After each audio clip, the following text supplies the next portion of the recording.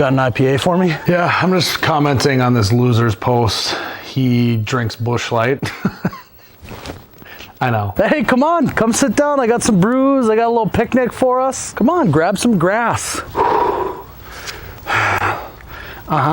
Yeah. So to start, I got us some avocado toast with a little kale. Are you sure you don't want any? It's pretty good.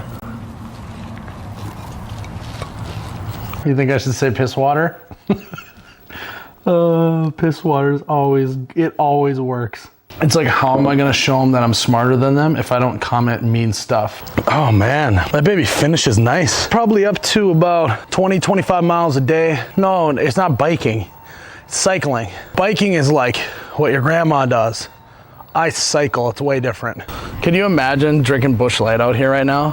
What are we gonna do? We're gonna pull up our truck and sit on the tailgate and pound Busch Light out of our cooler. No, I don't think it'll make me look stupid. I think it'll make me look really smart if I comment that.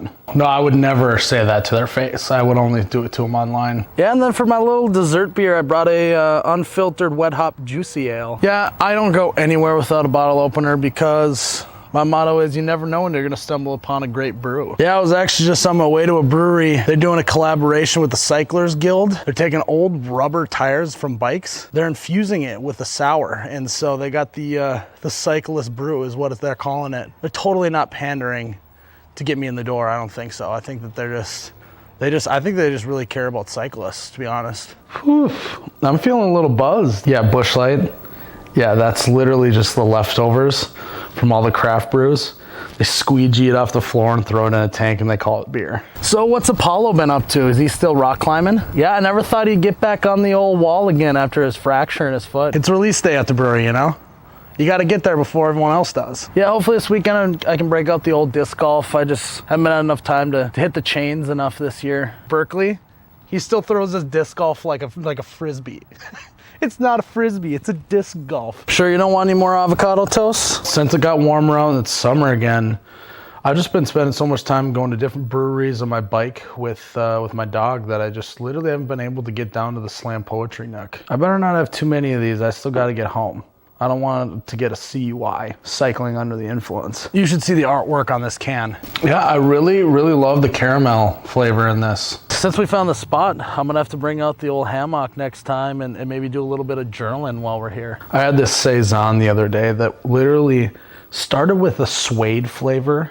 The body felt really basil-y in my mouth and the texture. And then it just finished with like a crazy fruity pebbles. We still down to hike on Saturday? Oh, you betcha, yeah. Yeah.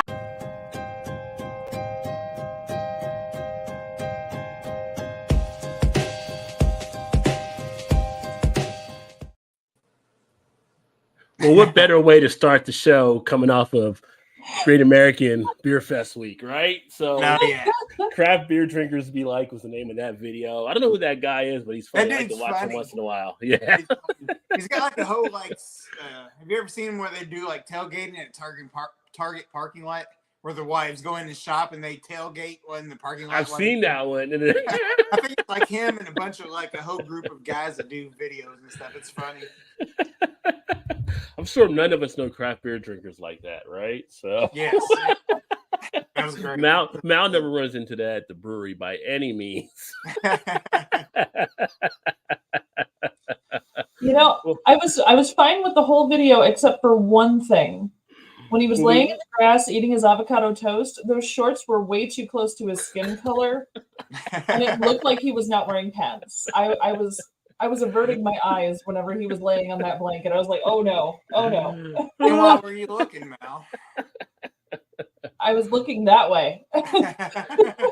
What is that one color of shorts that's common though? Like it's not like a blush or something like that, but I forgot what it's called. But it's common like that. What you're saying is common, I think, like that because of like a skin tone. It's like close to it, but it's like, yeah.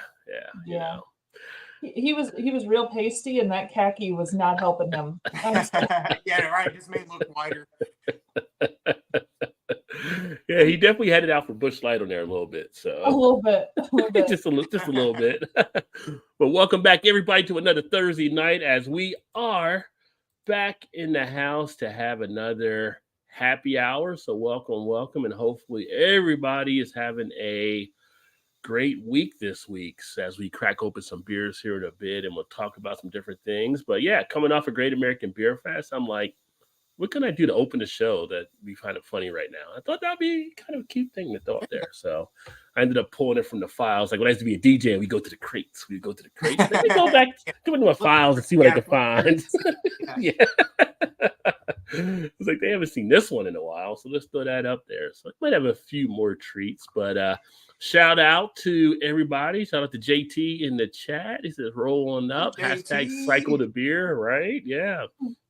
And it's great to be back. Last week, fun time. For those of you that missed it, we had Oktoberfest live stream, and that was a good amount of time. Dropped some Oktoberfest tidbits. Mal had the Oktoberfest gear. I had a hat to the side. It was a good time. And Oktoberfest still going over there, obviously in Munich, like we talked about. They go for a couple of weeks or so into getting into October. So actually got some friends that are posting stuff on Facebook that are actually over there having a good time. So shout out to them. Definitely a bucket list thing to do. Got to get over there at some point. Just have to make it happen, as the kids say. I've seen some of the games they partake in. No, I don't think so. Yeah. One of the things I see that they do the spinning wheel, and I guess it's just the women's spinning wheel, where they have the women all jump onto this big wheel, like a merry-go-round, and they spin it, and the women get spun off of it, and it's like that wheel reminds me of being a kid when we had the merry-go-round at the park, right? When you fly off of it. Right? Yeah. The one I saw, the guys were laying on their stomachs, and the women were sitting on top of them. Oh, I haven't seen that one. It was the last one to stand, and it was like once they started falling off, they all started falling off. It was so funny. I was like, no, I'm not doing that. That sounds like an excellent way to get hurt. Yeah. Well, remember, they're doing this after drinking and stuff too. So you're right. Exactly. Yeah. But I saw a couple guys try to get in. They're like, no, you can't get in. They kick the guys that they get all the women in there back to back, and they're all in there, and they spin them, and they start steadily coming off as the wheel goes. So then they start throwing stuff at them. So not only you just sitting there, but they're throwing like beach balls or some other foam stuff. They're trying to knock your balance off so you can fall off. They throw some type of strings, and they try to pull you off. So yeah, it's kind of crazy, but it seems like a good time. It seems like a good fun party, right? Definitely hardcore, that's for sure. Yeah. If you're gonna do something like that, Oktoberfest would be the place to do it. And then seeing some of the videos, like side of the hill, like they show people just so hammered and falling down. That reminded me of days back in West Virginia, watching a lot of freshmen get drunk because Frat Hill was on a hill, and we would sit out there and we'd watch like the freshmen would come to the party, because we all did it when we were freshmen. So by then we knew, and they would just get like so hammered because we'd have like 60, 70 keg parties at the top of the hill that you just see the freshmen start rolling down the hill from where they were at there. And it was like, yeah, it got brutal sometimes, but everybody goes through it. That's just what happens. So, when I say I went to a number one party school, I mean I went to a number one party school. So yeah. we were number one there for a while, but I wasn't sure how it ranked. Yeah. We were always at least top 5 when I was there. I know West Virginia, I know you guys were up there, but IU was always like top 5 or 10 for sure, like in the country, whatever. We always see like IUPUI, which would be on the list somewhere. But you were like, what is this IUPUI school? And like when they come down to party and stuff with us and stuff too, like, oh, I go to IUPUI. Never heard about that outside of getting to Morgantown, because it's not that far from West Virginia. So they're IUPUI. Well, this is a different. That's one. Indiana, right? Yeah, Purdue. Yeah, it's up in Indy. It's up in Indiana. They would come down to party. So they changed that now. It's used to be IU University, Purdue University, Indiana is what it was. Stood for IUPUI. But I think they changed it now where I think it's just a branch of Indiana University. I think Purdue dropped off and did their own thing now. So I think it's just Indiana now. Oh, okay. Or a branch of Indiana, let's say. Yeah. And then Slippery Rock was another one that would always be like Slippery Rock. But I felt like you got a name like Slippery Rock, you probably should be a party school. Yeah, right. Yeah. I just feel like Slippery Rock, if you were going to a school and you're going to be thinking about drinking, that would be a school to go to. It'd be a disservice if you wasn't. It would be. Like, you're not doing it right. There's some schools that just have the name for it. That would be one. Shout out to Bart in the house. Cheers, my friend. Happy Thursday to you, Bart. Welcome, and glad you can make it. Bart was in the comments earlier. We're going to talk about what today is because, again, apparently we had another national beer drinking holiday that I don't know why we need them, but we'll talk about that here in a bit as well, which is like, I just thought it was any day ending with Y. But I was going to say, that's what I was thinking. Yeah, but apparently some people have holidays for all kinds of stuff. So, if it's a holiday, do it. Oh, sorry, Chew. Don't come running home yet. We don't need a beer. Mouse good right now. She's good right now. Yeah. Gotta make sure. Chew's like, damn it, I'm on the can line right now. So, I'm late. It's all right. Chew. He's serving beer to other people right now. Yeah. I got dual things happening here. So yeah. But speaking of beer, I'm gonna crack open this little beauty, this little dandy right here, because I had it once for a review, and you know what? I went back and I'm like, oh, you still got it? I would get another one. Ooh. This is the 32-ounce crowler of the Oscar Blues. Nice. It is the BA22 Volume 10. If you happen to see my review on it, then you've seen what this beer is already about. And I believe the APV, I don't have my phone in front of me. I think it's like 14, I think, was on this one. Whoa. Double check. So, a session ale. You know, Matt. Session ale. Yeah. You know how I roll. Session ale. For sure. Starting out with a sessionable one also. Let me see what this actually comes in. Oscar Blues. Comes in drunk. That's what it comes in at. That's right. I almost got that Dave Chappelle line on tonight. It'll get you drunk. Yes, 14% ABV, Imperial Stout, Applejack brandy barrels. Oh my! And then they have regular brandy barrels. I don't know why it said Applejack brandy barrels and brandy barrels. Like, you just gonna no special brandy on the other ones. We use Applejack for some of it too. So yeah. I was gonna say most brandy was apple anyway. So yeah, but they're like regular. Like Applejack is well known. So well, yeah. And that's a selling point. So if you haven't seen this review on the channel, you can definitely check it out as well. But I'm going to tell you right now, this is pure goodness. So if you happen to see it out there, it does fly off the shelves. It comes in a 4-pack, but it's been flying off of shelves on stuff. So luckily, the place I got, they kegged it. They made crowlers from it and let that sit there for a second. But that's what I'm going to start out with. Fantastic. Now, Todd, think you want to share? What do you got? Go ahead, Todd. I am starting out old school right here is what I'm starting out. I say old school, I just mean by the years. Old school. You're my boy, Blue. Yeah. This is the Black Note of 2017. Oh. From the cellar. Nice. This comes in at 11.2%. So I'm sure most everybody's had the Black Stout by now. So, not the Black Note, Black Note Stout. So, Yeah. Nice little Larry Bell creation there, Bells. I looked at it, I was like, oh shit, that's from 2017. I was like, I better pop that open here quick. No, I think you're still okay. I think so too. Okay. Yeah.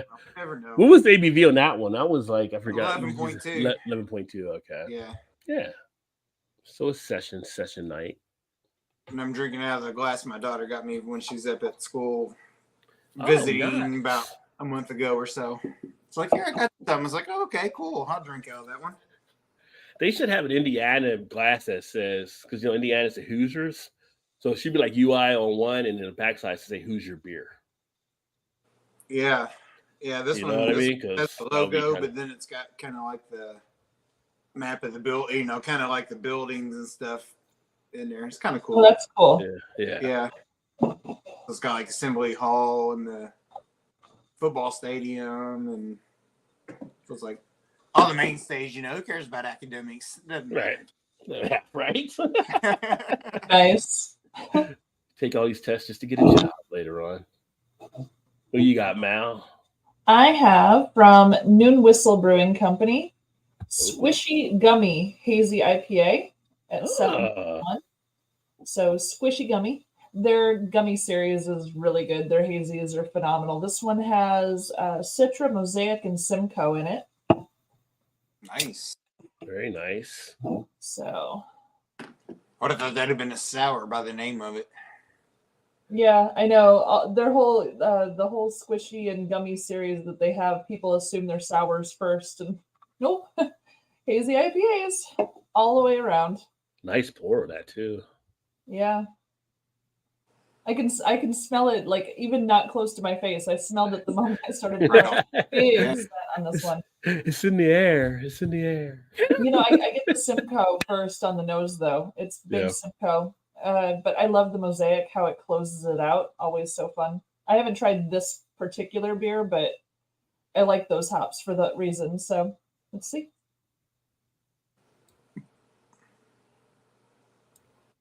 Oh, surprising. I was expecting a juice bomb, and it was definitely bitter up front. Ooh. Yeah, like super bitter up front, like crush your face bitter up front. Surprised me a little bit. So that version you haven't had before then? No, I haven't had this one. This was my first time trying it. But big bitter up front, and then it went to that earthy thing, and then you have the juice follows, which is weird to me because usually the juicy hazy IPAs are always the juices up front. So this was like reversed. That's kind of fun. A little different. You get the dessert at the end. There you go. Very nice. Mm-hmm. I've actually got a couple gummy IPAs from Sweetwater, but I'm going to probably review those this weekend. Let's see. Emerson's in the house. Rob talking about. Let's get out beers on. Cheers. Yeah, beers are ready to get on. Mm-hmm. Bart just cracked open a nice Ballantine ale. Nice. Very nice. Classic. And which reminds me, I got to put up the little thing here. Let us know what you're drinking by dropping a comment. There you go. Bart's ahead of the game. Gilbert's in the house. Cheers, Gilbert. EG, we watching the pack. I know. We appreciate you coming in. But maybe he doesn't have Prime. I guess you got to have Prime to watch the game now because it's on Amazon Prime. Yes, like it's not on either channel. I've got it on, but yeah. Yeah, she was really disappointed. He wanted to watch it at work and he couldn't. So it's like, let's take a major sport and only make it where part of the population can actually watch it. Correct. Yeah. And let's help Amazon take over even more of the world. Yeah. Gilbert says, I must have the stout. So yeah, I mean, it's good. That's a good stout. If you can get it. As Q-Tip once said, I got to get it. I got to get it. Yeah, so it is definitely worth getting. I think he said, I got to send it. I got to send it. Yeah, well, I can't send a crowler. I don't trust sending a crowler. I haven't seen it in cans anywhere. They came out in cans. I just haven't seen them. The one they have there is the Volume 9, which is a Imperial, I think, Golden Ale. So I'm like, don't even want to try that. I'm like, Golden Ales, me and him, it's kind of like that summer family reunion, that one cousin, 1 year you're okay with them, next they're on your nerves. You're kind of like, I don't know who's showing up. I don't know who's showing up this year. I might be able to tolerate you. I might not. So it's kind of like, I better just stay away just in case. Everybody That's funny. Yeah. Everybody has that one cousin, so everybody can relate to that story. Are you having it this week? No, that was last week. Sorry you missed it. Sorry. Yeah. He's not coming. You're like, for real? No, I'm just not. He's here. Oh, damn. I'll be in the car. Right, go ahead. I'll be in the car. But you got written gifts this time. Robert's in the house. Shout out from South Texas. Cheers, my friend. He's rocking the Atomic Pumpkin. There you go. New Ranger. Nice. New Belgium Voodoo Ranger Atomic Pumpkin. So very nice. I've had that one. That's actually a pretty good pumpkin. I was going to say, good one. Yeah, that's a pretty good one. Got some heat on it too. That's nice. Yeah. And I've got a story from South Texas that we'll share here in a bit as well as part of the beer news. But speaking of pumpkin beer, so the poll of this week right now that is out there, unless I think of another poll during the course of the show, would you prefer an upcoming live stream on pumpkin beers or imperial stouts? So go ahead and put your vote in for an upcoming show there. I mean, I could have said probably both, but I'm like, let's leave it up to the people to decide. And coming in, it was like a landslide for imperial stout. So now we got a 50-50 split out there. So it's like some of you guys are just like, what is it? sadists that like to give pain because you want me to see go through pumpkin beers. I'm not the beer patrol. I don't have a pumpkin week on this channel, so no. let's not go overkill on the punk. No, I'm just joking with you. We can't There's always some go. yeah. I can get into some pumpkin beers, but I just want to see what people thought out there. So it's 50-50 right now. So make sure you drop a vote and be heard. Let your voice be heard. Chu and I already vote for pumpkin. No. Your vote's in. Then you just texted, "Hey, Chu, vote for pumpkin on the poll." Yep. Well, he's a pumpkin fanatic. I told you our unity ceremony at our wedding was pumpkin beer with Fireball whiskey. Like, yeah. So with Mal, I shared with Mal as I was going through stuff. When did I send that to you? This past weekend, I think, Great American Beer Fest. Right. So for those of you that watched enough, if you know Chu, Mal's husband, Chu's got a thing for the Golden Girls. I don't make these things up. I just repeat and share the information I have. I don't write this. I can't make this up at all. But he's got a thing for the Golden Girls. So at Great American Beer Fest, I sent Mal a photo of a guy that was posing with a cutout of the Golden Girls. I don't know who brought the Golden Girls there, but it was a cutout of all four of them. And the guy was posing with them. I'm like, this would have made Chu's world if you'd have been I was gonna say, how jealous was Chu at that point? Yeah, did you show Chu the picture? I did. Yeah. He was like, that is so not fair. Why can't we have that? We need that in our living room. I said, where are we going to put that in the living room? He said, right on the coffee table. I said, we can't see the TV. He said, it's okay. I don't need to watch anything else. Put it right on the couch. Well, at least he didn't say in the bedroom. Yeah, I know. Well, I'm kind of you ain't grateful. got that far yet, right? You break it in just a little by little, you know. I think I'm gonna put it on the ceiling. Oh my. We don't need a mirror anyway. JT's in the house. Half acre mosaic double daisy cutter. Very nice. I think I had the base daisy cutter. I don't think I've had the double, but the base one was a nice one I've had. The double's really nice. Yeah. They did a nice job on that one. And we got Rusty in the house. Cheers. Rusty. Gilbert says, "Go Pack, go!" I have Prime Son, so he has a game on there too. So he's got us on one thing and the game on another. He's probably got his picture on the Packers game or whatever. So, the stout sounds like Bellwoods bring out dead level, son. Ooh, I don't know. I haven't had Bellwoods because they're out of Canada, but I need to get some more Canadian beers. I have a place that do get Canadian beers, and I need to do some more stuff outside, just like Flying Monkeys and some other thing. I hear horns blowing. The Orioles may have won tonight because we clinched AL East, so they do. But then again, in Baltimore, it could be traffic not moving, so you never know with the horns when they're going off out there. But I told Todd earlier, if you hear a bunch of horns in the background, the Orioles won. We clinched the AL East through the playoffs, which would be pretty cool. Can I say how fun it is that Bellwoods has a beer called Bring Out Your Dead? Because I went straight to Monty Python, man. Yeah. Bring out your dead. And I would hope the artwork on the can kind of alludes to that in some type of fashion. I hope right? so. I hope so. Yeah. Now they just need big pointy teeth as one. Kim the Enchanter should be a beer. Nice to say me. Somebody should have a Monty Python beer of "Don't Fear the Bunny," from the bunny scene of Holy Grail. Oh yes. Big pointy teeth. A creature so fierce. Oh, and I want there to be an imperial stout called Holy Hand Grenade. Oh, there you go. Or a fart in your general direction could be another beer title. Ooh. No, that would be an IPA. That would be a West Coast IPA that's like super stinky. Yeah. Oh yeah. Right. It's 1-0 Baltimore. 1-0 Baltimore. What inning is it? Getting ready to go in the bottom of the 7th. Okay. So close. So the horns might have been for maybe getting me up to the ball game.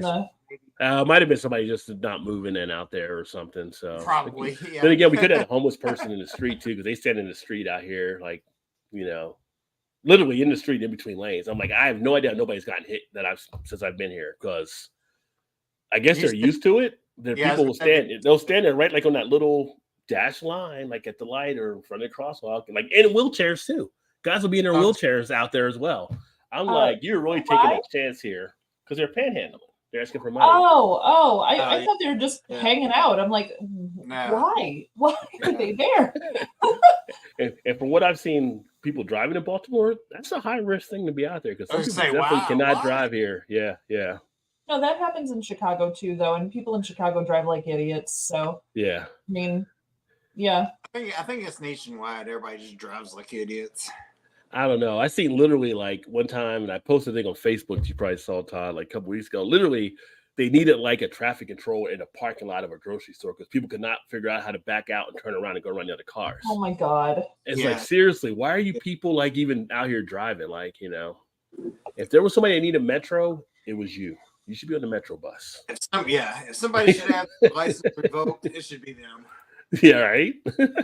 I still love watching people try to parallel park, man. Yeah.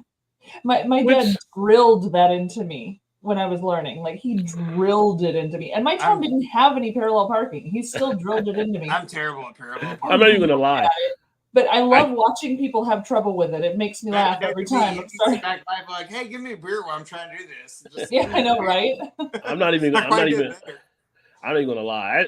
Sometimes I like parallel park struggle for me. It's just like most of the spots you don't even need it anymore. But see, when I took my driving test, I was halfway in, and the guy's like, "Oh, you got it. Go ahead." Yeah. Didn't even finish on my test. So I'm like, well, I'll finish on my test. I don't need to finish. I've been known to drive like a block away because I didn't want to parallel park. She does that too. Yeah. Now sometimes I can, but sometimes it may take me 35 minutes and people are honking like, hey, move out of the way. Learn how to drive, Jack. Like, okay, you try to get one where you can just pull into it, not to parallel park. Yeah. And Shannon hates because I always do. If there's a spot in front of me, I always drive through and just pull. She's like, "You're a drive through." I was like, "Why wouldn't you do that? It's easier to pull out. Why not?" So that's what she said. My concern with people parallel parking is they think that their large vehicle can fit in a spot that is obviously not going to fit their vehicle, and they try for a while before they figure out, "Hey, I'm not going to fit here." And I love that. It just makes me pleased. So the brewery that I work at, it's all parallel parking on that street. And I get to watch this like from work, and there's a pole across the street, and I've seen 3 different cars hit that pole. So all my people eating out front got dinner and a show because they have to call the cops and have them look at the pole and do the whole thing. That's kind of what she said too, isn't it, Rod? Yeah. It's ridiculous. People do not know how to park. Yeah, you can sit out there doing shorts watching people trying to park there. Like, it's just great. Like, here, hold my beer. I believe Robert is definitely a pumpkin fan there with the hashtag Pumpkinator. Gilbert's down with Imperial Stouts. Vanessa's in the house. Cheers, Vanessa. No, he's down with them. He's like, yeah, he wants the Imperial Stout. So yeah, I think he's choosing Imperial Stouts over pumpkin. Is what he's saying. That he's down with pumpkin stout. I thought it was like down with Imperial. I thought it was like down with Imperial rule, like tear it down, kind of, you know. He's not a violent kind of guy. I mean, I guess it could be. He could be if you give him a pumpkin beer, maybe. Cheers to Vanessa. Hi, Vanessa. Vanessa says stouts. All right, got stouts are 10% higher now, 55 to 45. So stouts are making a little bit of a move. Monty Python beers. This and Pale Ale, Bloody Viking, Baltic Porter, Nudge, Oyster Stout. Yeah, there you go. Nudge, Oyster Stout. I need this in my life. Nudge, nudge, wink, wink. Say no more. Say no more. I need this in my life. I need this. It's definitely a better title than the Flying Dog Pearl Necklace Oyster Stout. Leaves a whole different vision in your head. Yeah. Well, they also did Flying Bitch, and there's another one that's really funny too. And they got Doggy Style, they got Raging Bitch. Style. Yeah. Raging Bitch. Raging Bitch, not Flying Bitch. I said. Yeah. Flying Monkey, Raging Bitch. I don't know what's going on. Potato, whatever. You know. Yeah. It's the same thing, right? Right. Nope. She lands and she's still raging. No. Stop trying to get your vehicle in some spot you can't do. Go find an empty spot and drive in. There you go. Exactly. So, fun story. We were at a bar. Mm-hmm. My husband had ordered a Raging Bitch as his beer. Mm-hmm. We were sitting there. He had finished his beer. The waitress comes up and says, "Do you want another Raging Bitch?" And he said, "I already got one," and pointed at me. This girl just about lost it. Like she was like freaking out, like we were gonna have a fight or something. And I was like, yeah, he only needs one. He doesn't get any more beer now. And I gotta take her home, so no, I don't need another. Poor waitress. She was just not knowing what she was in store for. So yeah. No, she had no clue what was going to happen. She starts backing away, like looking scared. She's like you, sir. Shut it down. Shut it down. Shut it down. Shut it down. Shut it down. Shut it down. Shut it down. Now. Out the door with you, Chew. Oh, it was a very good moment. A couple of the customers heard too, and they were just busting up, man. That's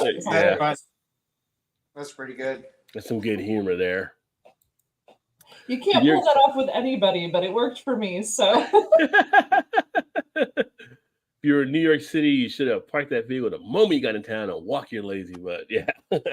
Well, you got so much easy transit to get around New York for sure, but people go crazy in New York to try to find good spots. I mean, even Seinfeld had an episode about that. You know, when George got a good spot, he was just patting himself on the back all throughout. Like, how about that spot, Jerry? How about that spot? So, yeah. Whenever I have to go into the city, into Chicago, I try to take the train in and use the transit down there because it's inexpensive. Honestly, you can do $5 and have a whole day pass on all of the trains and buses. Okay. Like $5 for the whole day. I mean, I can hit 7 or 8 bars that way. That's great. And then I have an hour ride home on the train, so I have time to sober up before I have to drive home from the train station. It's super great. In the age of Uber, that's a really good deal. So, I know, right? I mean, you might have conversations with some people you don't want to talk to, but they could be entertaining as well. So you never know. Just have to listen to people's conversation that you don't want to listen to, I suppose. Yeah. There is an ease to not having to do that in an Uber or a Lyft. That is lovely. So sometimes you get a chatty driver too. Yeah, you do get a chatty driver sometimes in Uber and stuff sometimes you get a good driver. He'll ask you something, but it's like, you can actually do it on the app now. You can choose how your driver talks to you. I don't know if you saw that or not, but you can choose. Oh, really? You don't want communication or however you want to do it there. And they'll that's funny. Tell them on the app and stuff too. Oh, wow. That's funny. Yeah. I've never done it. I never marked it because I feel like bad. Like, just shut the fuck up and drive the car. I haven't been that kind of person. Like Shannon actually drove an Uber and somebody's like, I don't want you talking to me. She'd be I ain't picking him up. It's like, I'm not gonna do it. Like, you walk your ass where we gotta go. I don't mind the chatty drivers usually. No, but some people, I guess, they just don't want to deal with it. Or, if you had a long day at work, you may just want to I can see peace that. on the way home or something, or, Yeah. I was a teacher. I'm a master at ignoring people. Yeah. I mean, I could easily just drive and not talk to nobody, but I was like, that's kind of part of the fun, sort of, like, just get in and just talk, bullshit with somebody. I just think if they did that in the 90s, we would have never had taxi cab confessions. True. Also wouldn't have had Cash Cab. Right. Yeah. I love Cash Cab. That show's great. Yeah, taxi cab. So is taxi cab confessions. Taxi cab confessions. Yeah, you have people that were way too MI on there. Like, I'm like, do you wonder if somebody may see this that actually knows you, or like they would just because they had to sign off permission at the end of it. But I mean, they're hammered, so they probably didn't mind. But it was just like, going to work that Monday, but like, I saw you on taxi cab. So you about that, huh? You about that? That was in. All right.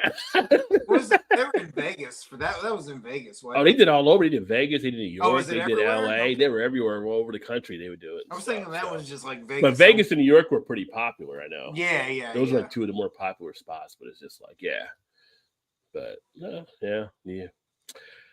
were the 90s back then. Sorry, millennials, Y, Zs, whoever. We don't have those shows anymore nowadays. Vegas works.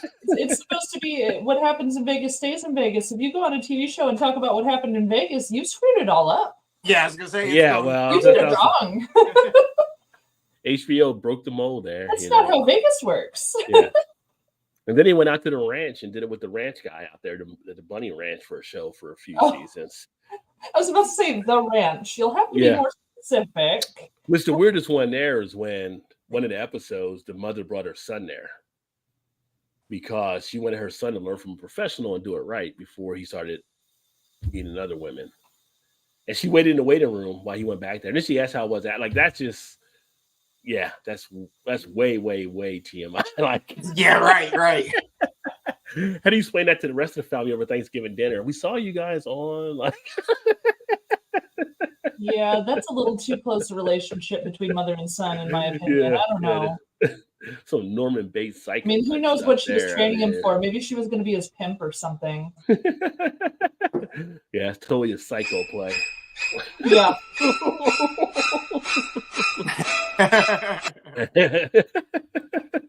Hi, mother. Yeah. Hello, Mom. Just Go back to the whorehouse again today? Weird. Yeah. God, yeah. Yeah, that's not where you want to have that mother-son conversation, I'm pretty sure. So they go, oh, he was great. Like, what? Yeah. I mean, did she talk to the girl too? Was she like, how did he do? Did he perform? He was talking to the girl and everything afterwards and everything too, like, you know, and how polite he was and all this kind of stuff. And it's just like, he was so nice. He even got the washcloth. Yeah. So yeah. She's training him to be a courtesan. That's what's happening right now. I guess. Nice. She's training him for the sex trade. It's terrible. I stopped trying to figure out the world a long time ago. That was back then. Yeah. That was just good move. It's a good move. And it was funny when they interviewed the guy that runs the place. He's like, why would I ever get married? I get all of this for free. You know, it was funny. It was hilarious. Like I felt like he knew what he was doing back then. I think he felt he was like a Hugh Hefner or something. So yeah. He was trying to be, yes, he was trying to be. Hugh Hefner, man, the more you learn about him over the years. Oh God. Have you watched any documentary things? I've seen some pieces like written on like online on stuff about some of the episodes, but I haven't watched it. But I watched the first season and like 3 episodes of that. Oh my gosh.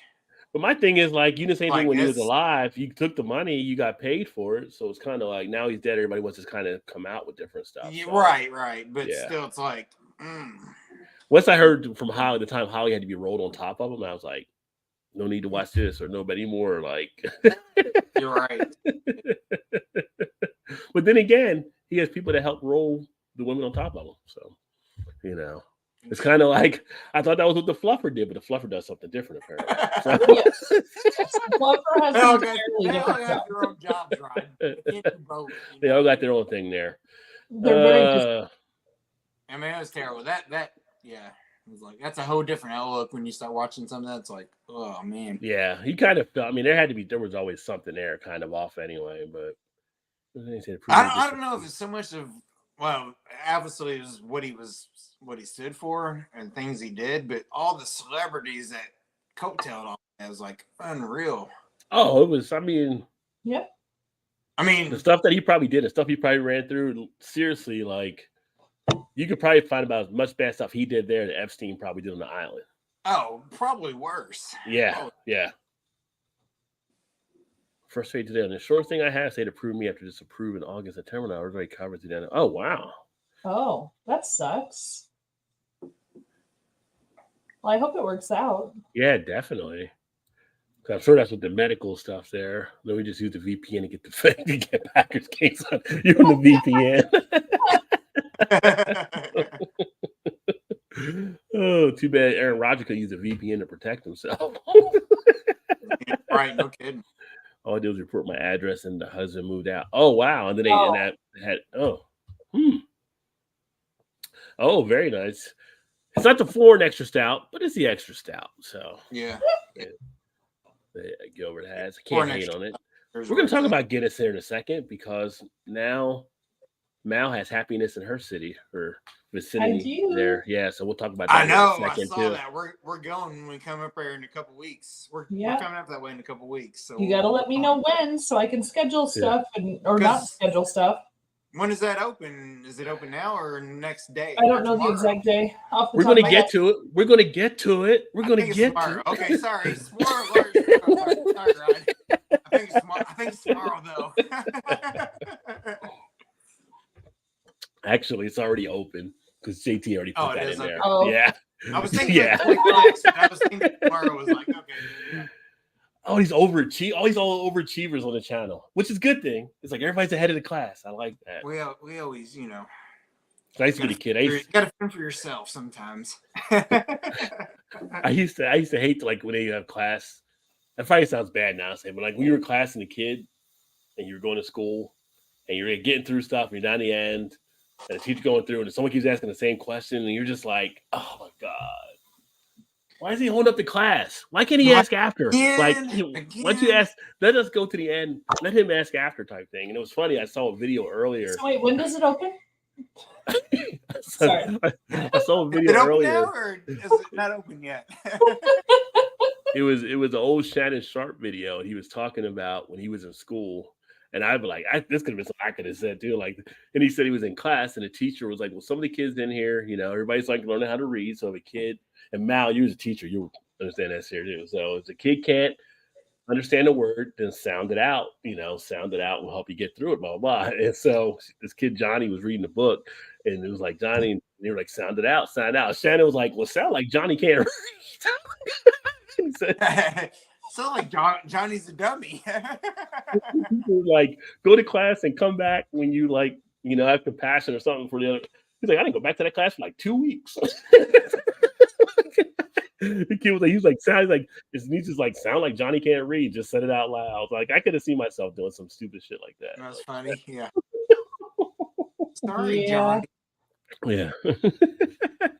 Have you seen that video with the little kid, the little girl? I think it's a little girl that's reading the book, and she's like, if Johnny has one quarter and 2 dimes and a nickel, how much does Johnny have? And she's just like, yeah, Johnny sounds like he broke. Johnny's broke.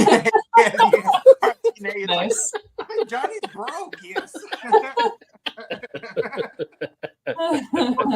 Poor Johnny. We gotta love kids. Kids have just a pure honesty when they spit stuff out of their mouth, right? Yeah. That's funny. So I was a quick reader when I was a kid. And when I was 7 years old, I was reading a book, and I went to my father and I asked him what this word meant. And the word was flaccid. Uh-oh. And he paused and he stared at me for a second. He said, where did you hear this word? And I said, in my book. And I pulled out Eyes of the Dragon by Stephen King. Oh, okay. So it's a Stephen King book, but it's like wizards and knights, and like it's not gory. It's a little scary, but it's not, like the wizard's gonna poison the king kind of thing. It's one of his fantasy novels, so it's fine. But the whole first chapter was about how the king and queen couldn't conceive a child, and they had the word flaccid in the story. And so my father's staring at me. I'm 7 years old, and he's like, can I see the book? And he takes the book and he reads like a page or two, and he's like, it means the king and queen can't have a baby. And I went, okay, thanks. And I went away and started reading. It was the best moment ever. He didn't take the book from me. He just let me keep going because he knew the story. It was fine. But oh my goodness, my poor father, he was 38 at the time that I asked him that question. And he was probably just staring at me going, oh, fuck, what am I supposed to do with this? That's a great response, by the way. Like, yeah, he handled it great. Lying. He's not lying. Like, that's true. Yeah. Like, but yeah. He just kind of glossed over the truth, but he was like, it means they can't have a baby. And I said, oh, okay. And I was fine. I didn't mind. Yeah. That's all I need to know. Yeah, he glossed over. Too bad the king didn't have someone gloss it over. Yeah. He didn't have much more time for that anyway. No.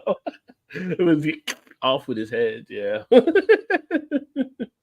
Oh, let me see here. Yes, but oh yeah. If you don't, that's funny you say that, just because I asked one time, I had to get something for insurance. I forgot what it was, like Advair or some type of whatever. And I'd asked the pharmacist, because it was like, you get this thing from the company. It's like, oh, you do this coupon they give you online. It's like $25 or whatever. Like, but you have to have insurance and all this other kind of stuff. And I asked her, like, what if a person doesn't have insurance? What do they usually pay? She's like $500. I'm like, seriously?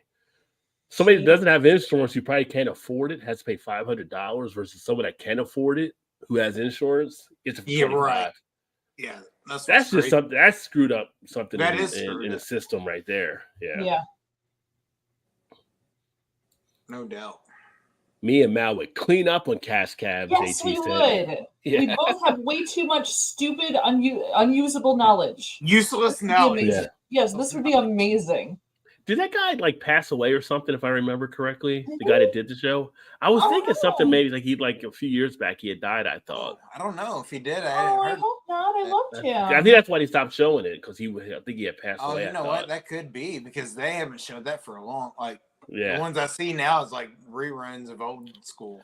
And I love the reruns, but I didn't realize. Oh God! I think that was the case that happened. But speaking of trivia, it's funny. We were years ago, like 2010 or 2009, whatever it was. I was in Arizona for one of our sales conferences, and I knew one of the other guys that was a sales rep that was out there. We were kind of talking and we're going through stuff. He's asking me these questions on movie trivia and music trivia, and I'm like, "Oh, that was so and so. That was so and so." Like I knew all these different trivia, and he's like, "Literally, how do you know this?"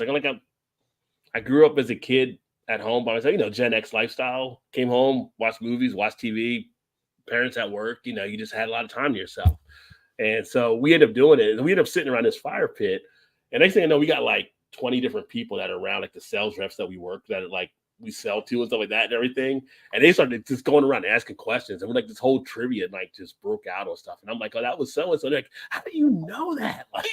So yeah, sometimes that trivia can be useful depending on what setting you're actually in. So And I just looked it up. He's still alive. he is still alive. Oh, Okay. good. I'm very pleased to hear that. He's 52 years old. But he's not doing cash cab anymore. What are we doing now? I thought you said 15.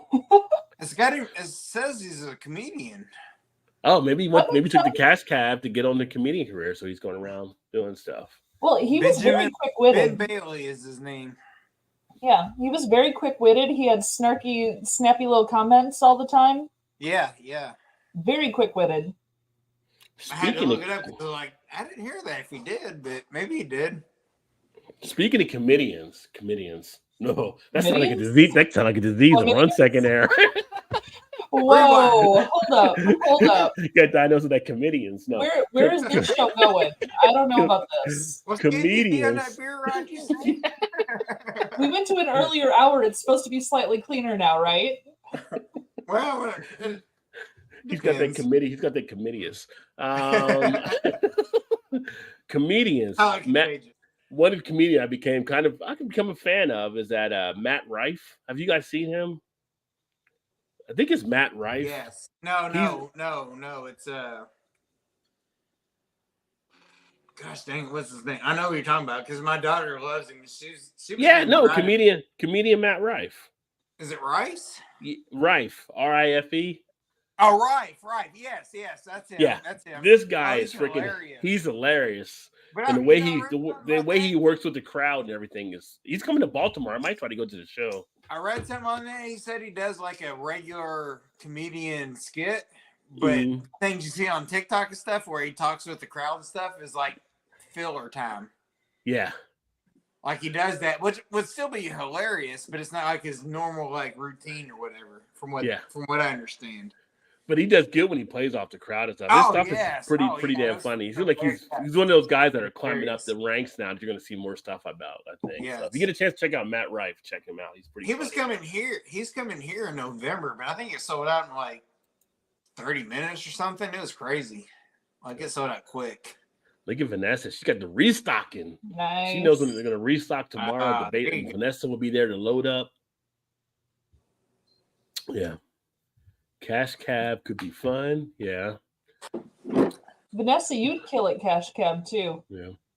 Clean up room 3. Yeah.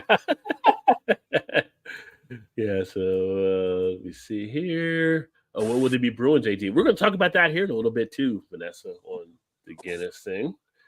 It works out there short of October now to 2024. Why those 2 months? That is weird. Yeah.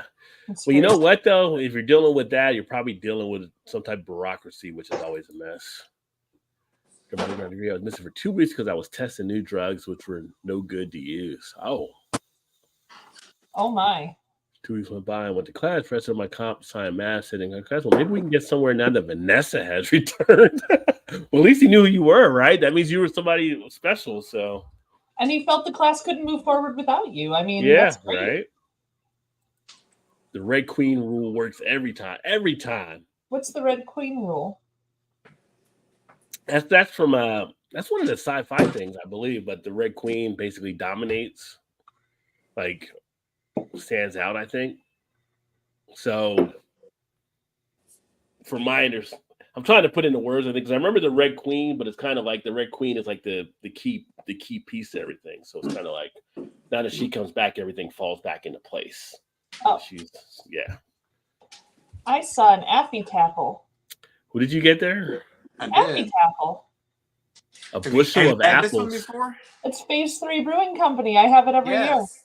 What No, is just- Affy Tapple? Hit our neighborhood today, so. Oh. The Clean Phase, that- Phase 3 Brewing is 10 minutes from my house. No, I know.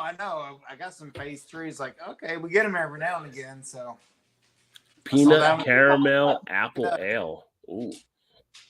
What's the ABV on that one? It's low. Let's see. Oh shit, 28 and 16 without the yeah. That's out of 6%, whack. I think. 6%. Yeah. Oh no, maybe it says 8%. Hell, I know. Let me see. Alive Let and me well. blow it up. Put your 'cause glasses on, man. Put your glasses on. I'm getting old and I can't see no more. So. He's got readers. He don't want to put them on there. He's got one of those I little know, but I magnifying should. glasses. He's like magnifying glass. I'm like, God, it makes me sick. I'm like, I don't know about this. He says he's in Indiana, but he's still in that state of denial. I am. It's what the 50. It's going downhill. I'm like, no, I think it's before then. I'm pretty sure. That was right, 6%. See, There you go. Don't doubt me. Frank could bring in a haul. I was doubting me, Yeah. so don't. It's okay if you did. I came back for a few years, 2017 to 2020. I love Cash Cab. It was fun. Voiceover in a bunch of shows as well. Oh, he would be great at voiceovers. He did a lot of fun voices. Don't I, JT? I do run a family. Oh, that's phenomenal. I do. In fact, we like to actually we like to lead people in sing-alongs around here. You know? Yeah.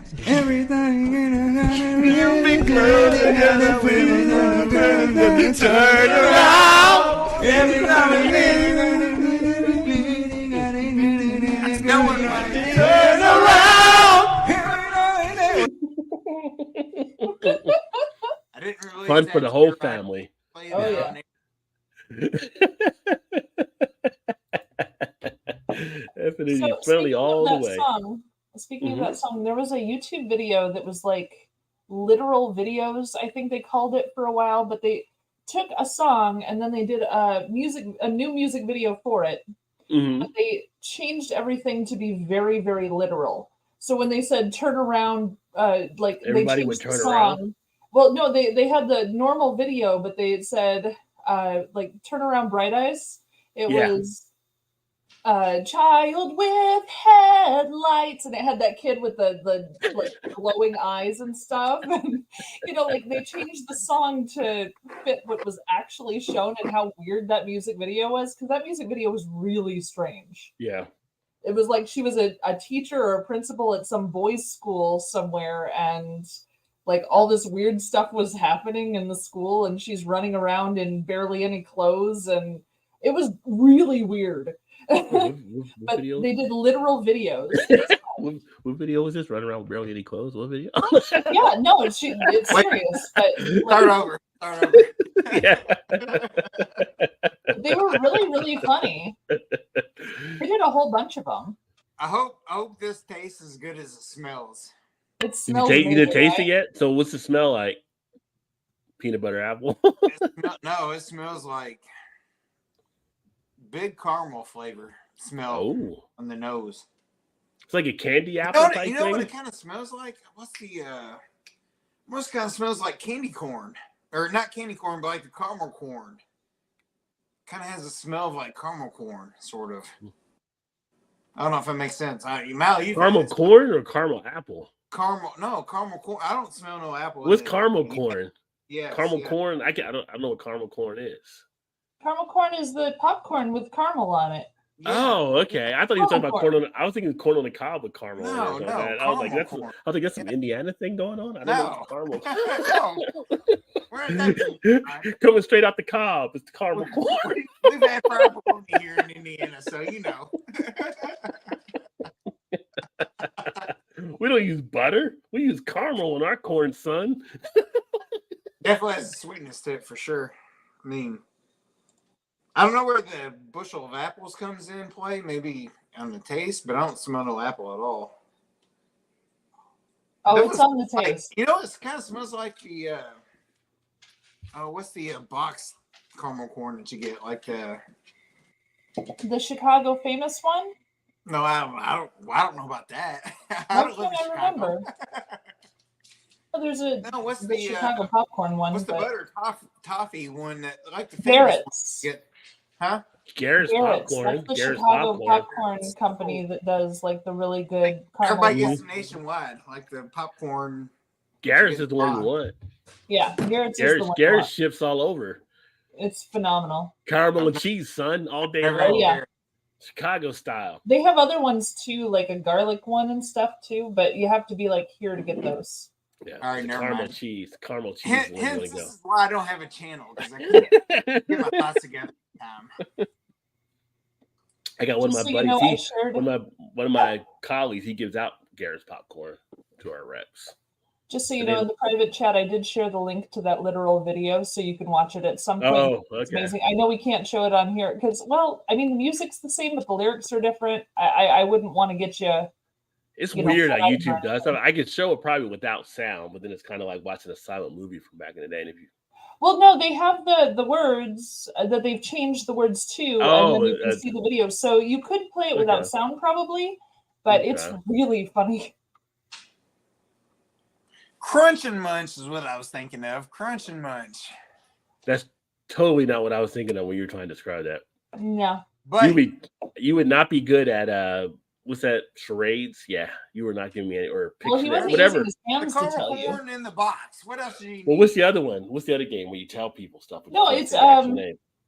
Pictionary, where you got to draw it. That's drawing it with Pictionary. Yeah. Wait. What's the Cracker But I'm Jack? gonna- Cracker Jack. Cracker Jack, Cracker Jack, Cracker Jack. Cracker That Jack. was, I mean, caramel, Cracker Jack. that's- that was that's caramel the basic- corn with the that's the little basic toy in it, right? That's a I was Cracker thinking, Jack box. Okay, I Take get it. me out to the ball Yeah, game. Cracker Jack. Take But me I'm out. gonna say on the taste, Buy me a box of I can Cracker taste apple Jack. in it. It's not what it smells like. It's not what it smells like for sure. No, the taste is different from the smell, but I do love that one. I'll No, it's- I'll have one or two each year. It's good. It's good, but it's not what it smells like for sure. If you're thinking like, oh, it's caramel sweetness, whatever, then you taste it, it's like, oh, this is fruit salad. What the hell? We'll probably mix up then maybe with how you're doing that stuff there. Must be. Allison wondered on the Red Queen's #1 rule off of your head.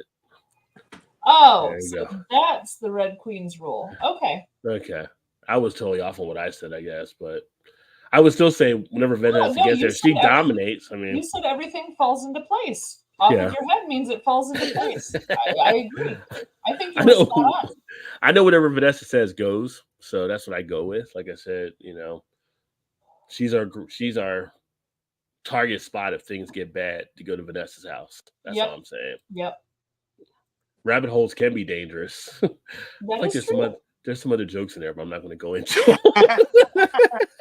There's a lot of Yeah, jokes in right, there. Oh, that's bunny holes. That's a whole Yeah. different conversation we had earlier. I'm just going to hop along from that one there. So yeah, is the person in the top right of Max? What are you talking about? Well, I feel pretty female. Have for a while. Who are you, Max? Hi, Max. I think Although it's a beer thing. It's girls aren't supposed to talk at the beer things, right? I mean nowadays people do ask, I guess. So I don't know. It could be that too. No, that's Go fair. troll other Max. Yeah, look at Vanessa. Vanessa's my ultimate moderator. She jumps on people like.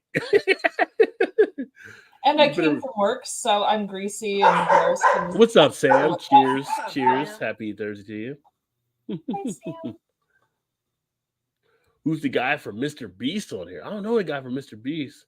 I really ever watched a Mr. Beast thing though. Like Not recently. Affy Taffy, Chicago area company that makes popular namesake taffy coated apple called Affy. There you go. Affy Taffy. You That know, Affy Taffy.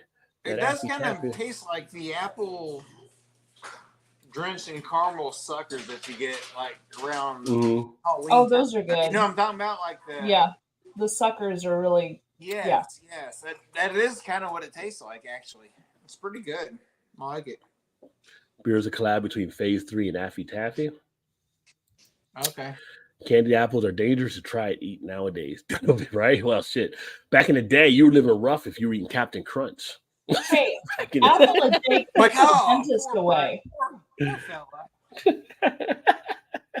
I truly believe an apple a day keeps the dentist away, unless it's covered in chocolate and caramel and nuts pecans all the or things. whatever, peanuts. Yeah. I always feel fine when I go to dentist. So I'll fall asleep in the dentist chair, just like it don't bother me. No. I know some people get freaked out or like, I'm this I'm- close to a panic attack. They better give me nitrous, or they're not going to get me staying in that chair. I'm always in like chilling. Like I've fallen asleep before. That's why Shannon is just like, Yeah. no, get me up or whatever. I was close. Okay, I was close. Woohoo! If I was close, Yeah, then you that's all said that everything matters. falls into Yeah. place. The heads fall into place. It's I was fine. trying to recall everything there. I haven't read Alice in Wonderland in a long time now. Alice in Wonderland. There should be an Alice in Wonderland with like craft beer drinker type movie. Like there should be a craft beer drinker that walks into a hole, falls down into like this crazy craft beer world. It gets lost and can just go around and different stuff and different things. And, just, I think that'd be a fun little thing to do. I'm just spitballing here. I see Mal's wheels turning. I don't choose like a director usually. I'm just throwing it out there. So, we did the Twilight Zone one where Beauty's in the Eye of the Beholder. We did the Twilight Zone one. We've done a couple, like the Spy Who Loved Beer. We've done a few of the like theatrical ones that were really fun for us to do. And I think an Alice in Wonderland thing where you're falling down the rabbit hole and trying all the beer is really fun. So I might see what I can do about that. I think I can pull that off. And I even have the blonde wig for it. So I'm good to go. There you go. Well, another one would be like the Wizard of Craft, which I would love to be actually the wizard in that, because behind the curtain, I could pull the stuff and have all the different craft beer and different stuff there. I'd be able to, the Wizard of Craft, that'd be kind of funny. That would be an interesting collaboration. Yeah. So I got these kind of ideas. I should get them to you because you and Chew like to run and do a lot of different stuff like that. But that would be kind of a fun thing to do there. Chew's gonna love that Alice in Wonderland one. He's gonna run with that, I think, because we're about to get the channel up and running again too for the fall. Now that things are slowing down at work, so yeah. You could also do one like a Matrix type scene too. I'd have to watch the Matrix movies first, though. Well, there's like a scene where like he's getting like, I think it's a scene where Morpheus is getting interviewed, right? And it's Mr. Smith talking to Morpheus. And Todd, you've seen the Matrix, he's like talking about humans or this and that, everything like that and everything. And I feel like it could be a great scene talking about like craft beer, like IPA. Beer instead, yes. IPLs are really cold IPAs. Blah blah blah. You can do all kinds of fun with it, and just like the interchanging of things in the craft beer world type thing. It'd be a fun scene, I like it. Just like Mal falls into the Matrix, gets interviewed by like Mr. Smith or something, If you ever Google or YouTube the Mr. Smith Morpheus scene, you'll see it there where he's like tied up in the chair and getting interviewed. You can kind of have fun with that, like. Well, you have a green screen, right? I'll have to hit you up. I do have a green screen. I do actually. Can't be seen, so I don't have a male actor for that. Yeah, well, yeah. He could be the voice in the background. I mean, I could put a little thing above his face that like moves with him. He'll have his hand. He'll have a Muppet, and he'll be in the background giving the voices to it. Oh man! I'm thinking Muppets. I'm thinking of the chef guys like. Throwing the spoons up in the air, whatever. I'm pretty sure he's this close to being canceled. I don't think we can do the chef anymore. Why is the chef being canceled? What did the chef do? That's bad news. That's bad news. Chef didn't do anything. Now the two judges might get canceled. Yeah, they the old guys for the heckling and harassing of people, in the world today. No, they didn't get canceled because the world is hecklers and the world is hecklers. They wouldn't get canceled because of that. But the Swedish chef didn't speak Swedish, and therefore that's a no-go. Yeah. Not really, didn't. But We know this, Vanessa. Yeah. Thank you, Vanessa. I appreciate that. Let's get my jump boot, right? Yeah. I got Vanessa on it. So Vanessa, she handles business. So. Oh, yeah. Yep. I have nothing to worry about when Vanessa's near. No, Making a sheet not pan at of all. caramels in a few weeks. Ooh, that sounds lovely. tasty. Mm. Thought it was a bowl of Apple Jacks today. Oopsie. Apple Jacks. You can always have Apple Jacks. Nothing wrong with Apple Jacks. You know what I saw at the store this past week? Fruit Loops now has marshmallows. Yes, you know what we bought in the last couple weeks? That exact box. It's phenomenal. I literally almost thought about buying it. I'm like, that Oh, does you not should help me in not. any of my treadmill routine at all whatsoever. But I'm Oh, like, Loops, I feel like I need to learn. It's the best of both worlds. I feel like I need to Actually, learn that taste just because it's out there now. So you're saying when I go back this weekend, hey, I should get the Fruit Loop and marshmallows, is what you're saying. I just ran out of beer. I'm going to take a second and grab another one. Okay. What's up, Shannon? Welcome to the party. Thank you. Shannon is in the house, folks, so you know what that means. Sound effect. We got to go to the next level here. Off the rails it goes. Off the rails. Yes. Bananas. That was It's only a sample, Shannon. I don't have the whole song in there.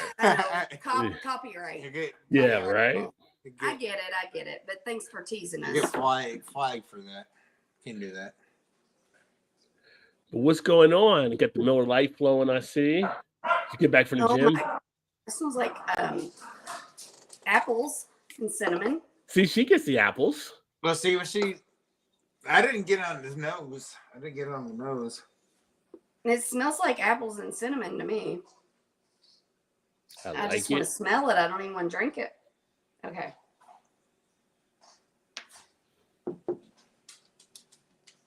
Wow. You like it? I love Effie apple. Ooh, she likes copyright it. laws. A bushel of apples. Where the hell did you get this? This is delicious. Some got it on the way home today. I mean, the can looks a little generic, like it's like, No, it's phase 3, which smells like I get that every year. It's like this is awesome. yeah, it looks like we got it at Ben's Bargain Mart, but it's delicious. And it kind of does like looking generic. Yeah. it's a good label. I like it. You know. I mean, I wouldn't have bought it based off the label, but if I would have taken, I'm like, they spent the money on the beer instead of the label, and I appreciate that. No, but I saw the ingredients. I'm like, oh, I gotta try that. I want to see what it is. Can we get that all the time, though? No. Uh-oh, here we go. Here we go. No, I'm not going to No. say anything because you already know what I'm thinking. I know. That's why I JT said Miller did- Lite. I don't want it to start if you can't have it all the time. Yeah. Give me a little taste and then you pull back on it. Let me do an analogy. That's how it is when your boys dating too. Yeah. Give me a little taste and they pull back. Yes. No, wait a minute. What do you mean? No, you can't have it all the time. Exactly. That's what I was getting ready to say. It's an analogy I have. So what if you all get the sweetest, most wonderful night of your life with a girl, and then you can never have it again, and then you're just gonna think about it all the time. Be like, on the Yeah. next. But it's so good, but on the But next. you're gonna keep chasing that. I want the high. next one, little Jay-Z. But maybe it's gonna be better. So you never But it know. never is. But you never know. Yeah. But it never But is. you never know. It Like could you be. remember that time? Yeah. Yeah. Maybe not, but it could be. I mean, if I could be a beer, I'd be that beer, because then anybody that tasted it would think about it for the rest of their life, and they could never have it again. I mean, I'll probably wake up tomorrow and be like, yeah, did I have that before? I'm not sure. Well, that's why you are into the special limited, and I'm not. If I find something good, I keep it. She sticks with it. Oh, you're talking about beers now. Okay, never mind.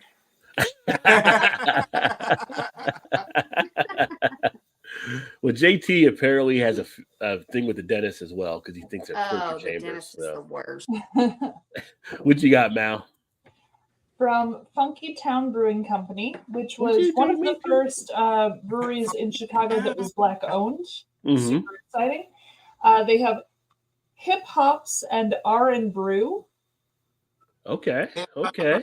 Is that the Fuji's on there? Looks like Lord Hill on there. Yeah, this was Looks like like their the Yeah, flagship. and that's like probably the Fugees. He put the Fugees on there. I Yeah, think so. And, Yeah. like, hip hop and I like R&B that. brew. It's an APA with orange zest, and it's 5.5%, and it has Citra and Mosaic. So I'm sticking in the same hop family on this one. Oh, is he over there? no, I don't know. But this is like their flagship beer, or like their first one. Mhm. I think they produced it with door open. Milwaukee Brewery, I believe. Like they worked together with them to start. Okay. Now they're doing all their stuff on their own. But it was with who was that? Oh, the Pilot Project Brewing, Milwaukee, Wisconsin, which is funny because Pilot Project is here in Chicago as well, so they must have 2 locations. So yeah, but they started with Pilot Project, which is a brewery that brings in brewers that don't have a space and Okay. gives them taps. So the whole point is all these different brewers coming together who don't actually have their own brewery yet. And if their stuff takes off, they can move forward, you know? Pretty Would cool. you say situation. would you say the ABV was on that one? Just 5.5. Okay. Nice. Nice, easy drinking. I like the color. Yeah, it's got a nice little chill haze on it. And it doesn't smell like Citra. Actually, the Mosaic comes through, which is funny because Citra usually takes over on the scent, but Nice. yeah, that's a lot of hop. It's a lot of hop. Little hop along with that one. Yeah. It's a lot of hip hop. I'm all in your face, son. A lot of hip hops. I'm right here. Mhm. Punch of the hops. An R and brew. Quite good though. Yeah. Super dry. Almost like Chardonnay dry, like super dry finish on it. Okay. Makes me want another sip right away, which is awesome. Tasty. Good. Well, that can, it reminds me of the Fugees' first album Yeah. with the cover, how they had it Yeah, I there. think They were that's what kind they of were their going heads. for. Yeah. Although it kind of has a nice Halloween look being going in October, too. Yeah, it does. I like Yeah. it. Yeah. Orange and green. Nice. Is the apple harvest ongoing? Pies to be. So Vanessa be making some Ooh, nice yum. pies. You mean like Pinocchio scene where the bar where the drinkers turn to donkeys? Yeah, I don't have the CGI effects to pull that off just yet in my videos. Me What too, a- Jay. Psychoactive mushrooms. I've had a THC beer a couple times. Those were actually pretty interesting. Oh, we just got one at the brewery I work at. THC beer, really? We have a Is it THC because beer. it's legal a- now in Illinois, right? Yeah, So five milligrams in Oh, the nice. 16-ounce can. Okay. I have tried it. It kind of tastes like a pineapple seltzer a little bit. Like that's the Mhm. flavor that it is. But you know, I think But I'd have to drink a few of them to have any effect. But Yeah. you know, I mean, it's like five when it milligrams comes is a in, lot. the hit that comes in is a little more mellow. It's not like the same as alcohol buzz. It's definitely more of the weed buzz because the one I had from California, I want to say there were 10 to 20, I think, with the milligrams, but it was just like, it was almost like an edible situation where it hit later. You know, Well, I'll see if I can get a 4-pack and show it off on the next episode. yeah, definitely. Yeah, because it's kind of fun. I will rent a Blue Bunny costume. I would visit Walmart, stand with the hands lights cooler, like in the Blue Bunny commercial. Yeah, just show up in Blue Bunny, just like, yeah. Wait. Are we talking like Hugh Hefner bunny, or are we talking like Big Oh, Bunny? she's talking about Blue Bunny ice cream. I know. I was Yeah. teasing. I was teasing Well. because we talked Hugh Hefner earlier. Yeah, well, he did. Yeah, Yeah. his bunnies were dressed differently than the Blue Bunny, though. Okay. I mean, people could dress like the Blue Bunny and go to the Playboy Mansion, I guess. And the mushroom comes would be difficult. They're not much Hey. for products there. What's up, Liz? Cheers. Is What's going on, Liz? Liz is awesome. Liz liked my comment earlier I put today that I put on my Facebook thing. I don't know about this whole, it's like casual day in Congress type thing. I'm not gonna get in the whole political world, but it's just like, you know, yeah, going around in sweats. I feel like if it was any other shade of person, people would be like losing their shit, but they let Fetterman go ahead and do it, like in a hoodie or whatever. So, you know, but that's just normal- me. I'm all jobs get, like, being a fun comfortable. Friday. You know, normal jobs get a fun Friday where you can show up in your Hawaiian shirt or whatever. I mean, Yeah. I don't see it being a problem all the time, but it shouldn't be all the time. I don't know. Yeah, it's kind of I just look at it through the eyes of a different set of eyes. Like, if that would have been someone else of a different shade, they'd probably be losing their shit about someone walking around with a hoodie that's supposed to be a senator. But that's just me, how I perceived it, looking at it. I'm all about people being comfortable, and I know he had like health conditions, all kinds of stuff. So I can understand it. I'm just saying, I don't think it would have been accepted fully the same. So as you keep talking, I'm thinking I don't know the whole story. Apparently, I had a pop-up that was like, "Oh, Senate changes the rules so you can't wear casual clothes," but that's all I knew. Well, Fetterman was elected senator of Pennsylvania. You know, Fetterman, I think it's Kevin's first name, John Fetterman. Kevin Fetterman is the guy who dated Britney Spears. That's a different guy. That's a whole, yeah. Oh, that guy definitely. That guy's not in Congress. That guy definitely wears hoodies. But no, John Fetterman is a different guy, big guy out of PA. And so, you know, he went through the whole health scare type thing. He's not like old. He's like my age basically, but he's a big guy. So he wears like sweats and shorts and stuff like that and everything. But he's a senator now for PA. And so Schumer changed the law that he could actually be more casual there. And it's like, you know, he was on a thing getting interviewed about stuff yesterday, and he's just there in the hoodie or whatever like that. And it's just like, I feel like when you're going into that, like having that suit, which he's worn a suit here and there, but it's not his usual fare. I'm like, that position is where you would wear a suit. When you're preparing for television appearances, you should be dressed. I mean, you can do like Jim Jordan, take off the jacket, which I never understand why he takes off the jacket so much, but he always has like a jacket off. Maybe he sweats a lot. I don't know. I don't know what the reason is, but he has a tie on, he has a shirt on. That's kind of a respectable type position. And so them changing the rules brought up some question marks from different people about why change the rules now, just so the one person can be laxed when you're supposed to have a prestige about being in that position type thing. So that's what I'm saying. And so I feel like he might be getting a little bit of a pass, being, you know, basically this big white guy from Pennsylvania and everything. It would have been a black guy or been a Latino or been an Asian. They'd have been like, what's going on? Why are you dressed like that? I feel like that would have been called out more than what this guy's getting called out on. So you know, and like I said, I'm not Democrat, I'm not Republican either way, really. I'm independent, but that's why I see it on both stuff. Like this guy, freaking Bob Melendez, that guy.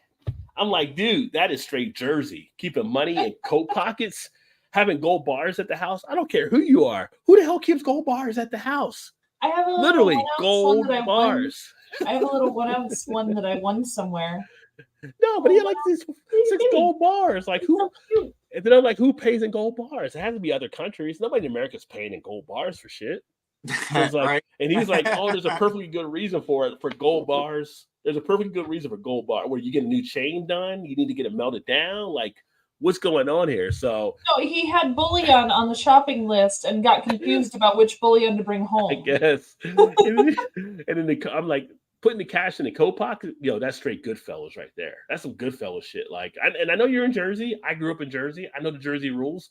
I might take off. I would have cash around. I can't afford to go to the bank, so keep cash in the pockets, right? I get that. But it's like, dude, you're a senator. Like, you didn't think this stuff was going to pop up and catch you at some point. So, yeah.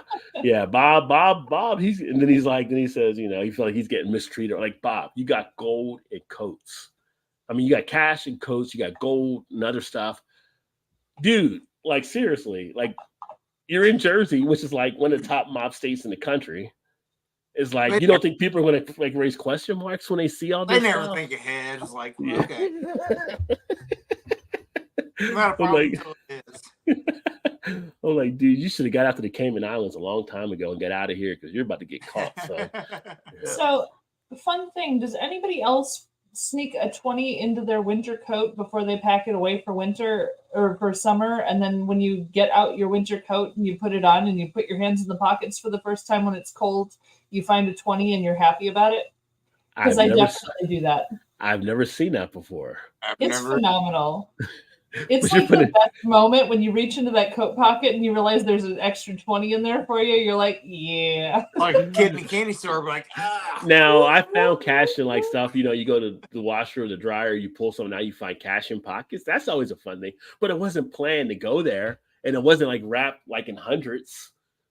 Like No. So when I started my everybody's last level job, of entertainment's a little different, right? when I started my last job, not the brewery job, but I was an office manager at a place, and I didn't know if the job was going to work out. I didn't know how it was all going to go. So I took an envelope and I put $60 of cash in this envelope, and I hid it at the very bottom of my file folder drawer where I did all my filing. And I worked there for 4 years. So when I'm cleaning out all the drawers and I'm like, leaving, I put in my 2 weeks notice, I'm doing the whole leaving thing. I find this envelope and it just had my name on it that was in my handwriting. I open up this envelope and I'm like, ooh, $60. And I was happy. Sweet. Like, yes. But I forgot I did it, Yeah. I like to set aside presents for myself that I forget about until later. The $20 in the winter coat pocket always happens, and I'm always pleased when I first put on that winter coat and I go outside and I stick my hand in the pocket. There's a 20. Well, see, now if I see Bob use that as an excuse, I'm gonna say, well, Bob's a viewer. Bob watches the channel. That's the excuse he's going with. Yeah, right. That must be it. Yeah, Bob's writing it down right now. For sure. So he said, Liz is watching the Continental. I do want to watch the Continental. I'm a big fan of the John Wick movies. I can't wait for John Wick 4. That's actually gotten some scrutiny as well now because people are upset because Mel Gibson's in the Continental. Which I'm like, are they still mad at Mel? I guess they I know, are. right? Yeah, like 12 I years. I mean, they're still holding out like against Mel and stuff. So, but I do plan to watch the Continental. I'm still upset about I can't remember his name right now though that died because it's like he's such a, even though his part isn't a huge part, it's an integral part. The guy that was like the black doorman at the hotel, whatever, like he died and he was just part of that John Wick stuff. Yes, 3 released to binge with the I like that's the thing that Netflix ruined people on because they do their shows and they binge them all out there, and so people like to watch them all that way. And it's just like, I watch like The Boys on Prime, and it's just like you want to wait till the end of the season so you can watch them all back to back or whatever. So we do that. It's just like, show coming out on Apple or whatever. Like, we'll just wait till the end and we can watch them all together. I'm like, okay. That's what Janice does. She waits until the end and she watches them all. But I actually started watching. I said I wasn't going to do it, right? But I ended up doing it. So I started watching the new Walking Dead, Daryl Dixon. How was it? And I watched the last one with Negan and she can't remember her name on there. Glenn's wife. Who's the character married to Glenn's wife? I can't remember her name now. I know you're talking about. Yeah, but I watched that last one. That one was actually pretty decent. The one for Daryl is interesting. I'm not a big, I want to say like show type person, Broadway type person, or like parts of it because it's set in France and where Daryl is. And so you get like a little bit of a Moulin Rouge. What do you call it? Whatever. Moulin Rouge. Yeah. Moulin Rouge. You get a little bit of whatever. Because you're in France, so there's different things they're you going must into. French, because your pronunciation is beautiful. Don't tell anybody, but I studied French for 3 years. Anyway, it's been a long time. Je parle français un peu. Un peu. Royale with cheese. It's got a little bit of Moulin Rouge type feel to it because they go to different things. Music has an integral part of it now, kind of. I almost feel like it's a jump the shark type thing. Well, now you're getting musical type. Like you see these series when they get to a musical type version, it's like, okay, it's over. We're never going back from this, right? Yes. But this last episode was kind of interesting because the way it's being written is kind of like I can see where they're going with it on how they're going to actually solve the issue possibly of what's taking place and how to get a cure for what the people are going through. So it's kind of interesting on the Daryl Dixon thing. That's I think is going to pull stuff in. Now next year they got Rick and Michonne doing their thing. I like the Rick. I like the Michonne characters. I'll probably get pulled into that. This one has kind of got me wavering a little bit, but I'm looking forward to the Rick and Michonne to see what they actually do there. So, yeah, Walking Dead's got me back on the sub card thing again. So, yeah, got a new sub card. Uh-oh. Let's see what happens. So you said hey to Shannon for Shannon disappeared. Chew and I love, nice. Chew and I love Only Murders in the Building. With, that's so good. That's that comedy, good. right? Yeah. With, Selena Gomez, Martin Short, and Steve Martin. Yes. That's good. That's so good. they're on their third season now. Now they don't release it as a binge. They release it once a week. They release Tuesday. One episode, and then they have the post episode, little game or question kind of thing afterwards. But Chew and I look forward to every Monday or Tuesday, depending on when we're going to do it. We watch Only Murders in the Building, and it's really fun. Are you caught up on it? Oh yeah, we're caught up. I think this season's the worst one of the three, but it's okay. It's still good though. It's still good, but I mean, they're bringing in drama in their own way. Like they're bringing in the drama between the three, which was not how they did it before. And I think that makes a big difference. So I don't think it's as good as the first two seasons. Because you want your happy place, which is the three of them all working together. Yeah. I've seen good stuff about that show. I love the show. When I heard that they put Selena Gomez with Martin Short and Steve Martin, who have been acting together forever, like they did Three Amigos, for goodness sakes, in the 70s or whatever. Like they've been acting together forever, and they are comedy icons. And they said they were putting Selena Gomez in it. I'm like, well, she's funny, but Jesus Christ, how can she keep up with those two? She destroys them half the time. Like she has these snarky little comments, and her delivery, her timing is beautiful. It's pretty good. Yeah, it's pretty good. She's excellent. Like she's keeping up with those two. I did notice. Like, did you watch this last episode? Is like Botox or something. Like she couldn't hardly move her mouth, but she was talking. I was like, what are you? I don't know if it's Botox. I think she just put on weight, and I think she looks prettier than she did before. She totally has, but I feel like this episode before all the others is kind of like no, this whole season she seems to be about 20-25 pounds heavier, and I think she looks more beautiful for it in the face, everywhere. But I thought for a while, it's like, is she pregnant maybe or something? But I wasn't sure because I thought she was heavier than she was. Yeah, because the first two seasons, I thought she looked a little anorexic, or like looked a little, not anorexic, but like she looked a little light. Well, she was probably keeping it down like Kelly Clarkson was for those years. But I was thinking, she's got the Gomez kind of Spanish, like all the Spanish women are sort of heavier set. You know what I mean? She looks so beautiful. She looks. Salma Hayek.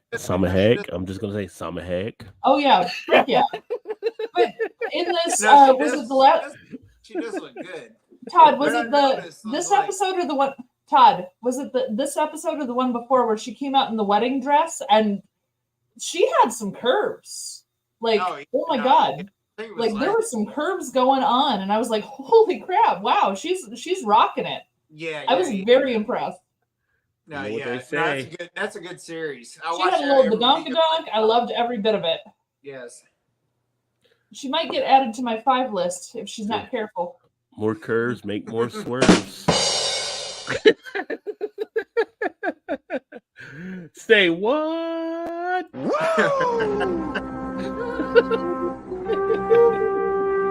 about the curves. All about the curves, baby. That just reminds me. Keep all hands inside the ride. Did you all watch? Gomez is gorgeous anyway. She is. Okay. Do you all watch, or anybody out there watch the series called Hills? I've heard of it, but I haven't watched it. Oh my god, it's so good. Rod, you would like it. Like Beverly Hills? About wrestling, sort of. Like the Beverly Hillbillies? To it, but Hills. Hills. Is it the Beverly Hillbillies? No. Like Hills? Heels? Heels. Yeah. Yes. It's really good. I Yeah. just finished season 1 last night. Is it on Netflix? No, I think it's on. I think it may be Prime? Stars or Stars? Cine- I got that too, so yeah, I could definitely. I'm not sure, Yeah. but no, it's really Okay. good. Heels. All right. I have to Check it out. check it It's out. good. All right. Good. Gilbert said Packers are totally fine, by the way. So don't be doubting his Packers out there. Caramel is always, I agree, Vanessa. Caramel is always a win-win. Anytime you put caramel on something. So I like some caramel. Proz is a rat and a trader. Lord Hills was a yeah, Lord Hills classic. That whole thing with Proz is kind of crazy how that turned out. Like, I think a lot of people didn't have an idea that he was an FBI informant and all this stuff. And yeah, I don't know what he was actually still informant on, but yeah, that killed his career. Twisted Hippo used a taproom after theirs was destroyed by a massive fire in 2021. Wait, which taproom are they using? I don't know which one. Twisted, what the one you were talking about? Probably Twisted Well, Hippo. I remember when they burned down, but I didn't realize they had a taproom right now. I thought they were still. Are they using like Phase 3 or somebody then that you mentioned? Maybe I don't know, but I'm interested to find out more. You know, we run delays on getting to the comments. We got to be reminded. I know. THC beers, I'll take a 12-pack, right? Those states where it's legal when they're There's selling 120 milligrams right there. Yeah. At least we're an effing polo. What next? Crocs, right? What's the saying, right? Yeah. He was doing an interview. He had the hoodie on. And I saw another interview where he had like cargo shorts on. And again, I'm all about people being comfortable and all that kind of stuff. But it's just like there's certain roles you expect people to be in a certain. Yeah. I don't want to the Clint Eastwood get off my lawn type old guy or whatever, but I feel like there's certain roles you expect to be a certain prestige. Yeah. Hire that goes to it, right? Like you're supposed to be a certain way. Like we're not going to send somebody over to meet with the mayor of France sitting there in a tracksuit from Adidas, right? Like you're going to be dressed up a certain way to actually do stuff. So, well, again, I'm fine with them like being chill when they're not doing interviews or they're not like presenting themselves to dignitaries and stuff. Like, for goodness sakes, what are you doing? Like, Fun Friday is not the worst thing that ever happened, but for goodness sakes, if you're going to be doing a televised interview in front of millions of people, like, look the part. What are you doing? It's your job. Dress for your job. Yeah. Yeah. It's like I said, it's one of those things. And, you know, he's a Democrat.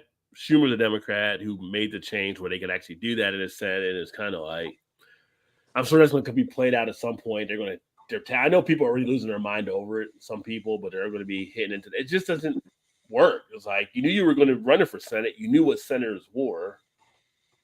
You come in here, be that senator, you know. Congress already doesn't work. At least make them dress like they're working in theater. Right? That's right. It's right. It's theater. You come out there. You have a part to play, therefore dress for your part. Don't be messed around. What if William Shatner would have been Captain Kirk? He's like, you know what? I'm just going to wear khakis out. I'm not going to put in the whole Star Trek type thing. We'd have been all confused. Not skin-colored khakis, please. Not skin-colored khakis. Oh, another phase 3. Look at this. Oh, he's phase 3. Triple dry hopped. Yeah, nice. That one. Yep. Tom full TD full triple frame. dry hop full frame. Okay. Have you had it? No, I haven't had that one. You beat me to it, you bastard. Yeah, you know, every now and then we get lucky sometimes. Well, at least it wasn't the freeze frame, because then I would have been like, you know, is that like Freeze a frame. Oh. it would have been a freeze frame. I'd have been like, is that the Mitch McConnell special? Oh. I can't even hit the right one for that one. I was just so busy laughing. I'm sorry. I shouldn't make fun of that. I shouldn't make fun of it. It's just like 30 seconds of a delay on there. Like, is something wrong with, like you said, there's something wrong with, I remember being a young kid back in the day, and I thought something was wrong with my TV when I saw Dennis Johnson on the Celtics have freckles. I'm like, is there something wrong with the TV? Yeah. That black guy has freckles. Why has he got freckles? Why is that black guy? What's going on? It sucks. And I watch, because everything's tied into the computer now. I'm watching Mitch McConnell. Like, did the TV just freeze, or is he actually not saying anything? No, it was awkward. It was totally awkward for that Yeah. 30 seconds. Like, come on, let's get you back over here. We got some Jello. We'll get you back. Actually, to the room. Roseanne's like, they're really black. What's going on here? I'm not sure what's going on. Dude, when they first saw Dennis Johnson, people were freaking out. Like, why has he got freckles? Is there something on the TV? I Like, know, yeah, right? that was a common joke in the black community. Like, something was wrong with the Yeah, TV no, set. I Yeah. get it. I was being serious. Like, is he really black, or what's going on here? It's like, I didn't know we could have freckles. How did that happen? Right. What's wrong with him? What's wrong with We need to him? start second guessing our heritage. Like, can I get freckles later in life? Can I peel if I get sunburned? I found out you can peel. Yes, I've peeled before. Like, there's just stuff coming out that we're not aware of. So yeah. I love when he plays. He started saying, Oh, he started wondering, like, what else do I not know? What else is possibly out there? What do I not know? I mean, what can I expect or not expect? I don't know. I live my life by what I've been doing, and all of a sudden, I start having weird things happen to me. You just don't know. fun story when I lived in the Caribbean. Know about now. Fun story from when I lived in the Caribbean. We had a lot of tourists come through all the time. And a lot of the tourists would go to the hairdressers on island and get the cornrows done. Mm-hmm. And they didn't realize that when you get cornrows done, a portion of your scalp is exposed to sunlight, which it generally isn't. And they didn't think to take care of that. So all of the hairdressers on island, as much as they were annoyed to have to do cornrows on a tourist, they appreciated the fact that that tourist was going to pay for it threefold. Right, right. And they found it very funny because honestly, I saw so many tourists with their cornrows going, "Oh my God, I'm so burned." It was so funny. I lived there for 3.5 years and I never got cornrows because I knew what a stupid idea that was, but the tourists never know. And it was very, very amusing for me. You went to Burn the Scalp Special. The what? The Burn the Scalp Special. Yes, you want your hair to be blonde and in cornrows, but you want your scalp to be bright red. We got you. We got you. You just saw Bo Derek 10. Got you. So funny. Oh my gosh. Every time I was at the hairdressers and like just getting a trim or whatever, and I would see these tourists coming in and getting cornrows, I was like, oh, you are going to suffer so bad. It was lovely.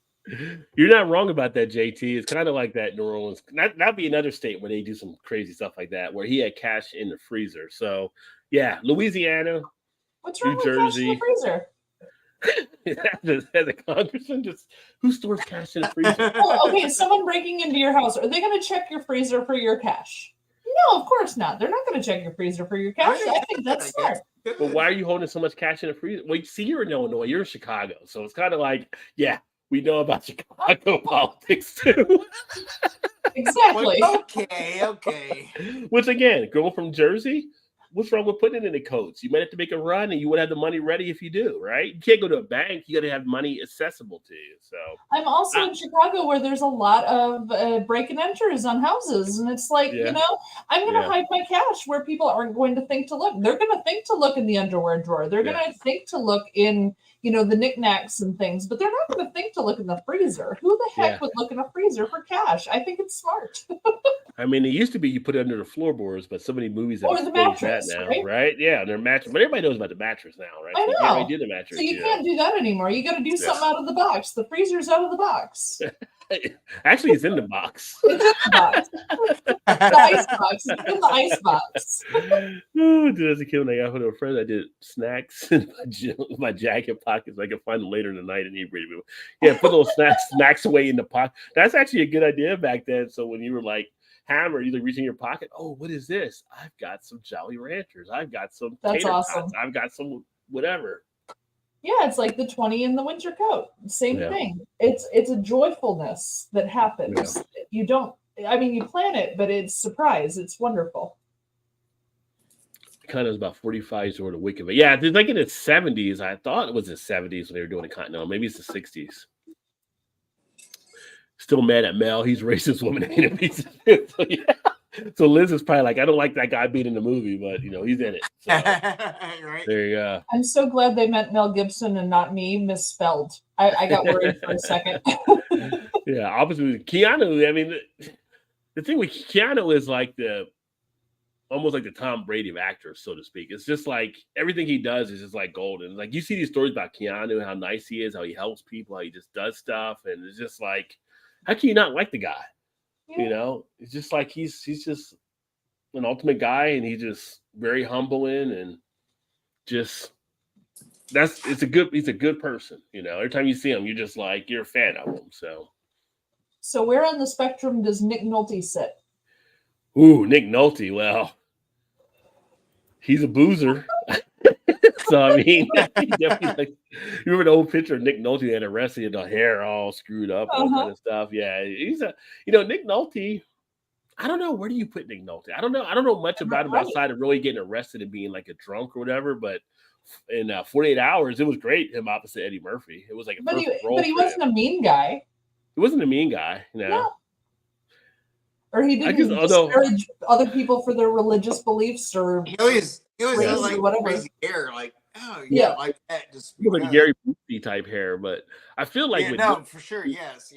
I'm a little nervous drinking with Nick Nolte because I feel like he's one of the wrestling type drinkers. Like when he gets a little buzz on, he wants to wrestle people. When he grabs you, he's like, those guys, give me the noogies and all kinds. I just feel like he's a grabby type drinker, type person. You have some of those. There's different types of drinkers out there. He's definitely one of the grabbing type people, but in a fun way, not a terrible way, but just like, Speaking of wrestling, there is a gentleman who is a PR person for wrestling in breweries who has come to talk to Chew about possibly having wrestling out front of his brewery next summer.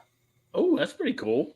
And like they did it at Kings and Convicts. So Kings and Convicts has a big enough space, they had it inside, but it would have to be out front. And they don't usually do the outdoor events, but they're going to see about doing it next summer. So Chew has already scheduled a wrestling thing at the brewery, like where, the full ring and all the seats. Now, and is this regular size wrestlers or these like midget wrestlers? No, these are midget wrestlers bringing wrestlers can bring in a good ticket price. You've been to Our Lady before. Yeah, they're big enough to do it. So they've had wrestling there like 3 or 4 times, like full size ring, like. So it's Ohio Valley Wrestling, which is like a kind of farm system for like the WWE or whatever. Yeah. At least I'm not sure if it is anymore or not, but it used to be. But I'm not. Yeah. So they've had it here. I don't know, 4 or 5 times. I'm not sure. Oh, that's fun. Does it draw in a crowd? Is it good? Yeah. Yes. Yeah. Oh, fantastic. Yes. Yeah. Well, maybe Chew made a good decision. But by the way, the representative who came to pitch this to Chew, he's a rabbi, which I found really interesting. Oh, that's weird. Yeah. That a rabbi was the representative for this group trying to have wrestling in breweries. I was like, well, that's different. I did not. They're kind of full circles of like. I know, right? You should watch the season of Hills. Like it's so good. Yeah. The wrestlers have his blessing, So I mean, Speaking of wrestling, back in the '90s, I don't know if you remember, Mal. You may not. I don't know if you were probably watching. You were probably too young, but Todd, backyard wrestling. I actually have an old DVD somewhere around the house, the old backyard wrestling, and people were wrestling in the backyard of the house. Jump off the roofs of their houses and all kind of stuff. Yeah, it was crazy. Yeah. What was the one dude that went to like UFC fighting and he got beat like in the first round by some dude that had like a rainbow haircut or whatever? Oh, I don't remember that one. He was like a big old black guy. Like I can't remember. For backyard wrestling? Yes. That's where he started from. Okay. Then he went to like UFC and he was fighting some like 150 pound guy, and he beat him like in like maybe a round and a half or something. He knocked him out. It was like he had rainbow hair and shit. It was like, oh, there's no way he was going. It's Kimbo Slice. Kimbo Slice was his name. No, not Kimbo. Kimbo was doing backyard. Kimbo was doing the bare knuckle fighting. Well, He wasn't. He okay, was doing the backyard okay. wrestling. But But yeah, he went to but he went and he lost, and they're like yeah. maybe. But he his got first better. round. He got better though. I think with the UFC stuff. But Well, I don't know about that, but it was Yeah. like okay. no, he was. You ever want to see some crazy rugged stuff? You look at the old backyard fighting with But I know what you're talking Kimbo about. Yes. Slice when they were bare Yes. knuckle fighting. Yeah, he had some rough ones. Yes. Yeah, Yeah. that was like oh. Yeah, That backyard was like wrestling was like way in the backyard just on camera. it's like bad ideas of the '90s. Backyard wrestling and girls going wild. Like I remember those back in the '90s. Just like Yeah. okay, good enough, good entertainment for both. yeah. I mean, you say bad ideas, but those people made quite a bit of money.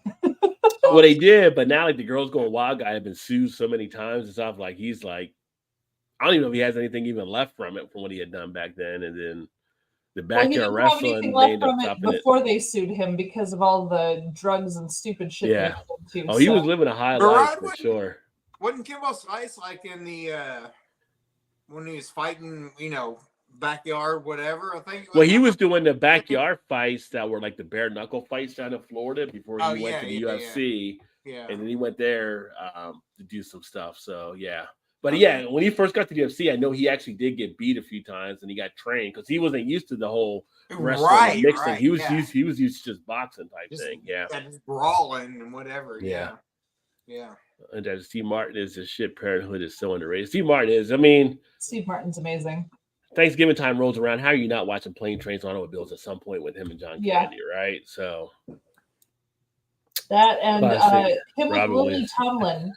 the movie with him and Lily Tomlin, the All of Me, I think, Yeah. where one of them was in the other's brain. Yeah. it's funny because Vanessa mentioned, Steve Martin classic, Miss Robin with Jim Candy, not John Candy and others. But earlier I was flipping through stuff and I came across a Robin Williams short that someone had put up. And it was funny just because it was like back in, I guess it was like 20. I forgot when Robin Williams actually died, but it was when he was still alive. Obviously, it was part of his routine. But he was talking about Joe Biden and his thing, and he was talking about Joe Biden running for vice president with Barack Obama, and just like I'm trying to understand Joe Biden, like back then, like in 2009, 2010, like trying to understand what Joe Biden was even saying. He was like, "Oh, we got Barack America." He's like, "He's not a superhero." He's just going on, like just to understand the words, like the mush mouth that Joe Biden had back then. It's like he would be so shocked right now to see him this much longer now that he's president, trying to understand some of the stuff. I just think Robin Williams, we have so much material to work with off of that. Yeah, so, for sure. yeah. But Robin Williams, he was one of the great ones there. Just like, but he suffered from depression. You never know. And then Right. there's a lot of people that put that face on, and they say, a lot of people that do stuff. I say a lot, but a good amount that might be kind of so doing a comedian type thing or some of the artist type thing performing that suffer for so many things, not just saying comedians, but you look at someone like a Robin Williams, look at someone like a Kurt Cobain, you look at someone like Amy Winehouse, you look at all these different artists that do different arts that they're fighting their own demons for them to actually even do stuff. And that's like some of the greatest pieces of literature and art and stuff you get. It's almost like, it's sad to say, but it's almost like people have to go through something to pull that out of themselves to actually give us some of the stuff that we get. You have Picasso and Van Gogh earlier. You have Beethoven, who obviously had his own issues. Mozart had crazy issues. I mean, all these, even Einstein had his own issues, man. He had some things he was dealing with, but mathematically, he knew what the hell he was talking about. I mean, all these artists, and what Jim Carrey was like the rubber man, right? He could do anything. He could try anything. He was amazing. I watched like a 40-minute YouTube video that he posted himself of him doing a painting. Mm-hmm. He was actually, which he does great paintings. Yeah. And it was like a 23-foot canvas. Like it was giant. He's laying on a board painting this and like laying on these like platforms that he did over it so he could lean down and paint while he was doing this thing. And he's talking about how art is so much a part of your soul and so much how it's how you function as a human when you're an artistic person. And it was really, really deep. It was really dark. Actually, he went super dark when he was talking about it. because he wasn't trying to be funny. He wasn't trying to be the funny Jim Yeah. Carrey that everyone knows. He was just saying, hey, sometimes we have stuff going on too, and we can't Right. always be the funny man. And I Right. wish Robin Williams had figured that out before he took himself out of this place, because God, I wish he was still here, you know? Yeah. And it wasn't even really him. I mean, you say like him figuring it out, but it was kind of like if he would have found an outlet to be able to get that out of his system and not I go know. through, right? The stuff that he went through. And it's just like, but it's almost like those things that happen, they draw from to give us such a feel and stuff. You know, it's kind of weird. It's kind of like, I think of some of this stuff when you hear backdrops to some of your favorite artists, what they've actually had to go through or what they go through, homeless, living in cars, so it's different. And it's just like, Yeah. it's like you almost like, unless you hit rock bottom, you don't really maybe see the upside of having that, getting to that success. It's almost like you got to be knocked down so much that it pulls something out of you to push you forward. And it's amazing to see what some of the people actually end up going through and stuff they're actually fighting to do stuff too. So Yeah. I don't know where I'm going with it on this one. I'm just saying I can appreciate stuff. You just hear these different things and, you know, stuff like things that Prince had to go through and stuff like that to get where he was at, and just different artists, and Jimi Hendrix and Jim Morrison and Michael Jackson and all these different artists had to fight through all these different demons to get to where they are. But it's almost like unless you get something of a triggering type pain, like so many people draw from that, and that ends up boiling. What the fuck? BUIING to success. So I can't talk right now. Maybe it's the Oscar Blues. Oscar Blues starting to kick in a little bit, but possibly. Yeah. Could be. Yeah. But no, it's just one of those interesting things. And you see it with like even some of these other artists, you know, some of the newer groups, stuff they went through, In Excess, you know, younger groups, not just all the older ones, but just these artists that fight demons, but they pull something from that.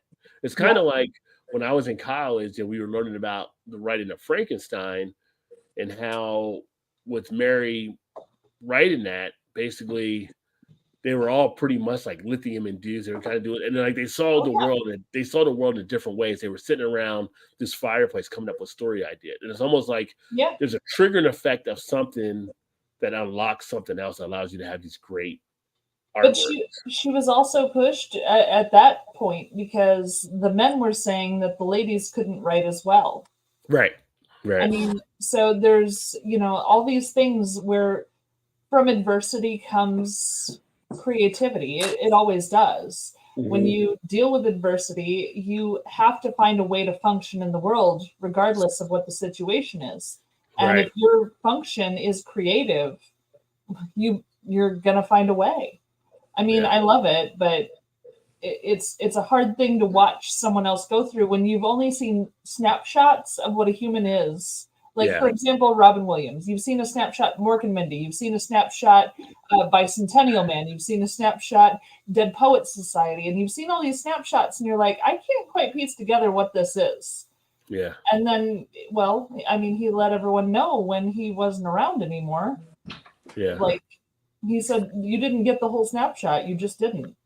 Yeah. And it's hard. Van Gogh, same thing. Like he was painting these pictures and they were beautiful and they were interesting, and he had a really messed up life. Picasso, too. Yeah, he did.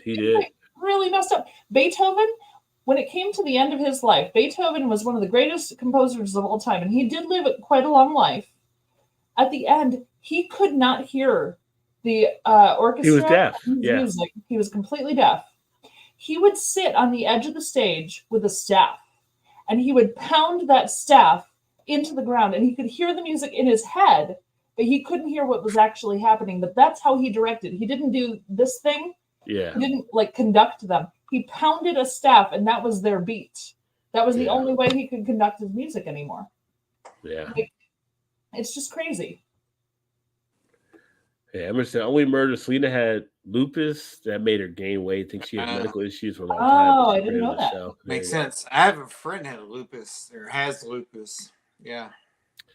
Adapted to Adele looked better when she was more rotund too. She had I more of a fuller agree. figure. Yeah. Yeah, Sometimes people get like so. It's like she looks great with curves. some people get, I don't want to say too skinny or whatever, but they get so skinny. And I think of one of the comedians, one of the black comedians. I can't remember his name now, but it's almost like he got so skinny. It's just like he reminds me of Mr. Mackey on South Park. Like his head looks so big compared to the body. Kind of you takes know? away from. Yeah, kind of like you're skinnier, but I don't know if you're healthier when you look at the person, right? Like, Right. yeah.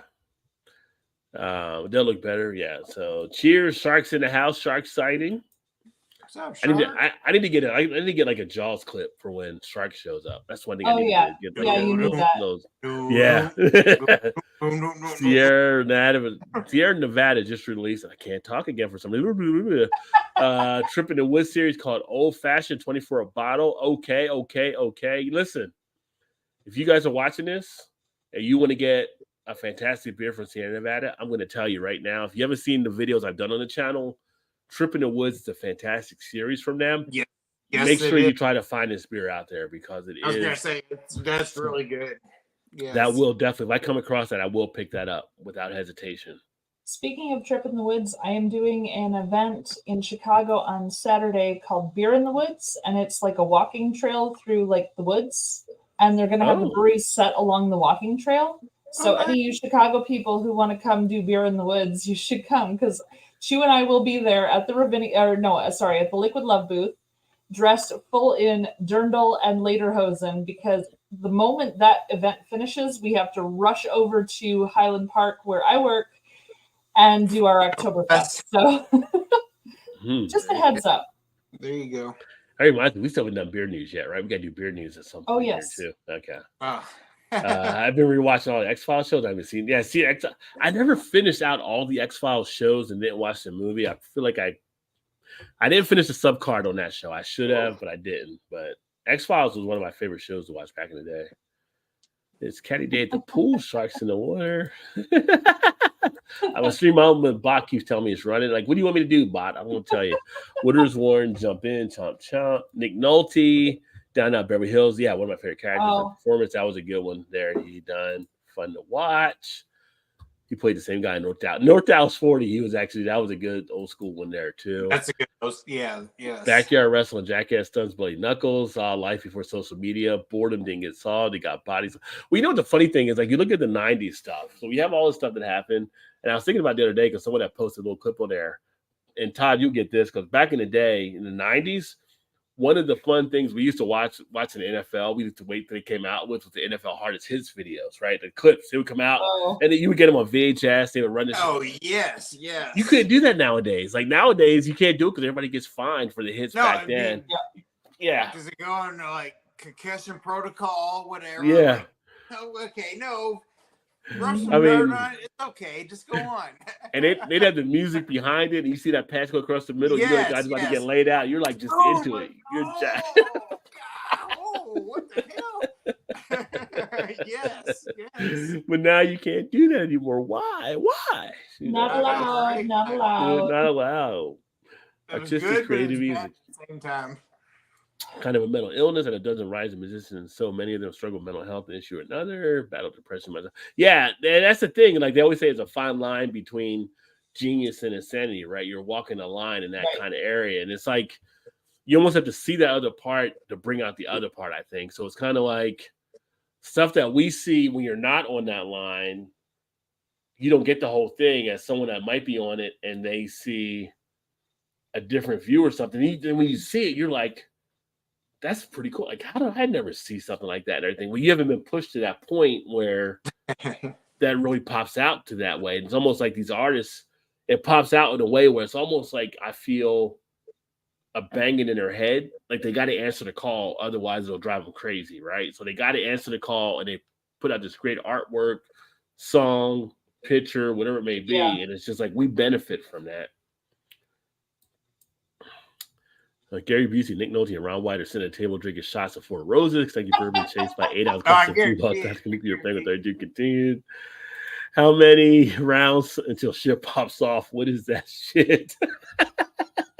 Well, you know what? Gary Busey, he did have a motorcycle accident. So that's going to play a part into his kind of thinking there and everything.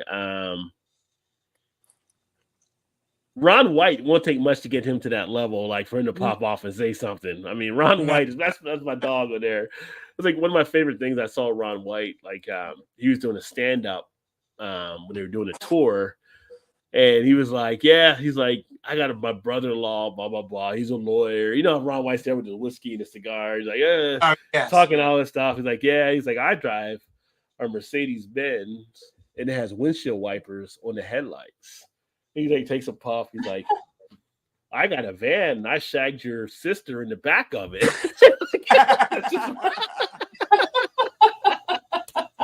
This is just Ron White being Ron White. Yeah. He's like, top that. Ron White's great. He's good. Yeah, Ron White's awesome.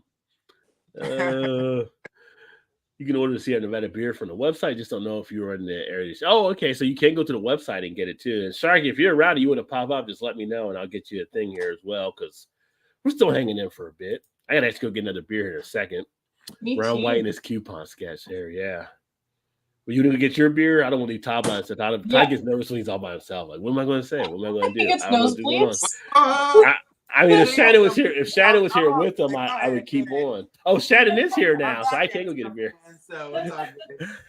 I speak of the devil, and the devil comes back. I love it. Yeah, the devil always comes back. You're manifesting. I was afraid you laid down for the night, and that was it for you.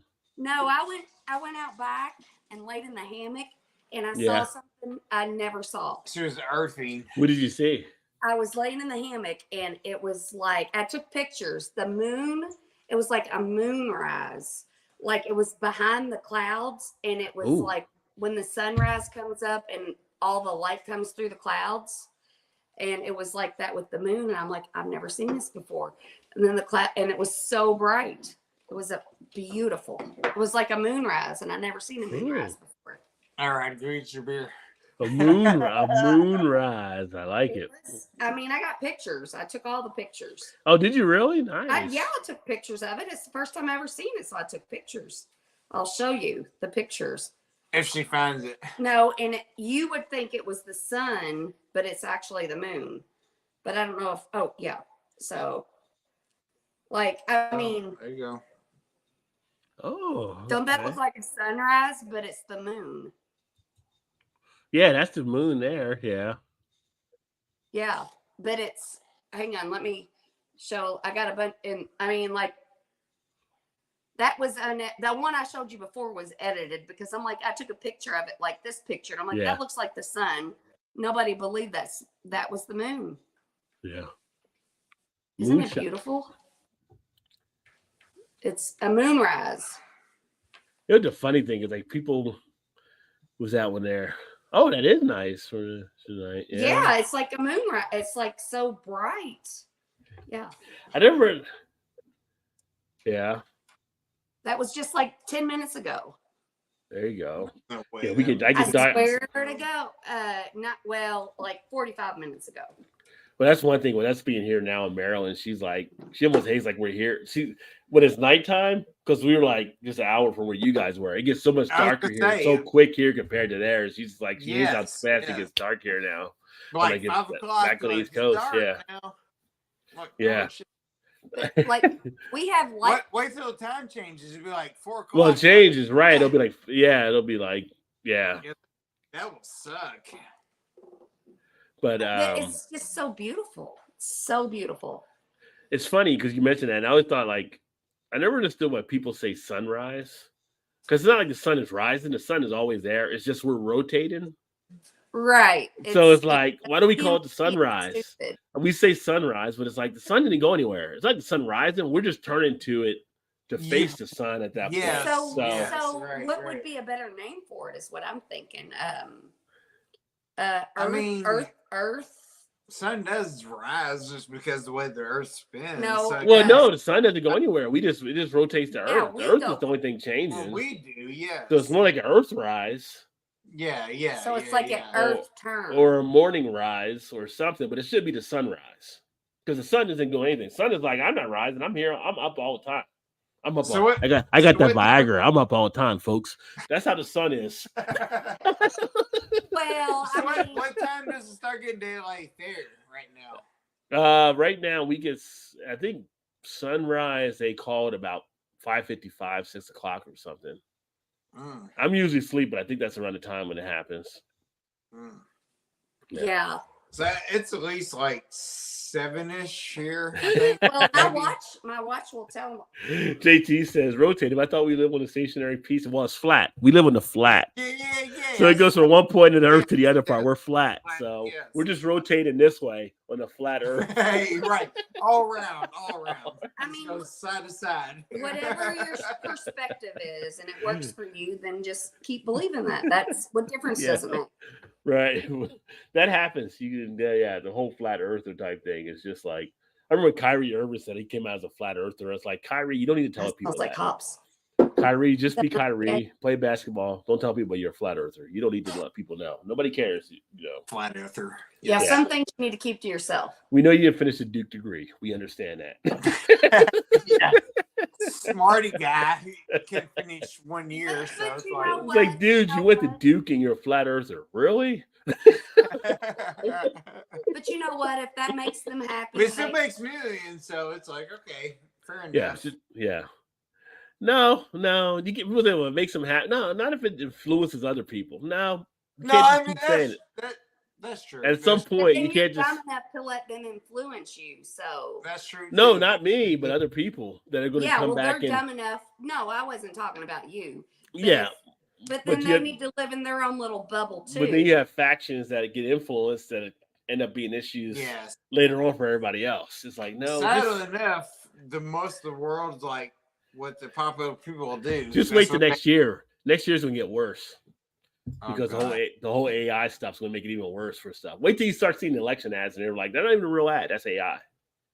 Rod, though, have you ever done what is it? The thing that Donnie had with the glasses, the VR. I haven't done the VR.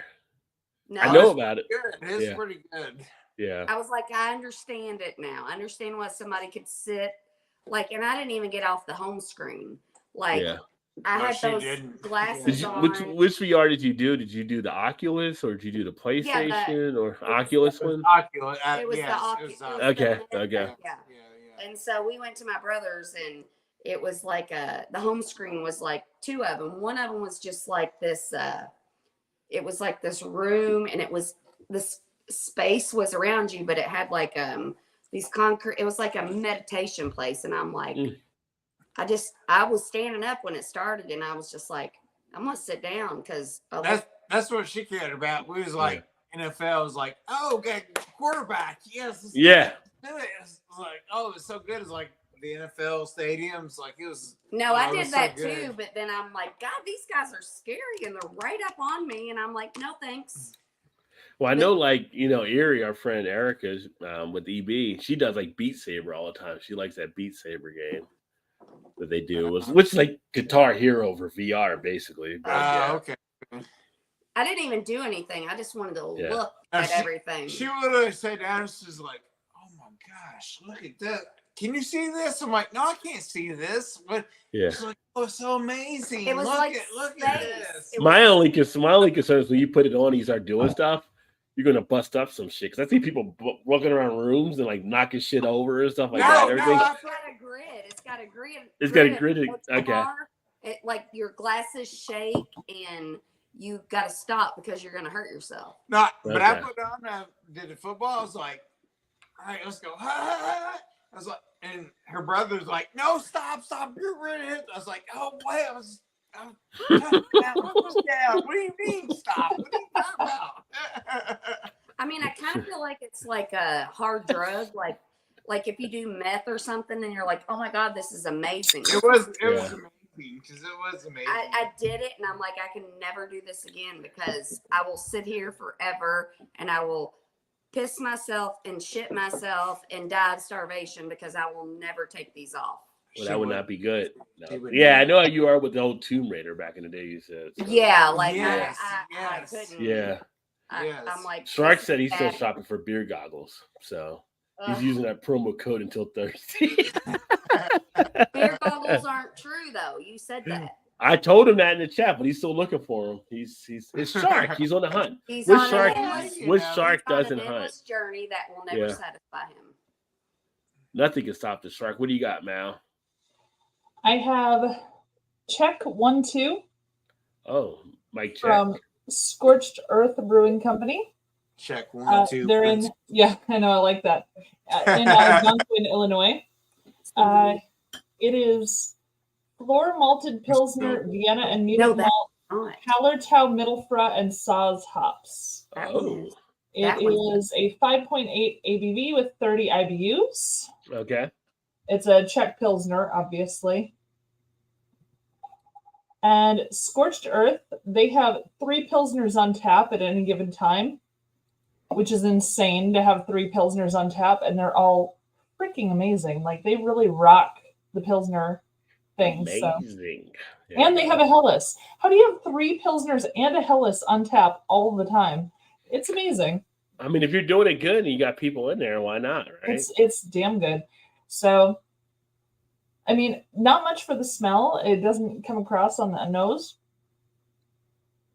But the fun thing about this one, it was actually aged with American oak. So it has a wooden flavor to it. Like you feel like you're drinking oak.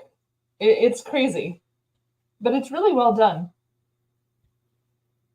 Super tasty, super refreshing, a little bright, and a little bitter in the end. Oh. So highly recommended. Honestly, Scorched Earth does such an amazing job anyway, but yeah, this one's excellent. So amazing. Remember that? Maybe thinking of The Kanye picture there for a second. with the artwork at Bourbon and Beyond.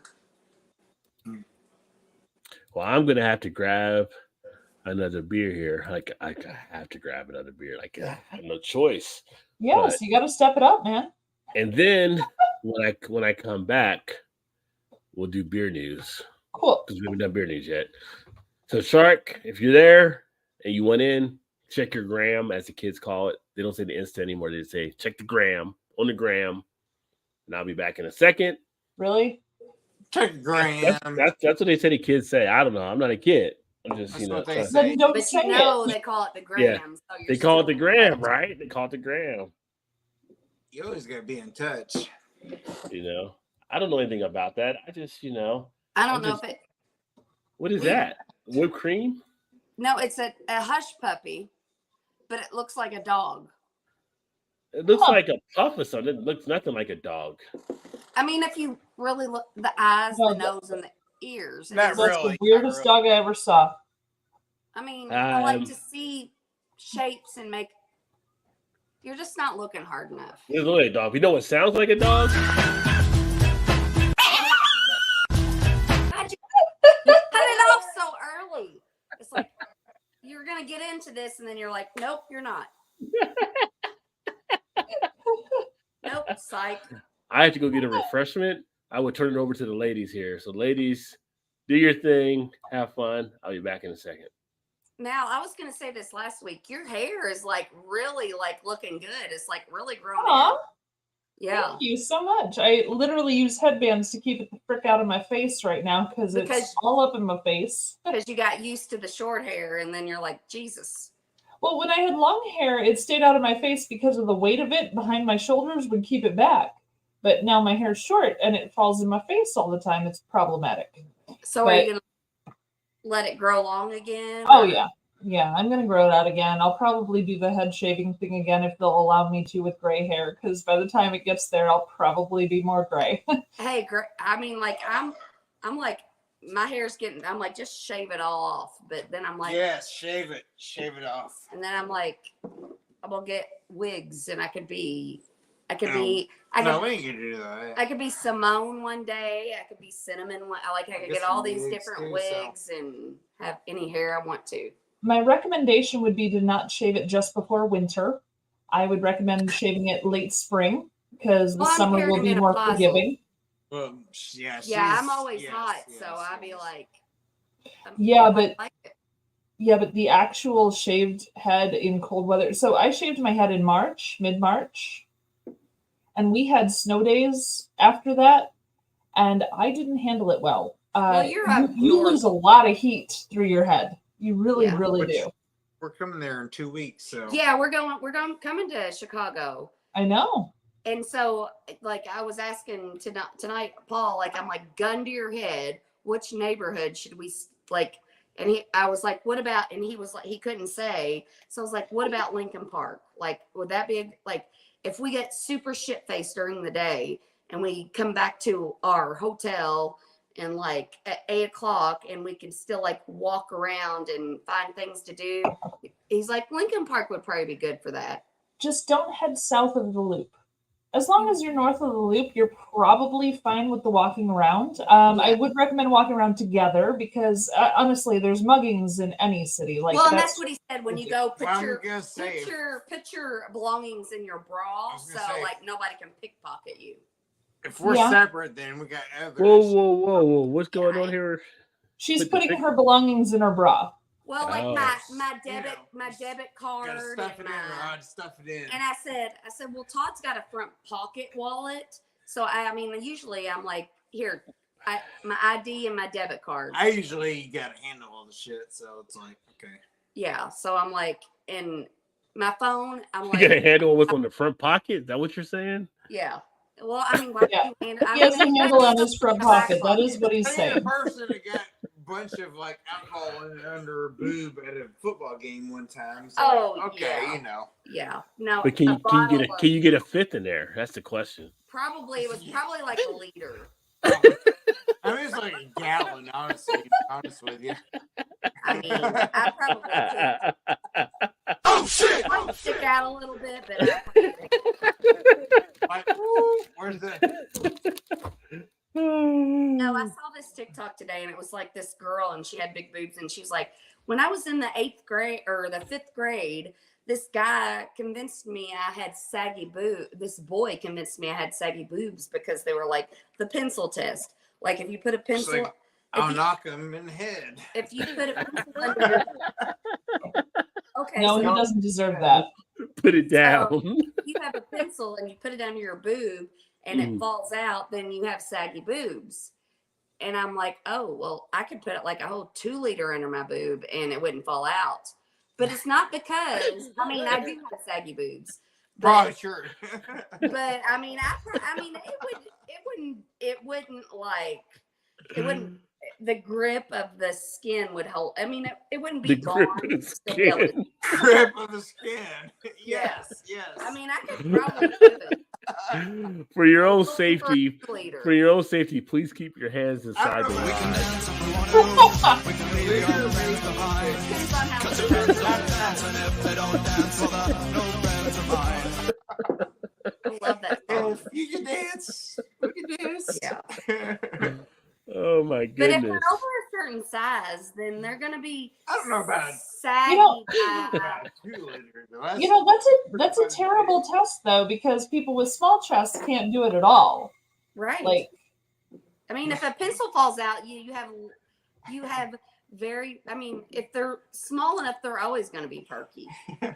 Yes. well, I mean, if they're perky at all, if you're too small for perky, well, you don't have a pencil held at all.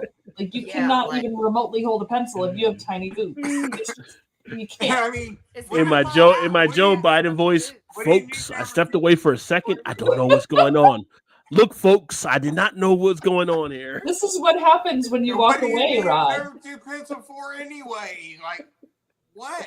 What? I mean, In my honestly, day- no one wants the In pencil. my day, a Everyone wants pencil the- meant old number 2. Right. It meant Yeah, old number 2 exactly. when you talked about a What do pencil. you what do you need a number 2 pencil for? That's the last thing. Okay, okay. Let's The let pencil me put test. it in words that men could maybe understand. It's like One syllable. One syllable. Relate to. Oh, wait a minute. Oh, come on, Mal. Relate to. 2 syllables, maybe. Take Maybe it 2. easy. Maybe. Slow Well, yeah, down. maybe. Could be. Go What do you? Okay, Shannon, what you got? Shannon What you forgot. got, Shannon? Already? Yeah, I forgot. She does that office. Well, Shark, that's why you need to get in here, son. I sent you a thing on the gram, so you know.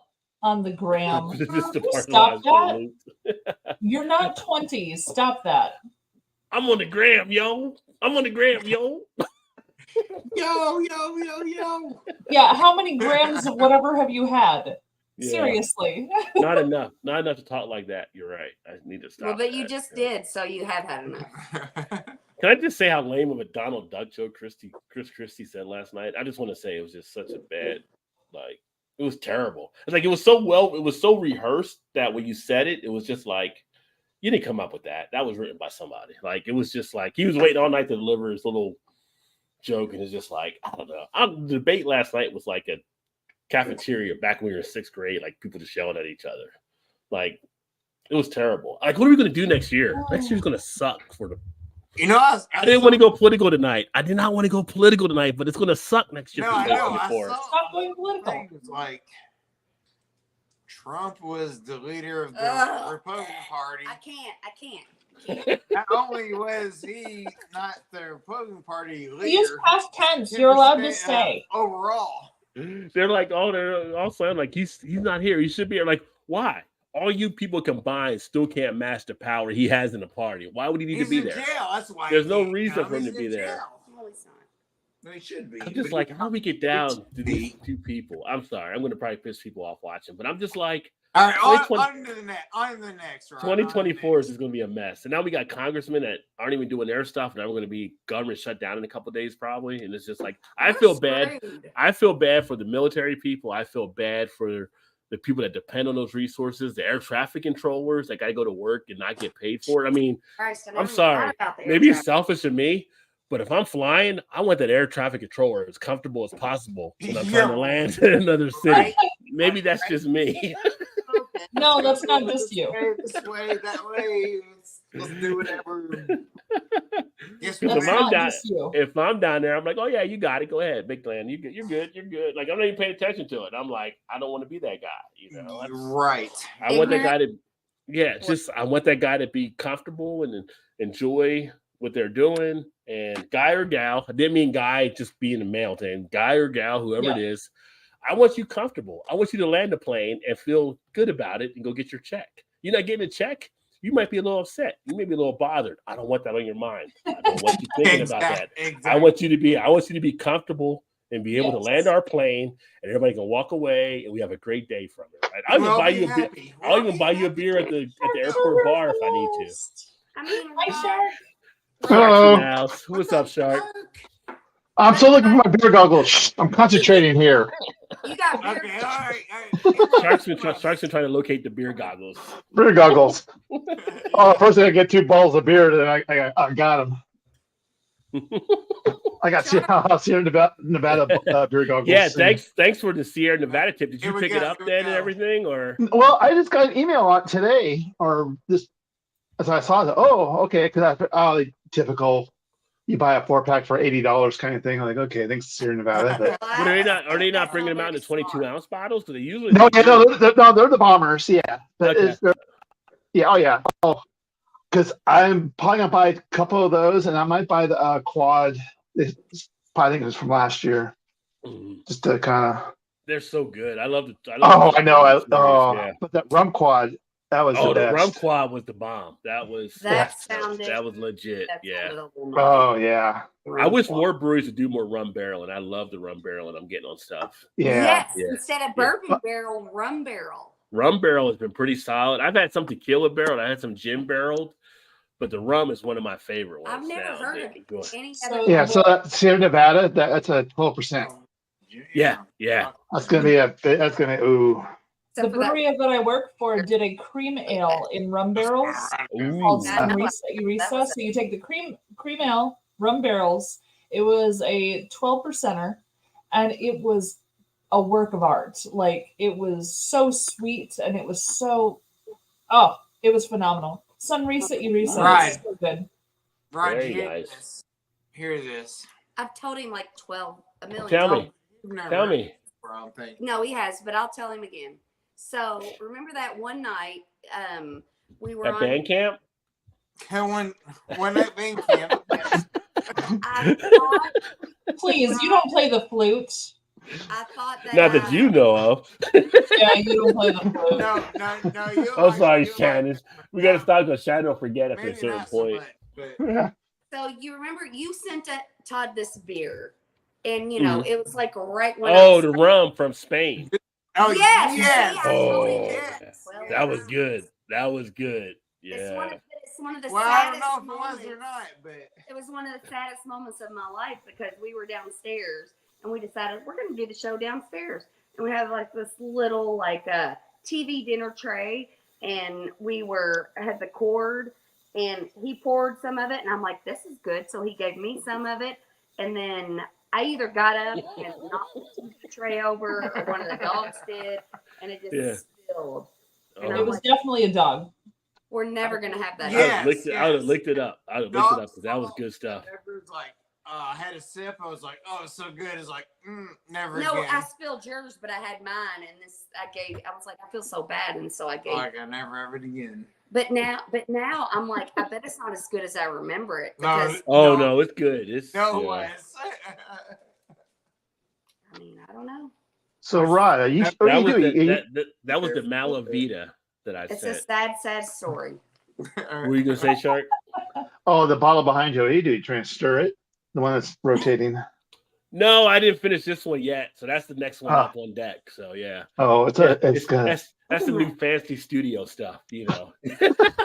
I would say that's a 33, right? No, That's like on deck next. Yeah, that's an Imperial. That's actually from Todd's neck of the woods. Now I'm going to have. So yeah. We talking about? speaking of which, I just finished this one. So the one that I have upcoming next, which is right here, it's like the old Wheel of Fortune back in the day when they used to not just give you the money. It's like you have to go through the shop and they'd be like, "Well, I'll take that for $500. I'll take that for $300. I take that Oh, for wow, $200." yeah. This is the Imperial Amber. Actually, no, I'd say it's from yours. I have another one I thought was from yours, but it's not. It's actually from Great Lakes. Imperial Amber, lager aged in bourbon barrels. So Ooh, this fun. is available now from Great Lakes. This is their anniversary beer they came out with. Barrel aged. So it's basically the Elliott Ness in barrels. This one comes in 12.1% ABV. Nice session ale. You can enjoy this, kick back, relax, not get hammered. Super ham. 35th Hammered, that's no fun. 35th anniversary. So shout out to them for 35 years of brewing some great beers for sure. Out of Cleveland, Ohio. Yeah. So even though in Cincinnati they call Cleveland a mistake on the lake, I didn't say that. People in Cincinnati said that. I just lived there. I wasn't from there, but that's what they would say about Cleveland. I like Cleveland. I think Cleveland does some good things. Yeah, so I'm gonna crack this open and see how this one goes down. Nice. Yeah. That went down great. Now, technically, because That of was tasty. Thank you. a high ABV, I should be using a snifter or something. But you know what? I'm professional, so don't try this at home. I'm just going to use a regular shaker. No. No, you get the beer goggles. When did professional get added to your name? It's just Rod. Yeah, Jason. right. Rod, if you're being professional, where's the red cup? Right. Solo, baby. Solo. Yeah. So I have a beer review coming up on this. It's a lot darker on the screen, actually. It's deep, dark copper color to the beer. It's actually got some pretty good clarity coming through. Yeah, you can kind of see on the bottom. Put a light behind it. I have to get my phone here and do the light. Mal's like, give it the light test. I want the light test. I like the light. Don't go into the light, Caroline. Don't go into the light. Caroline, go into the light. Woo! Look at that. It's pretty. You got bubbles in it. Then they're like, go into the light, Caroline. She's like, you said don't go into the light. Okay. Started from Yeah, the watch bottom. Now we're here. a moth land in the beer. Yeah, right. Started from the bottom. Now we're here. There we go. It's got a little bit of a funkiness on the nose, but you're getting a toffee undercoat into the beer.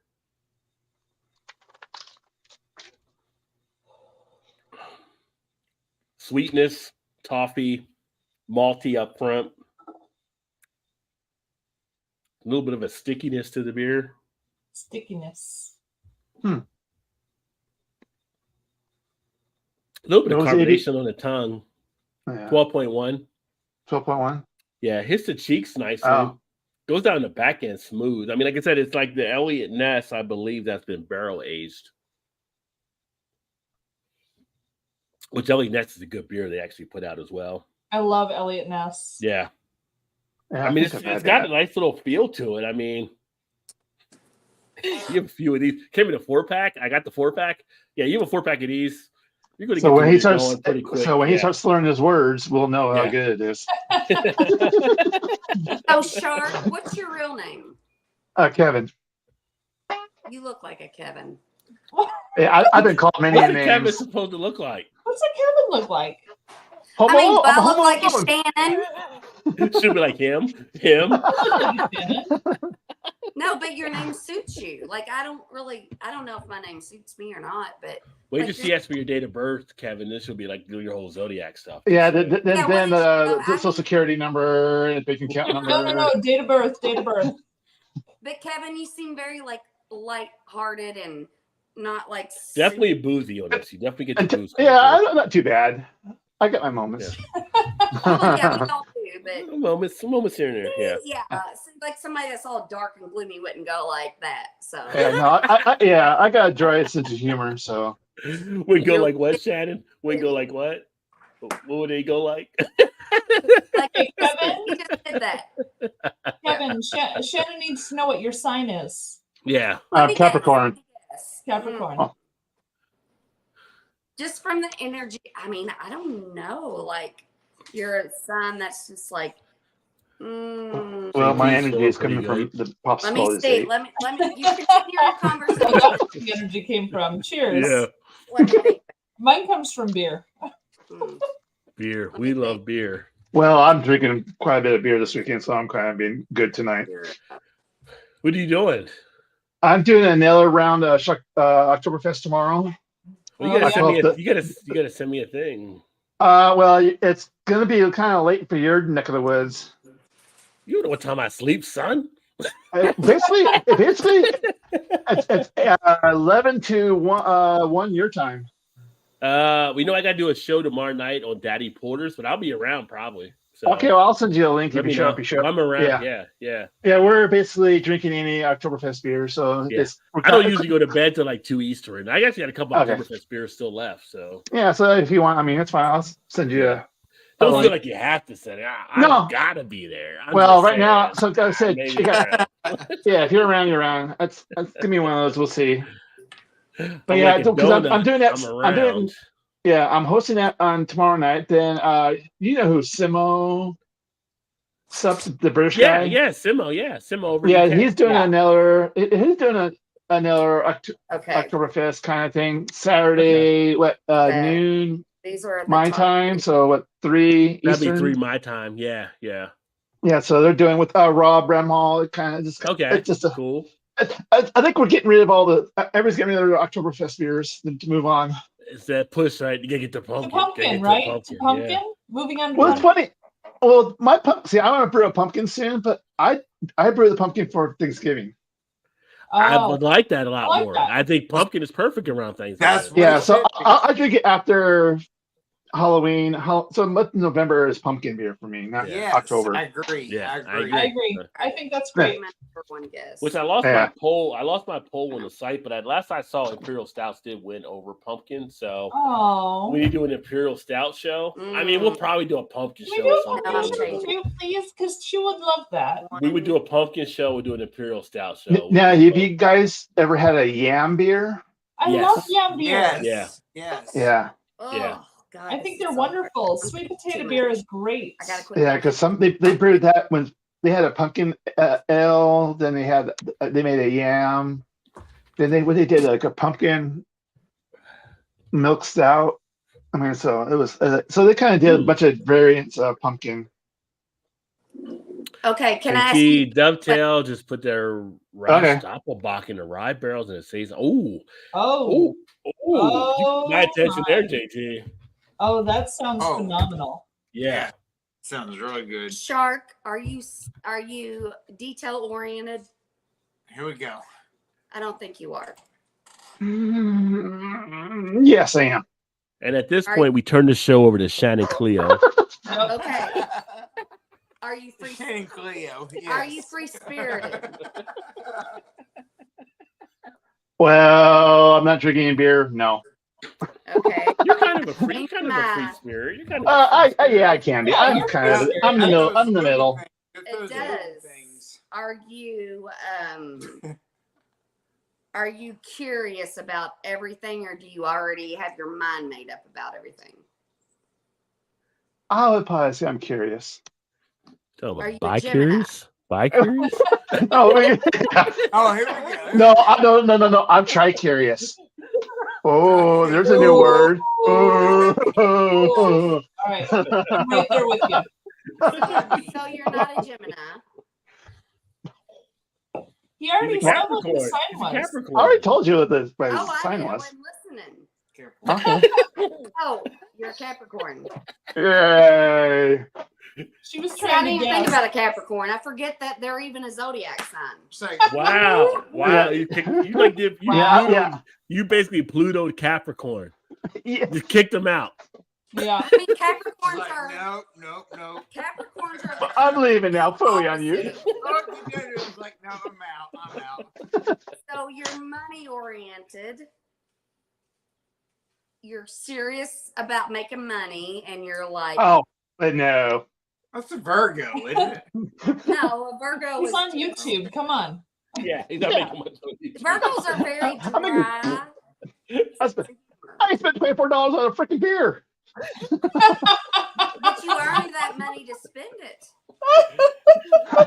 Yeah, my welfare check just came in. But did you know? Are you married?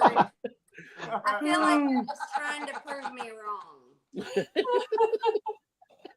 Anyway, yeah. So yeah, I'm not free spirited.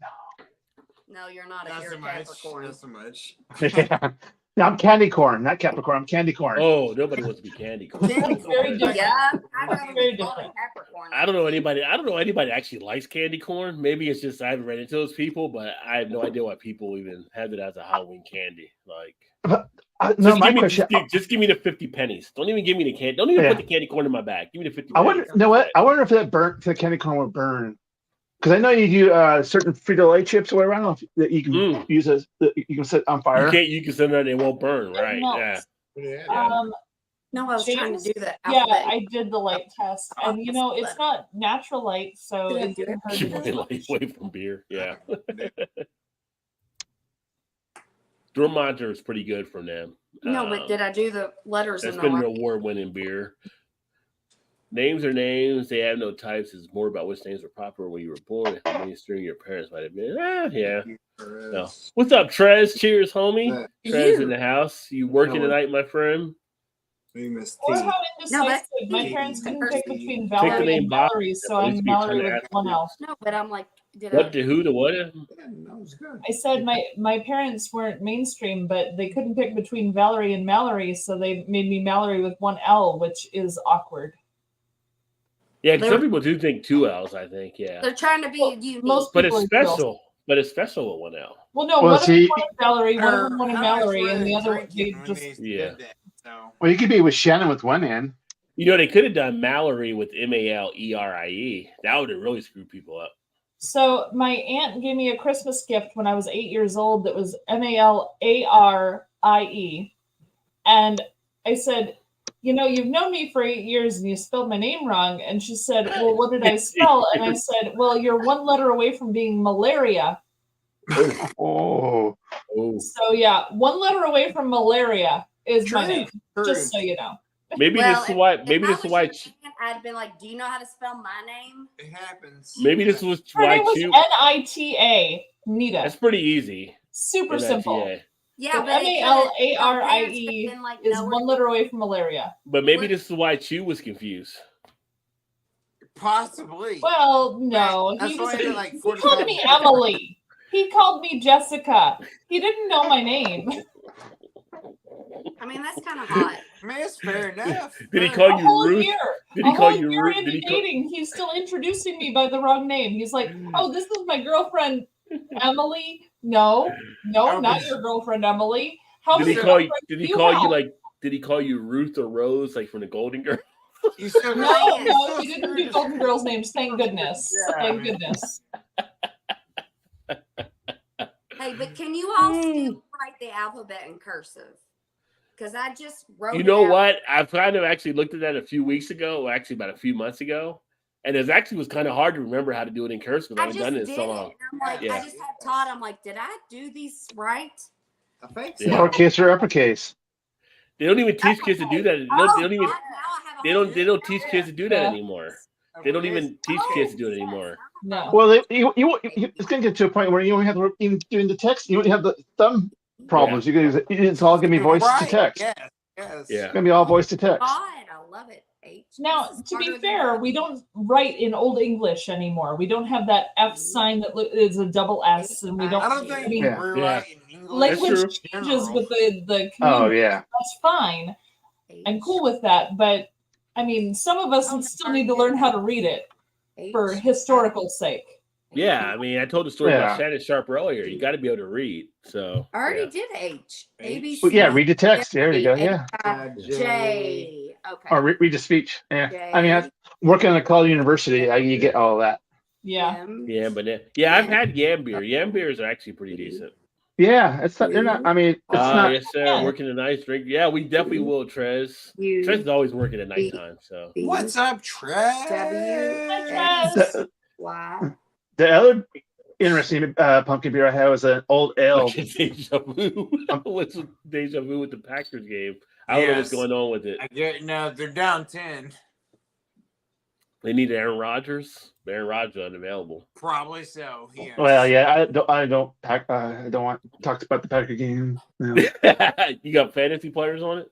no I I got last weekend. I'm just kind of like, you're welcome, Packers, for the win. Yeah. The win. I They're don't know not, what to Wait, do. wait, they're not the Jets. They're not the Jets. My team's New Orleans Saints. Oh, Saints. Oh, Yeah. yeah. Yeah, Isn't Jameis still your quarterback? MISS. no, I had Derek Carr. Oh, So- Derek so he Carr's got- quarterback there now. Okay. Yeah, until he got hurt. Okay. This past weekend. Okay. So, but I Jameis, he's our backup. No, Jameis he's came not- in. Okay, I saw stats for Jameis. So okay. Yeah, so he's our backup. So he's starting this weekend. Yeah. Are you So- in New Orleans? No, No, he's in Cali. I'm in Los Angeles. Yeah. From New Orleans? Family? No, it's But Jameis- a weird story. Nope. Jameis will get you discounts on crab legs. No, I'm curious what the connection is for the. Okay, so obviously there was obviously when the Rams were here back in the 80s, the first time they were on TV and they were playing the Saints, and their field goal kicker was a Morton left-footed. Anderson. Yeah, he was a left-footed Yeah. kicker. I'm a left-footed kicker. He's Okay. from Denmark. My Yeah. dad's side of the family is from Denmark, so I Okay. went bingo, not realizing that team sucked at the time. Yeah, Morton Anderson was a beast. It's as a not about kicker, whether they but suck yeah. or not. Yeah, well, it's at the time. So it was the merchandise guy. He was like, "Oh yeah, I can bring all this stuff, shirts, hats, whatever." I was- He was making a mint. I was off of surprised my in the parents. 90s that the Saints never made the Super Bowl because I was a big fan of Oh, Bobby. I was a fan of their linebacker core, but then when oh, Bobby the, Hebert got there the Dome Patrol with Sam oh, Mills and Ricky Jackson on them in there, and then Bobby Hebert came in, I thought Oh, they had yeah. a chance to get the Super Bowl. Yeah. They just didn't make No, it. if I had my linebacking core, and when Breeze was around, yeah, you want to talk about a dynasty? Oh, yeah. Well, I went to school with Ronaldo Turnbull, who went down to the Saints as well. So I was Yeah. hoping he would actually have a few good years there. But Yeah, JT no. who's watching, he's a lifelong Saints fan. He's from down in New Orleans. So yeah. No, it's I still have on my bucket list is to go to the Yeah. one of their games. Yeah. when they're playing good, though, because I want to get that good atmosphere kind of vibe. Yeah, Jameis with the crab legs, right? That was the whole thing. Like seriously, like, and that's why we have NIL now, right? Like, a person can't get crab legs. The school's making all this money, and I can't get crab legs for dinner. Come on. So yeah. Well, you can if you want to pay a pretty penny. Yeah. So Jameis was kind of a forerunner to us I having have the to be a NIL. pretty penny. I have ugly pennies. She's a 1-1-2. Yeah, I mean, I don't know about. Well, when they had Breeze there, they had a good team for sure. Well, so. I still say that obviously when the Rams went, Breeze did get him a win though. He did get him a Super Bowl. Yeah. Oh, yeah. We should have at least two more. The 17 when the Rams got that pass interference blown call. I mean, we would have gone to the Super Bowl where we went. I don't know, but yeah, no, there was a couple of years that we should have. Because I can tell you, if Michael Jordan wouldn't have retired in the 90s, the Rockets wouldn't have had a couple titles. Because the Bulls would have ran that whole decade probably. So yeah. I don't care what Kenny Smith has to say about it. I'm telling you, the Bulls would have whipped the Rockets' ass if they would have played them in those 2 years. There's not of him getting pushed out of the league then. Yeah. Well, you're getting that conversation now. You're getting Jordan, Kobe, or LeBron. It's easily Jordan, Kobe, LeBron. Easily. Yeah. Oh, I agree. You look at the stats, you look at what they did. Yeah. Jordan was 40 years old on 1.5 legs and was still putting up dominant points. Well, obviously he's won more. He's won 6. Kobe's won 5. Kobe won 5. Yeah, and LeBron won 3. 3. Well, technically 4, but the bubble was one of them. The bubble was one of them. I'm sorry. I'm going to give him a 3.5. I'm not going to give LeBron a full 4. I'm giving LeBron a 3.5 out of 11 that he went to. Right, so he's like 4-7 or 4-6, whatever the number is. But you can't put on as a player. And I look back and I was like, if you look at the stats, you look at the way they play. Like you take LeBron now and you put him in the 80s, the 90s, when it was just like you wouldn't have even tried to flop in those games. Like you tried to flop against Detroit, they would have gave you a reason to foul you. They would have beat the hell out of you. You tried to flop against the Celtics, they would have beat the hell out of you. So it's like you didn't flop back then. Well, they had centers back then too. So yeah. So nowadays there is no center anymore. The true center anymore. And the players played 82 games. They weren't taking days off like they are nowadays too. So I take nothing away from LeBron, who being the ultimate. No. He's still good, but he's not the greatest. He's not the greatest. He's not even in. And then it's like people forget about Kareem. They forget about about Bill. And people like not Bill. And Bill's like 10 championships, 11 as a coach. But look at that time frame where he was in. He dominated that time frame. Well, that's why it was HBO doing a series on the Lakers dynasty with Magic Johnson and all them. Kind of when that came. I haven't really watched it, but I'm kind of a little bit. Oh, the Showtime thing they're doing, yeah. But it's interesting because obviously I'm in LA, so obviously you got the Kobe LeBron comparison kind of. You're just like, wow, really? Like people, like, come on. Yeah. I guarantee if Magic would have had to retire early because of HIV, he would be one of the top ones up there too. Yeah, because he was on pace to put up a lot of points and stuff like that. Well, he was a very good. He was usually the top point guard that ever played the game, and he would be up there scoring as well if he had a few more years under him. Yeah, because he wasn't a big scorer, but he controlled the offense. Yeah, also. He played all 3 positions in the '80 series. Yeah. He played center, he played guard, he played forward. Yeah, Magic was the man back. That's who when I played basketball. That's who I emulated was Magic. Magic was always my favorite player and stuff. Yeah. And you look at stuff that he did back then, it was just incredible to see him do that. Yeah. Oh yeah. Yeah, but So I've been to New Orleans once when I was a kid, and I'll say my parents did this to me, like walking down Bourbon Street during the day. Was it at night? It was during the day. Bourbon Street as a kid is different than Bourbon Street as an adult. I'm just saying. Yeah. I went there when I was 17. Like, let's just walk straight. Let's go. We're gonna walk through it. I went there when I was 17. It was very much a letdown at 17. Yeah. I don't really care to go be from Mardi Gras. I mean, I always want to go there for the food. I've never been there for Mardi Gras, but even not being there for Mardi Gras is still amazing. So it's like good food. You hit the different bars, you have the different drinks. It's just like it's I like the plastic cup. You can go anywhere. Yeah, the cuisine is what makes it like it's. I tell people like if you've ever been to New Orleans, and JT will probably chime in on this in the chat, you need to go because it's like I feel like that's one of those cities that are such an American experience. I've never. My concern is at some point that might get flooded down there. You may lose that, but it's such a part of American culture. That's one of the cities that we have that you want to get there and enjoy. And I've been there numerous times, and it was just a blast every time I've been down there. And JT, your last comment, that's what my mom eventually told me was why we beelined it through Bourbon Street. Yeah. Well, you didn't have to go into the bar. No, because my dad looked and he was like, oh, kind of like that, and my mom looked and she goes, oh, no. all year long, if you got bees, they'll show. So it's kind of like but it's an experience. Like I said, the food, the culture, the music. I went into many of the spots down there and just listened to music, and you would have artists playing music that you would swear were like a signed label somewhere. And no, they were local talent, and their music was so good, and you just felt the vibe of it. So that's one of my favorite cities in the country to go that I've been to thus far to go to. Yeah, it's one I want to go back to eventually. Yeah. If it weren't for the bugs, I would live there, 100%. But wasn't for the heat in the summer. No, there's a reason you have seersucker suits because it gets hot down there. No, I like the heat. I don't like the mosquitoes. Yeah, I don't like the mosquitoes either. No. Go to Alaska if you want a mosquito to carry you away. Yeah, they will carry you off. They will. Yeah, they'll carry you off, get used to the gators, and then drink the water.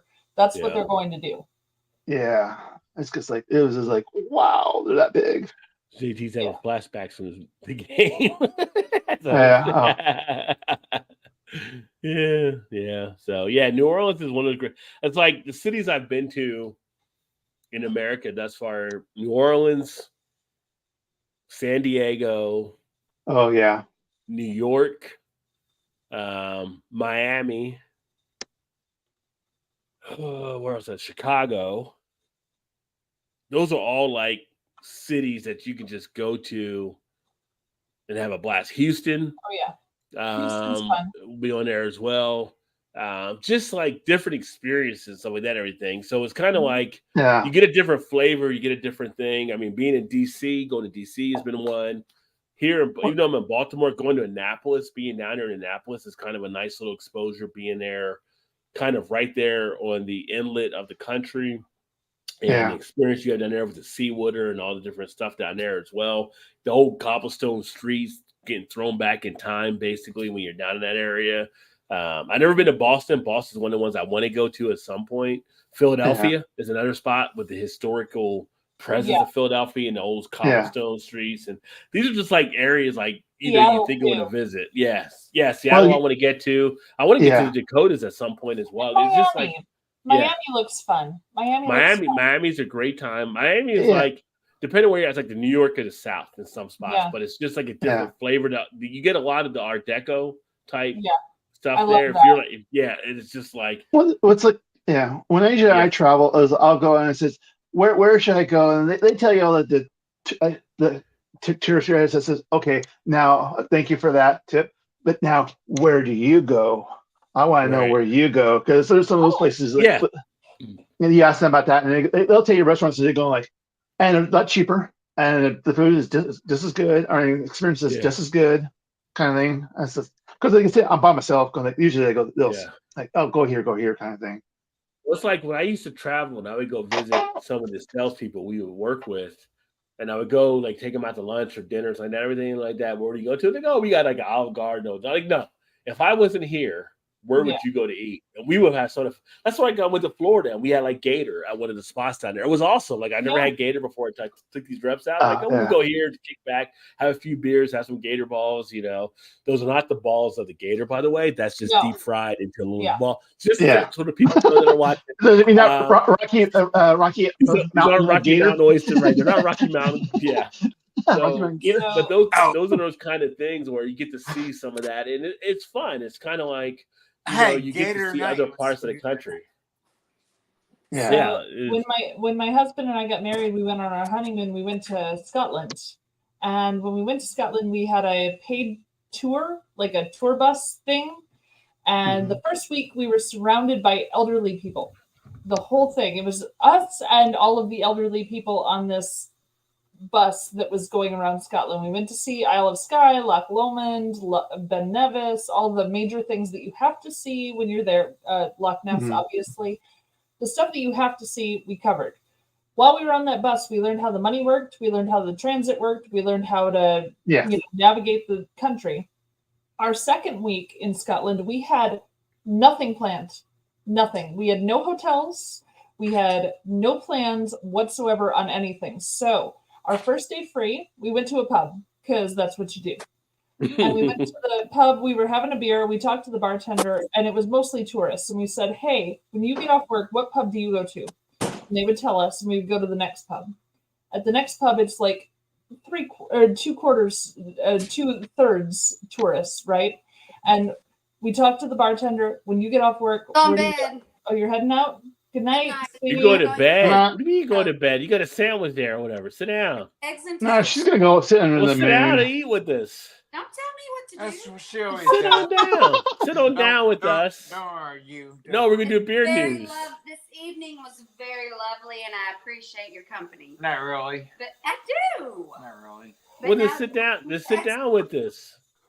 Jesus Christ, you're gonna make me feel bad now if I go in and sit in the bed. That's right. I will. Yes. You're Nag, nag, nag. You know I work in sales. Oh, used cars? What? No. And my aliens kick I get that Jedi mind trick working. Yeah. Oh, you'll hear crunch, crunch, crunch, crunch. Oh, So dang it! I just chipped a tooth. At the second pub, we asked, and they sent us to the third pub. At the third pub, there's like 3 or 4 tourists and us, and then the locals. And then we asked the bartender, where do you go when you get off work? By now, it's like 3 o'clock in the morning, and they're sending us to a place. And we go. We have the weirdest time ever. Oh, yeah. And when we're there with the bartender, we say, where are we going tomorrow? What train are we catching? What bus are we catching? What city are we going to? Tell us. And they, would choose for us where we would go next. And we went to that place and did our 4 pub challenge again, just to figure out where we were heading the next day. It was the most amazing thing I've ever done. Oh, man. Like having no plan, like just a suitcase and no plan, and just seeing where people told us to go. That's fun. It was Yeah, to do that one. phenomenal. I'm so glad we did it, and I want to do it again so bad. That's like a great way to do the You can always count on the pubs on where to go. Fucking Always. Never do. Well, you get more of the local experience kind of thing. I mean, it's in the pub, and obviously people had one too many rod. Yeah. I love how Todd is trying to cut off their camera, but they're about to munching. It sounds like even something like devious is going on when they're actually enjoying the food. Hey, where's that 90s porn music? You can't see us, but you can hear us. It sounds like what's going on over there. It sounds like Taxi Cab Confessions again. In Edinburgh, they sent us to a pub called the White Stag. It's one of the oldest pubs in town. But they said, when you walk in, walk straight ahead to the bar and order a beer. There will be a guitar player playing. Drink your beer. And then walk back towards the door, and there's a staircase down to the right. And go down that staircase and go down that linoleum hallway, and there's the bathrooms there. Pass by the bathrooms, and there's like a push door at the end. Go through that door, and there's another bar underneath the first bar. They're going to have this French lady singing tonight, and she came in to do folk tunes. So we went down and we were listening to her. There was some guy in the corner with a briefcase who was trying to hide himself, but he had like egg shakers and spoons, and he was doing like acoustic, or not acoustic. He was doing percussion. They were playing. Yeah. There were 2 ladies, German ladies, all dressed in leather in another corner. And every time either my husband and I went to the bathroom, one or the other of us would go to the bathroom, those 2 ladies would come and sit at the table and talk to the other of us and like ask us what we were doing, what we were up to, all this stuff. But they would fully dress in leather, like head to toe leather. It was insane. 4-way. So they were super fun. We had a girl from California show up, and she started playing fiddle along with the French girl who was playing guitar. There was another guy who came from I can't even remember what country he was from, but he started playing guitar too. Jamaica. And we ended up doing this Irish folk song to end the night, and we were all singing in harmony, doing this. It was insane, and that never would have happened if we didn't do our 4-pub rule while traveling. I feel like we went from a pub crawl to a Quentin Tarantino movie. That's pretty cool, though. It's pretty cool. Yeah. It was so exciting and so weird, and those German ladies scared us a little. I will admit. Well, 2 women over in leather, yeah.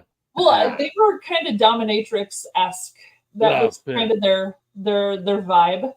And the fact that they would only talk to one of us alone, they wouldn't talk to the couple. No, there's something going on there. I don't know how I feel about that. Maybe a Quentin Tarantino movie with a little David Lynch in there. Yeah. Exactly.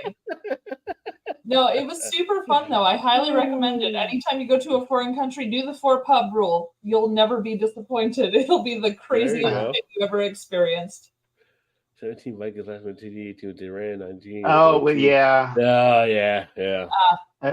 I try to forget that Viking game. Yeah, JT's living in bad memories right now. But let's go ahead and we'll jump over to a little bit of the beer news since we haven't done the beer news tonight. So I keep forgetting about it.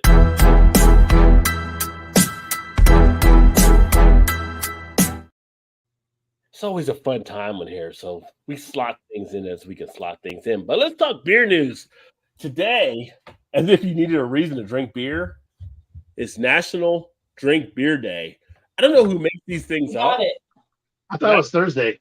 It was National Drink Beer Day in my own opinion, but today officially National Drink Beer Day. So if you are drinking a beer, you raise a pint and salute to the National Drink Beer Day. So again, I don't know why we need a holiday for that, but isn't every day a beer day? I mean, how many beer styles are around? I mean, you can pretty much.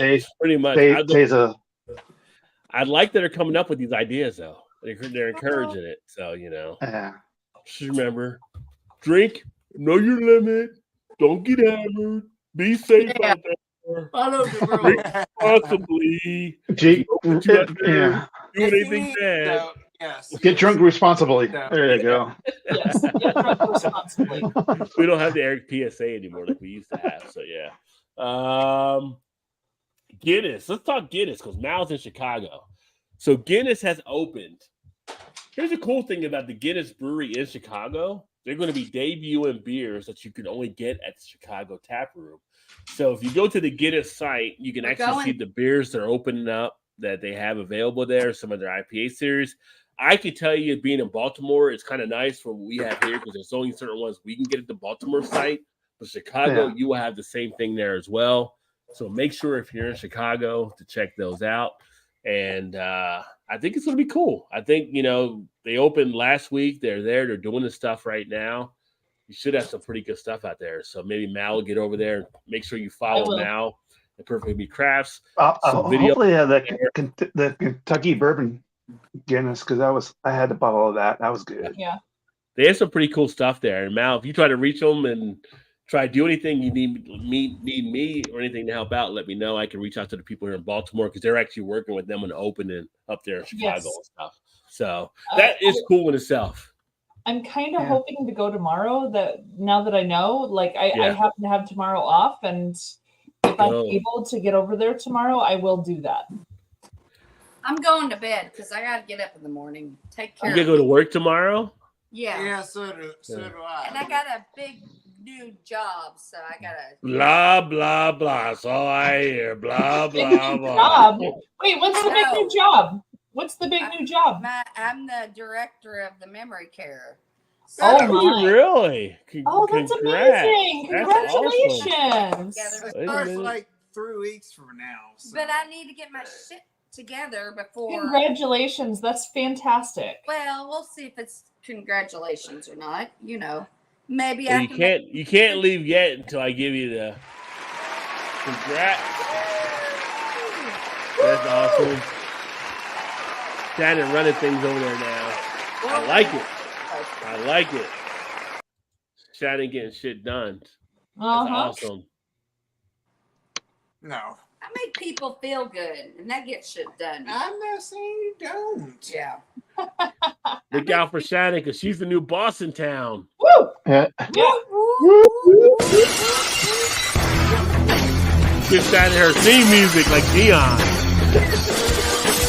I was like, oh, that's my window was coming apart. What? Smash it. Shannon like, give me my theme music. No, I'm not gonna Congrats, Shannon, for real though. That's awesome. Yeah, congrats. Proud of That's you. amazing.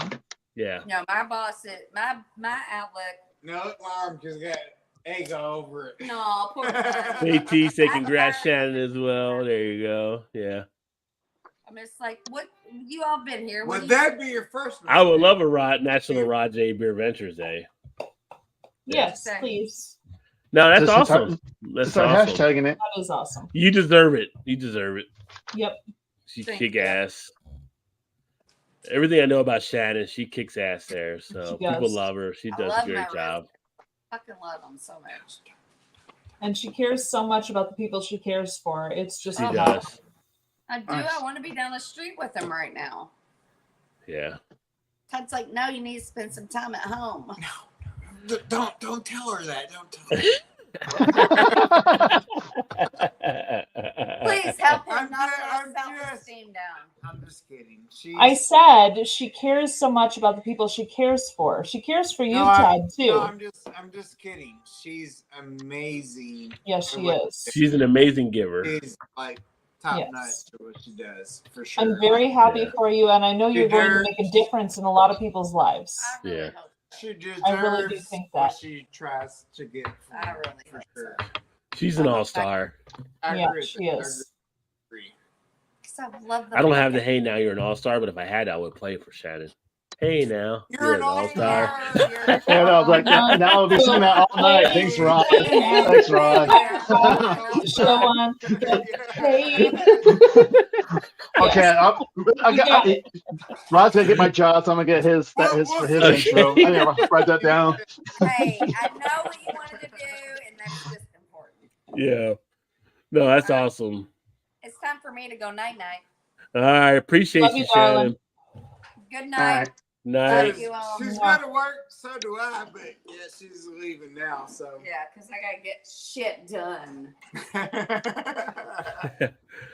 So I gotta give a shout out to my old neighborhood, my old town. Greater Cincinnati Breweries counted for just under half of the 19 medals racked up by That's Ohio Breweries. awesome. A new record for the Buckeye State at the Great American Beer Festival. I told y'all before, Cincinnati is representing in craft beer.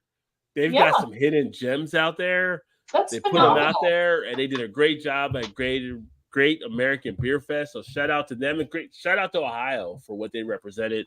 Because you look at some of the other states, and other states are like 12 here. I mean, you had some stuff. Colorado had like 40 medals, or California had some, but Ohio 19 medals overall, which is awesome. No, that's good. No, that's kind of nice that they're spreading it Yeah. out. I'll say. And with over half coming from Cincinnati, or just about over half, I mean, that's just awesome. So, and Todd knows he's an hour and a half from there. Cincinnati's putting out some great beer. So if you're in that area, you make sure you want to hit them up.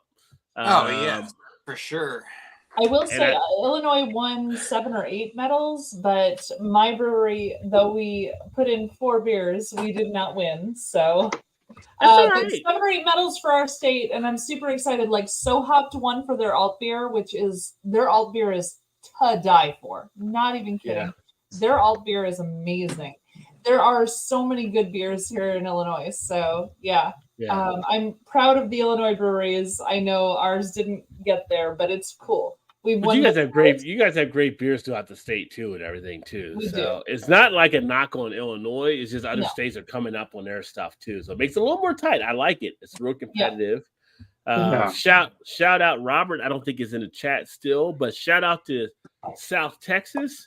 Houston St. Arnold named Brewery of the Year at 2023 Great American Beer Fest. Fantastic. That's amazing. Still need to check out some of their beers, but I know he was here earlier, and Houston represented very well by them. Drunken Wine has actually talked them up for years. Yeah. Yes. So they end up pulling that out. And then Allagash, who we're probably all familiar with, they won Brewer of the Year at the That's phenomenal. Okay. Yeah. And Awesome. their Allagash White is the most recognized medal winning beer of any beer. It's so good. It's so good. Yeah. So Allagash, congrats to them. I didn't hit on all the people from there, but I kind of wanted to hit on a few of the things. Since Cleveland Beer Week 2023 returns starting tomorrow through the week, that's our buddy Joey Square Table, Degenerates up there, some Lep, all of them up in Cleveland. So if you're watching in Cleveland area, make sure you check out some of the beer stuff that's taking place there. Because Cleveland, Great Lakes, as I mentioned here, a nice beer from them. They're in Cleveland. They've got some pretty good stuff happening, so make sure to check them out. For sure. Tennessee Brew Works, so not too far from where Todd is out in Tennessee. They're teaming up with George Dickel to release a Belgian-style quad and petite barley wine. Nice. I'm interested to find out if I can actually pick that up. I've heard a lot of good things about George Dickel over the years as far as on the whiskey side of things. So, yeah, if you're a whiskey fan, you're looking for barreling, make sure you stay tuned for that to take place. Let's see here. Definitely curious about that one for sure. Here in a down note. This is something that's actually affecting right now Vietnam, but there's other countries starting to pay attention to it where climate change could affect beer shortages, and they're seeing some of the climate stuff. It's affected some of the things like grain and things like that and hop growth and stuff. Well, it's definitely going to be the hops. Definitely going to be the hops. Yeah. So this is one of the reasons why I tell people when you watch the channel, if you can, create your beer cellar. You have a beer cellar, you get through these moments and stuff. Make sure you have the beers on hand. Make sure you know how to cellar beer properly, and then you can actually save the beer and have that as a fallback as you get through these points. Right. Oh, that's why I'm jealous about the people in England. They just throw in a cabinet and okay, we're good. I'm like, right. You got to make sure you have the right temperature levels, all kind of stuff. But it's like, their house. I mean, it's like it's already stuff here to get through. Naturally, in case I need to get through. But yeah. That's another reason why I homebrew. You talk about bulletin board material as we're into the college football season, something that is close and dear to the heart. Penn State University releases a Buckeye Tears beer ahead of their 10-21 Ohio State versus Penn State football game. Now, I mean, Penn State. Why did you release it before? Well, they're trying to do it to pump people up for the game upcoming. But I'm like, Penn State, you're coming off the whole thing. You got your team building back up. I don't know if you want to give the Buckeyes bulletin board material, but you're coming out with this beer. Oh, wait. Buckeye Tears, like 12 breweries have signed on to doing this. Like basically, it's going to be tears of if it's tears of joy. Buckeye Tears, like the Buckeyes are going to be crying when Penn State beats them. It's beforehand, so if it doesn't go their way, it's tears of joy, and it's a problem. It's a problem if it doesn't go their way, because then it's like Penn State Tears and not Buckeye Tears. But they decided. I mean, I know Penn State's pumped up about playing the Buckeyes this year. They got a good shot against them. Yeah. But if you don't win, what are you going to do? That's going to be. You got. It's like printing a newspaper who says who won the presidency when they didn't actually win, and then the winner holds up that picture or that newspaper, and there's a photo that's. It's like all the shirts, all the championship shirts. Super Bowl, right? Like you guys send them to South Africa or somewhere. If you're losing the team, send them to Africa or somewhere. They don't know. Yeah, this is like that. So that beer's going to be Clickers Island if Ohio State wins, because. I can understand the idea of it, but I'm just saying, you guys are betting out there, kind of. I don't know. Well, no. If I was a brewery by Ohio State, I'd be going. There's plenty of time to brew a beer and get, a basic ale and get it out there, and just to rub it in. But these are Penn State breweries that are doing it. Oh yeah, I know. But I'm saying, Ohio. They can go. Okay, this touche. I don't know if Penn State's going to beat the Buckeyes. I gotta say, I made the presidential reference, and James came in the comments saying Dewey beats Truman, and I'm like, yep, that's why we would win at Cash Cab. Bam, we would totally win at Cash Cab. Cab, back to the Cash Cab, yeah. Oh, yeah. So kind of a ballsy move by the Penn State people that are doing this, but we'll see what happens. But if you are a Penn State fan, make sure you check out Buckeye Tears ahead of that game. And I would have said done it and then put a charity behind it, make a charity behind it, so that way, just in case it does go wrong, well, it's for charity. Wink, wink. Well played. Is it Goza? Is it salty? It should be a Goza. Oh, salty would have been Salty would have been good. Salty would have been good with the Goza. It needs to be a Goza. They can't do a Tears and not call it be. I think it's actually a lager, but I don't think it's a Goza. A Goza would have been good though. A Goza would have been a well played. Yeah. So who actually produced the beer? There's like 12 breweries. So they went mass production. Yeah, so they're making it right now for it. But I'm like, it's kind of a whole pep rally type thing and stuff. So yeah, get them while you can, because after 10/21, I don't know if they're gonna be worth anything. So outside of just a beer, but Penn State, you never know. I don't know. You're risking it out there. I mean, you're just coming off the whole child thing with the old Sandusky type thing. You got rebuilt program, and they're like, I don't know if you want to be talking shit yet. I'm just saying.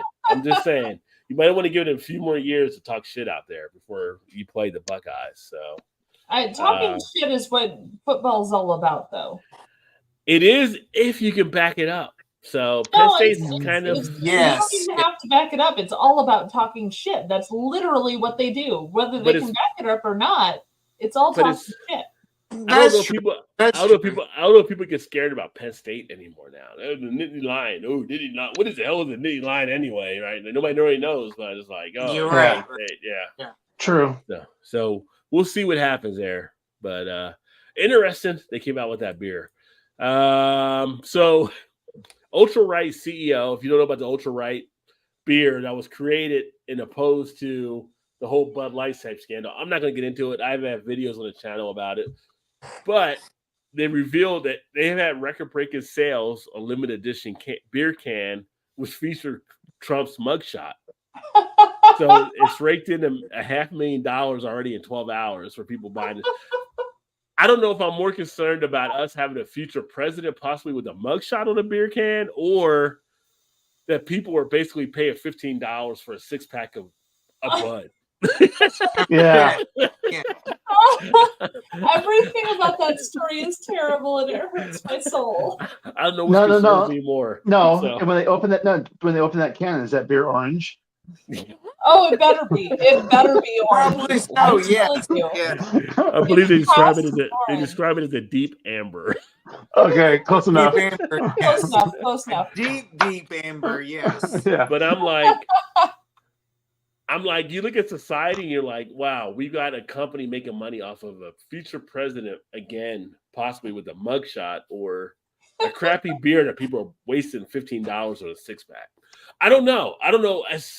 It's mind-boggling in some ways on how this is actually happening, but it's kind of like, here we are. Yeah, run with it. I mean, it's a hedge fund almost. Hey, you're hedging with that.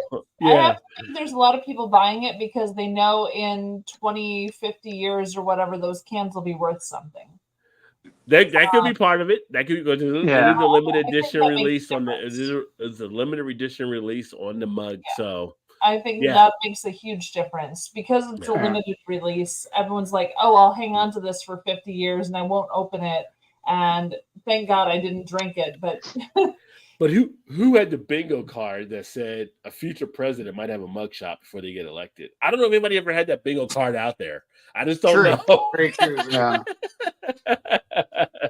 Well, I'm going to make that bingo card now. Yeah. I hate to leave early, but I'm going to go. All right, I got you. You headed out? Yes. Yeah, get up early. I do. Some of us not off tomorrow. Some others, Well, you were off last week, my friend. So. No, I was. And I started at like 4 a.m, so I feel like he got the wink from Shannon. So yeah. Well, you can see in the background. You can see her. She's like, No, she didn't went to bed, so it's Yeah. all good. But this next story is about you in Indiana. Because Sun King, hang on for just another story. Sun King has partnered with the Girl Scouts of Central Indiana for cookie beer. Scout badge is going to be released, brewed with malted barley, featuring rich chocolate, gooey caramel, and a tropical coconut burst. So it's Samoa. I've seen that. That looks So- amazing. yeah. Pretty much it is. You're right, Mal. It's You're the right. same- And if Sun King's That's- doing it, But- that probably will do good. They'll do good. Yeah. Well, this So is if not you the happen to first Girl see that, Scout Todd, beer. you want to get that beer. No, I do want to get that beer. Yes. I'll tell you, every year I buy the Girl Scout cookies and I buy the Girl Scout cookie beer. I do. I always do. Because It's it's for ingrained parents. in my soul that I have to buy Girl Scout things. I was a Girl Scout. I There you have go. to buy all the things. I can't There help you go. it. Yeah. So for Indiana, where Todd is, that's a nice little beer that's actually coming out. Buy it just because. Just So Yeah, if right. Todd picks that up and brings it up to me, that would be neat. Yeah, right? Or Yeah. Joe, the Come beer on, man. patrol might be like Yeah. coconut. Joe will be like, hey, you get some of that coconut beer for me? I know you. And then Molson Coors. I don't know if you remember from a few years ago. All right, this is Stone. not Indiana no more, so I'm out. All right, brother. Have a great one, All my right. All right, friend. guys. Take it easy. So Stone and Molson Coors, if you remember from a few years ago, there was a lawsuit between them where Stone said Molson yeah. Coors, because they were calling a Stone in their can, was conflicting and confusing Oh. people. I don't know. Anybody can confuse Keystone with Stone. But regardless, Molson Coors has lost their bid for retrial in a Good. $56 million Stone Brewing trademark case. So basically, they tried to appeal it. They lost. Now they got to pay $56 million, basically to Stone, for them going to the Stone. It is, to me, it's just like, how do you confuse the two? No. Now, maybe if you're a common beer consumer, you might misunderstand. But from No. people that enjoy beer, Like- enjoy It's got Keystone really on it. I mean, it's not like it's. Yeah, No, you can't walk in and see Keystone and then see Stone and think, obviously, these are the same two things. well, That remember is not a thing that can happen. yeah. with And the Stone's, Keystone, and Stone's. they dropped the key when they did the Stone packaging, so it just says Stone. Well, yeah. I still would know if I walked in, like that's not Yes. Stone. Yeah, Oh yeah, That's- Stone's Most no. people, Stone's people going famous in for to their buy the beer lager are beers. not drunk already. They're Yeah. going in to buy the beer. They're not drunk yet. They can Yeah. see and read labels. Like that's stupid. The whole thing. When do you see a Stone beer in a tall boy? right. Not very, yeah, right. not very Right. often. Not very often, but Damn right. yeah. Well, apparently the judge panel said, nope, pay Ah. Stone. You guys lost. You owe them. Blah blah blah. So it is what it is. I mean, Keystone has Yeah.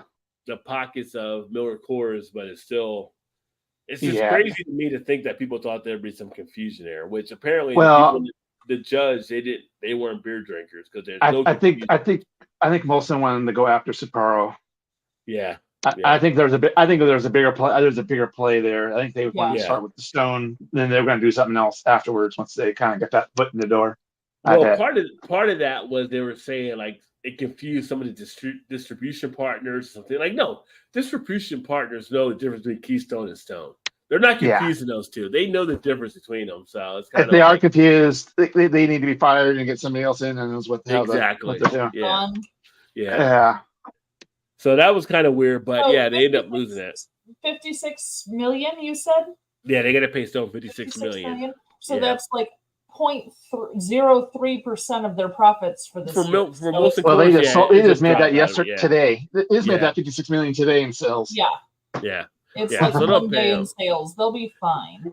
yeah. Yeah. But it's just like this is the whole funny thing of it. Like nobody's Yeah, confusing them that knows beer, but Because they're the like, big Yeah. guy attacking the little guy, and it's like, no, Yeah. no. Yeah. Stone's It's not just the like- conglomerate like like it used to be. with Stone in itself, people have had questions about over the last few years anyway, like what they're actually doing out there. So I know people have fallen off from Stone. Well, you believe it or not, they're Drinkers. actually 27 years old now. Yeah. Yeah. Stone's like, wow. But Stone, that's going to help them a lot. That's going to make a big difference for them to get that 56 million. I mean, they're going to be able to do a lot more with it, which is great because they. So let me ask you. I know. Let me ask you guys. So, for me myself, I haven't had a Stone beer in a good amount of time. When's the last time you guys have had a Stone beer? About 2 months ago. Oh, okay. So that's a little more recent. All right. No, I'm gonna say probably a couple years, and it's their their salted lager, lemon lime lager. Okay. And that kind of series that they did back a couple years ago. No, I got a 4-pack of the Stone IPA a couple months ago, something like that. Yeah, you don't see the basic IPA hardly. Even around here, you don't. It should be abundant here. Yeah, you don't see that. I think for the last Stone I had, I mean, it was like one of the Enjoy By series, I think, but it's been a while. Yeah. Like I don't really seek Stone out that much. Like I'm surprised I felt like still over going. the years, Stone got kind of stale on some of their stuff. They kind of just still rested in their laurels and like, hey, we're Stone, come buy our beer type thing. They weren't really pushing the envelope as much. I kind of haven't really hit them as much. Well, they got in so much money. Now, they were getting out of the business. That's why he still owns the distribution side of it, because that's where the money's at. They had all these big level lawyers coming at them, and they were scared to do anything. That's why. Well, they were getting attacked by Molson Coors, and they were like, "Oh shit, what are we supposed to do?" And just trying to survive this. Them having all of the money, them having the Stone having none of the money. Like they were just trying to survive. Yeah. But sit down, but like this is going. Well, Sapporo have been their backer, so I mean, yeah. It was probably what I mean. I'm assuming Molson's probably had more money into the lawyers than Sapporo would have. But still, from the West Coast to the East Coast, for those of you, my friends here on the Eastern side, Cape May, which I enjoy the Cape May beers, they actually just announced they're going to end self-distribution. So they were doing self-distributed for a while to kind of expand their footprint, so to speak. It just wasn't as profitable to them. I think it's a situation that you're running into with a lot of breweries. And Mal, you may be seeing this in Chicago. Shark, you're seeing this probably in LA, where it's kind of like they're extending too far and it's costing them money to kind of do that. So they're kind of pulling everything back in. They cut about 20 positions or whatever to kind of get refocused on stuff, but so they're not going with somebody else. They're just scaling back, kind of limiting what they're actually doing right now. At some point they may get somebody else in there, but Cape May. I mean, I'm here in Maryland. First, I was getting stuff out of New Jersey. I don't know if I still get out of New Jersey or not, but I go to New Jersey from time to time, so I'll pick up some of their beers, I'm sure. But you're seeing this, and you're seeing this with other breweries as well. There's a lot of refocusing taking place. So but I know breweries that basically jump from one distributor to another, and that just ruined them. Yeah. And I always use it as a classic example. We talk about in the show like Tallgrass, where they overextended at one point out in Kansas, and they realized that, and it would end up costing them. So it's like you got to make sure you're able to extend to what you can actually handle and do. So Cape May, good beers under them. They're just going to be limited distribution. So I know we get a lot of people from New Jersey that watch the channel, but you'll still see them there. But for some of you people in PA, Maryland, Delaware, you may see a little bit less of them. They're still doing some good stuff, but they're going to be limited at that.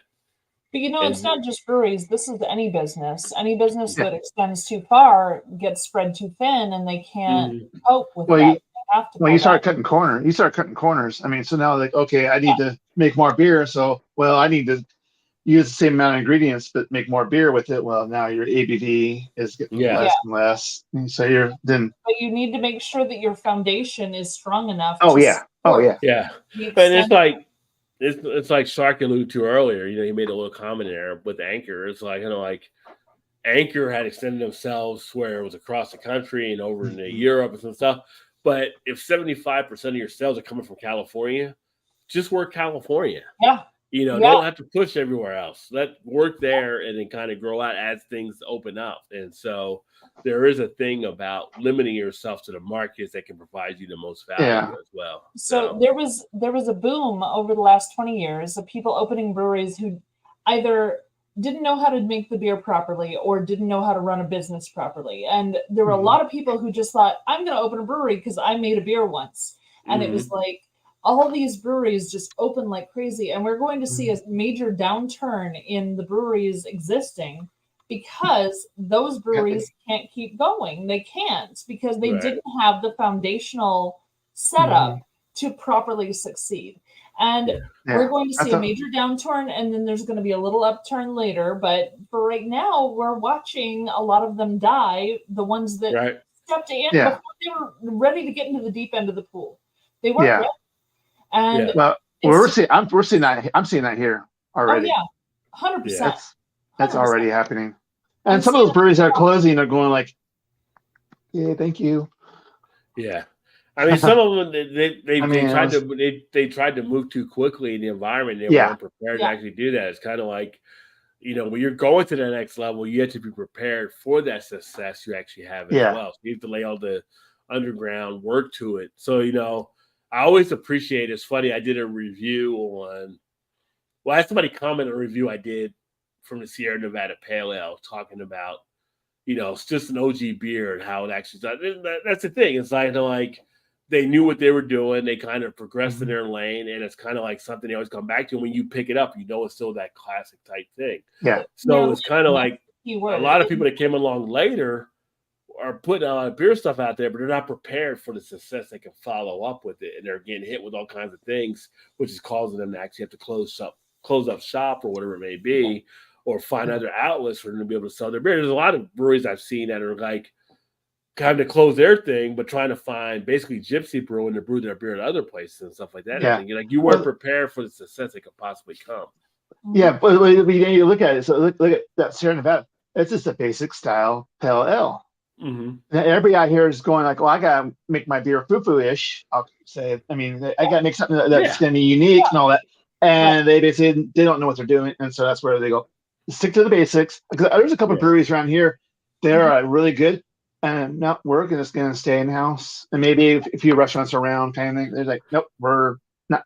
We don't want, because they see that potential, and he's like, no, A, they're not ready. B, they just don't want to go down that rabbit hole.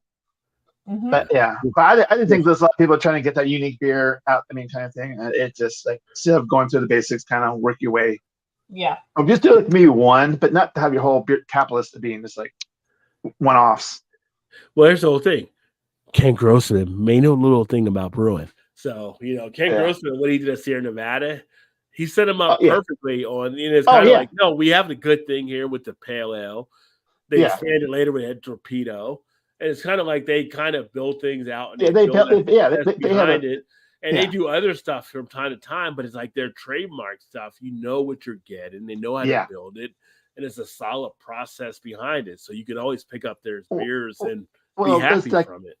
Their latest creation was the Little Hazies kind of thing. Look at that. The Little Hazy series, right? Like they're doing that went. Look at that. That's that's still sustainable right now. If you're looking at stuff, and that's funny. One of our friends, Dave from Beer in Front, he had done a thing on the New Belgium Voodoo Rangers series recently. In his latest podcast. If you guys haven't checked out Beer in Front, make sure to check him out. Great podcast and channel as well on YouTube.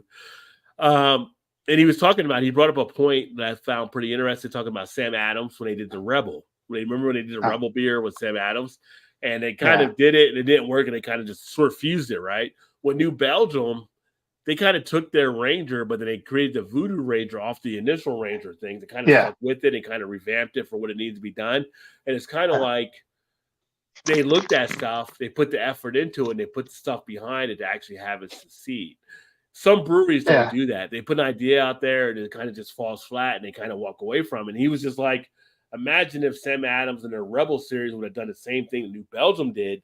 Will we still have a hate for the Sam Adams Rebel, or would the Sam Adams Rebel actually been a pretty good thing that we'd be enjoying now? Because I liked some of the Rebel beers they were doing, but they kind of pulled the cord on it. And New Belgium has shown with the Voodoo Rangers, stick with it.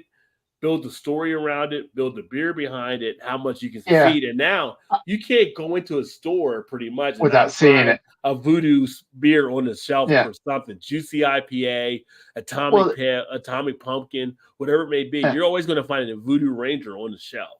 But you would look at stuff. I mean, people, you hear a lot of the good and the bad. People really love it, and people are like, oh, I just hate it. And I mean, and like I said, it's still there. I mean, and they keep changing it up. I mean, it's they found that little niche that okay, it's going to be sustainable. We'll just kind of stay in with that little. They're not doing anything totally crazy, but they're staying within their whatever lane, I'll call it. And, I mean, if they start doing, I want to do a black Voodoo. I mean, Ranger or whatever. I mean, they do like a black IPA or short, or some kind of funky or a triple. I mean. Yeah. It's either an IPA or I think a double IPA, one of the two.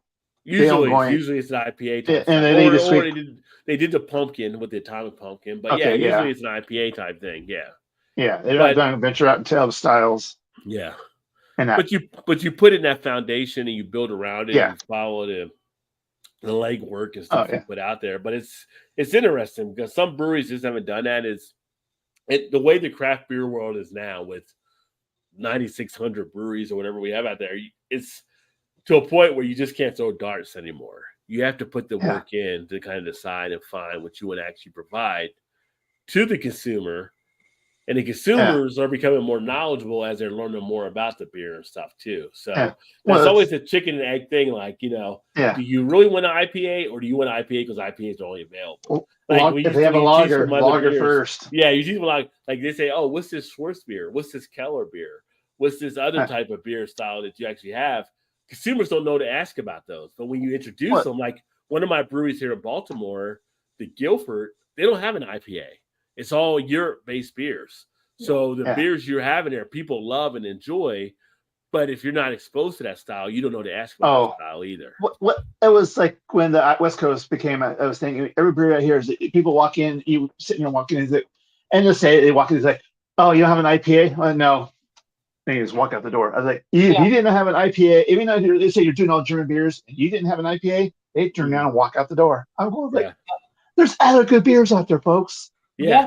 I mean, if I was there, I'd be like, asking them, like, why are you asking for the IPA? Like, have you tried other styles? And that, that's part of this. When you're the bartender, they ask those kind of questions and stuff too to get people enthralled in other things too. Because people don't know. They ask because they see all the time. Well, the running joke. The running joke is you do that. Oh, sorry. Go ahead. Well, the running joke is you go in and say, oh, you have a lager or a pilsner. Oh, you try that because if they screw that up, then the other beers are going, okay. Kind of like, we don't know.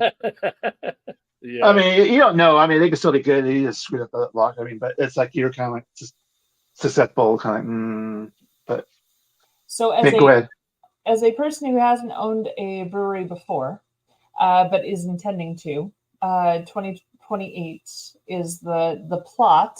That is what we have in mind.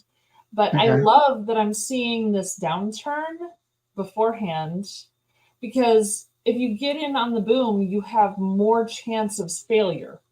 If you're watching the downturn and experiencing the downturn and seeing how the downturn happens, you can learn from those mistakes before you ever put the investment in. So I feel very lucky that I'm seeing, I mean, not lucky because I'm losing breweries that I love, true. Yeah. But I feel very lucky that we're opening at a time where it's not going to be the boom of it. It's going to be, hey, if these people are starting, they know what they're doing, and that's my hope and my dream. That's where I'm headed with that. But because the boom is too scary, the boom is too risky. I don't think it's a good spot to place yourself, because you might win it all, sure, but you're going to lose it all too. Yeah, that way. You got you got 3 or 4 years before you start. You got 3 or 4 years before you started. So we're gonna meet this. And by the time you get to that opening, that boom is like gone. Like then you can't change because you got everything. You bought all the equipment or whatever to go for that, and it's like I can't do this now because I don't have the money or the capital to make that switch.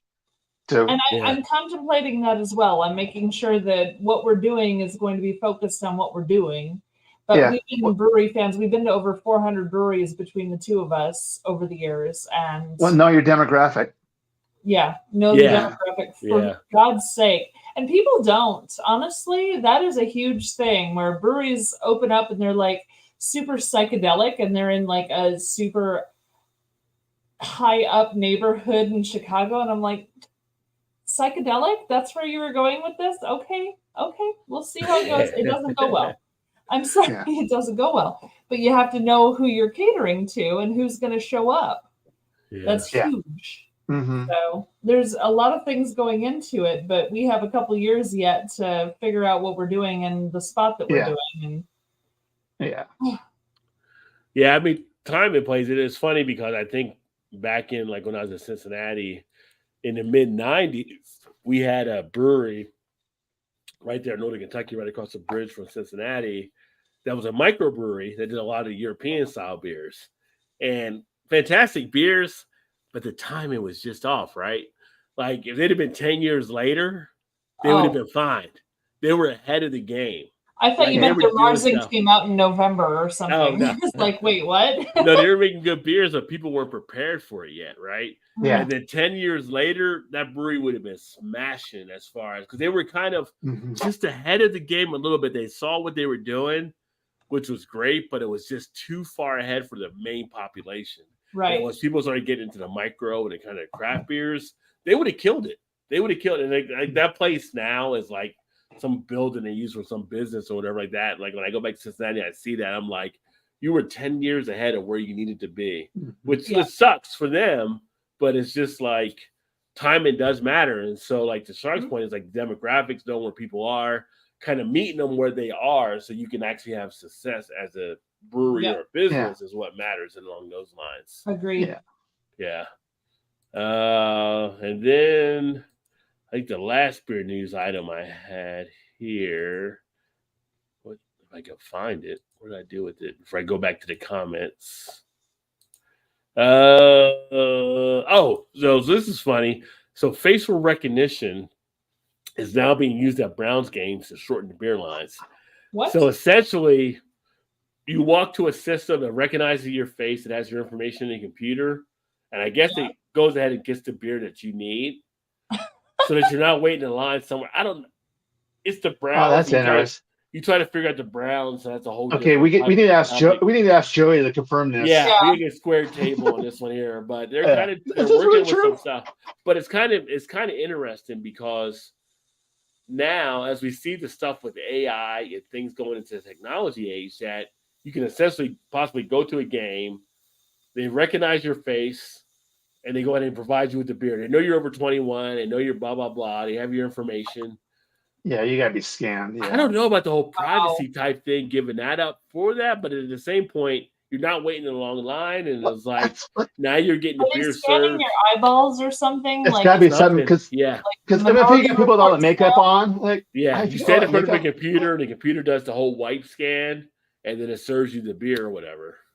At that point, you could have On got. one hand, I Here's feel my like that's idea. kind of cool, but the other hand, I'm like, I don't know if I want my information out there like that. So this is where we're headed to as a society with AI and all the technology taking place. So I don't know what your guys' feeling is about that, but that's kind of interesting that Cleveland's experimenting with that right now. Yeah, well, please. We think there'll be like. I'm sorry, I wouldn't be surprised if we're doing it here, but I haven't heard of that. Yeah. Yeah, that's just. Yeah, I don't know. I can see that getting screwed up, and somebody that looks. Hey, yeah, I'm 21, but no, you look you're 13. Nope, sorry. I just don't know how I feel about AI picking my beer. I like to switch up what I drink. Well, you'd be able to order the beer. It's just recognizing who you are. That's how it's carding you. It's just basically instead of you showing an ID and talk to somebody, you go to a machine. It does the facial recognition. Put a wristband on. It says your mouth. What beer do you want? And then the computer gives you the beer or whatever. So it's almost like a self-service. More, pretty much. So it's kind of interesting that now we're starting to see that permeate into some of the sporting events and stuff too. Again, on one hand, I've been to sporting events. I know the beer lines are kind of a pain in the ass, but do you want that information out there floating around too? Now, if you're on the most wanted list, I I just You're want like- to hear a baseball game. I'm sorry. You're like, wait 1 second, sir. Stand to the sides, right? And the police show up. Yeah. yeah. Or I'm in the witness protection program. Oh shit, that would be a problem. We found him yeah. also. Yeah. Yeah. So it's kind of interesting that Yeah. you may start seeing I'm- this show up and other stuff. So I'd be curious what the real true reason is behind that. yeah. I mean, it's supposed You to gotta help get to them. the comments. It's supposed to get into processing things, but we'll see. But let me see here. So that was interesting. That was actually the last beer news thing, so I can definitely get to the comments here. I got to scroll down, but Mal's already laughing on something. Paul So joined let in. me see here. Geez, I got to go back up. Where did I leave off at on the comments? Oh yeah, we had well, congrats to Shannon earlier when Shannon was here. Yes, sir, for Trez. He's actually working over there. PSU's only going to pump up it's like bulletin material. You're like making a beer about upbeat. Yeah. Dewey B. Struman. So we were talking about that earlier for the comment. Sandusky Scandal was 12. It was, but it's still out there. So I mean, there's still some bad jokes that go along with it. I don't know. I think Trump merch will be worth jack shite in the future. I don't know. It's part of American history. At some point down the line, that could be worth something. Like I said, they're marketing off of it. They made $500,000 off of the mugshot, so they're already winning in my book. Girl Scout beers sound delicious. I agree. To be honest, anyone can confuse Molson with Coors. Well, Molson owns Coors. Molson and Coors are together now. So yeah. But you don't confuse Coors with Stone. Coors and Stone. Yeah. You don't confuse Keystone and Stone. I mean, I don't care how drunk you are. You don't confuse those two. Yeah, I want to see Coors produce a IPA. There you go. Well, yeah, it's only 2 or 20. Well, that's why you have the thing about the ladder, right? The warning on the ladder, if you go above this height, it may cost. Because someone at some point sued the ladder company because they didn't realize they were that high up. Big payoff for Stone, though. Yeah, exactly. Yeah, $56 million. Oh, yeah, they needed that. See, last had Stone 28. Like, so Stone isn't a beer that I go after as much. I'll have it from time to time, but it's not like one. It's like the Anchor thing we talked about, like months ago. It's kind of like you like an Anchor beer, but do you really look for an Anchor beer? You really don't look for it as much.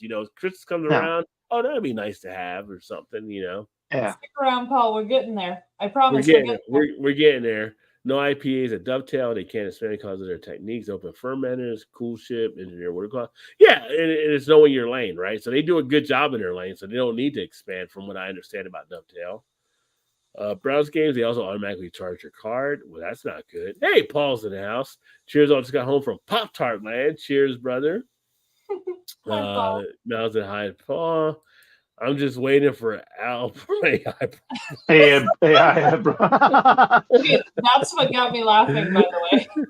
You got to worry about Paul sometimes before I get I to know. those comments, right? He doesn't know if you want a blonde or a brunette. Paul says process what is this. I'm the only comments at this point. No, you got Paul now with you there. Paul, you're too funny. Yeah, Paul's awesome. Ta-da. Yeah. Paul was awesome. PA Brew News. You haven't checked out Paul. Make sure to check him out. And just cracking open their brew now. Nice. Would you like to hear a fun, embarrassing story about Chew that his mother told me? Would we not like to hear a fun, embarrassing story about you? So when he was very little, they took him into a restaurant and they weren't paying close enough attention to him. He slid out of his chair under the table, and he was under the table for a little while, and they didn't recognize what was going on. All of a sudden, he pops out from under the table, and he yells, "Ta-da!" And he is buck naked, and he starts running around the restaurant at full speed, buck naked. So it's been a running gag within his family all these years, and I've been told this story by several different family members, that if Chew yells "ta-da," avert your eyes because he might be naked. Because apparently, as a child, "ta-da" was his phrase when he was completely naked in a place where he shouldn't be. A beer name for your brewery. Ta-da! Yeah. So Chew was an early streaker, huh? All right. Very early on, yes, that was his MO. Yeah. Oh, it was only 2 years ago. Yes. He Yeah. was 44 when he did that the first time. Yeah. He was like Will Ferrell. We're going streaking. Yeah. Oh, good old Chew. Oh. But Are we drinking another beer? Is anybody drinking another I beer? met his mother. That's the story she told me. Yeah. Is his ta-da story. His So, ta-da. yeah. Ta-da. Yeah, but yeah, you got to play off of that for a beer. Right. Yeah, for sure. Yeah. Well, Called naked IPA. I mean, you put subtle hints and. Well, you put like Choose Naked Run. That's the name of the beer. Yeah. Choose Naked IPA. So at University of Michigan, they actually did have the Naked Mile, which was the 4 years that he was in college. That was a thing where they would run naked 1 mile, and it was a college-sponsored event. So when he was a junior, he realized that one of the girls was complaining that, well, she bounces too much when she's running. Wait a minute. She bounced too much when she was running? Certain parts of her bounced too much when she was running. And she didn't like doing the naked mile because of that. And he said, hey, swing by our house first and I will saran wrap you. And so wait a minute, Chew said this? Yes. So she showed up and he had saran wrap and he wrapped her. And as he was wrapping her for the naked mile, which a whole bunch of people were already naked, ready to go, he was wrapping her and other girls started to line up. And he ended up saran wrapping most of the girls who ran the naked mile in his junior and senior year because they realized that that was easier for them to do the naked mile. So Chew found a way to make sure that the saran wrap was secure before they went on their run for 2 of his years of college. So he was a young entrepreneur. He didn't make any money, but he definitely got paid. So. Well, he was a rapper, not the way I'm thinking, but he was still a rapper. Oh yeah, he had the guys in his house running out to buy more saran wrap because they had such a line of girls waiting to get wrapped. So they were doing runs to the store to buy out all the saran wrap. Oh jeez, sounds like managerial skills to me. Yeah. Oh, yeah. Oh, yeah. He had that. Paul, in hand, check your Facebook. Literally in hand. I'm going to run to the restroom real quick while you guys continue, but I'll probably grab one more beer. I mean. Oh, I needed to grab a beer too. I'll grab one as soon as you get back. Oh, okay, cool. All right. Because I ran empty. I think we have another guest on the way, so we shall see here. All right. I will be back in a second. Well, you want to just spoil the surprise. Yeah, it was like for the 3 people that are watching, yeah. Yeah. Like surprise! Ta-da! Yeah, ta-da! Oh, hey, you tell Rod, be careful when you let Paul up. He might flash you. Well, yeah, it's fine. I know Paul. I've known him long enough. I'm not scared. Oh yeah. Well, he'll do it in the basement, then kind of thing. Well, if I'm in his basement, something's gone wrong. I yeah. In his basement ever. Yeah, like what did I do? Oh man. But yeah, fun story about Chew. I love sharing stories about him when he's not here. Yeah, oh yeah. Well, I'm sure Ron and I we may have a story. I'm not gonna say to that effect. Wait, I mean, streaking together? Oh my goodness! No, not together. No, of streaking. Of streaking. Look at that! Yeah. I mean, it's gotta have to have some kind of family gathering that you weren't paying attention to, and you're pew kind of thing. I mean, this is a restaurant though. That's this idea of being in a restaurant doing. All of a sudden, you see everybody probably frozen. Like, what do we do? What do we do? I don't think I was ever a physical witness to a pew, as you so lovely called it. Yeah. But I usually, like I said, we went by being at like a family dinner at home, somebody's house kind of thing. Changing diapers kind of thing, so you get away and you're running around. No, you did this in the middle of I know you did in a restaurant. I know, I was just saying that.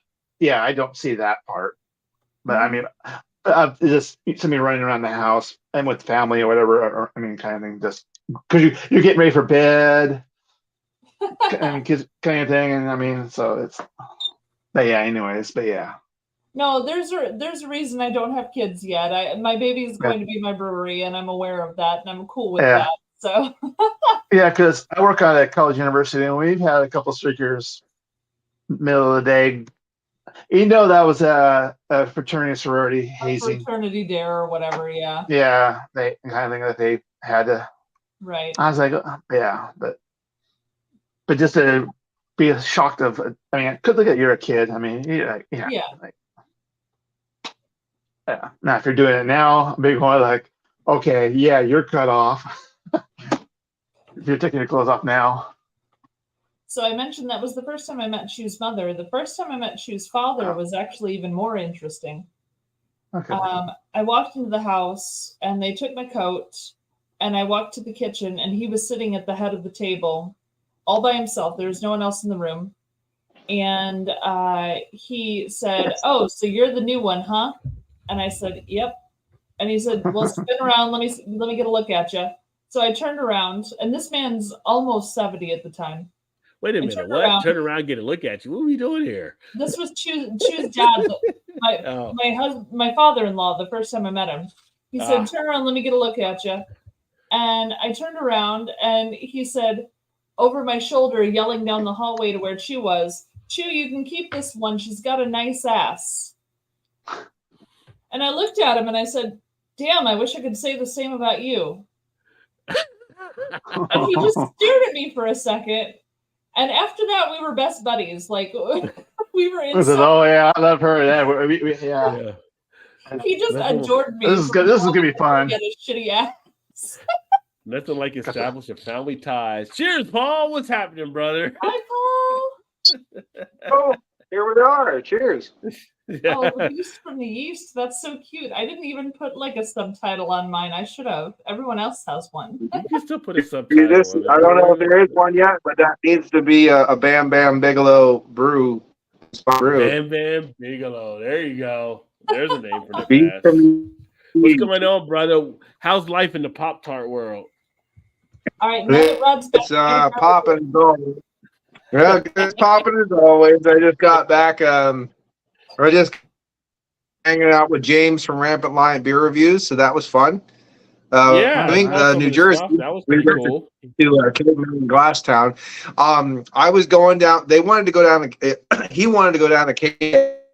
There where we were going is Millville, New Jersey, which everyone here is Millville because I'm from Millville, PA.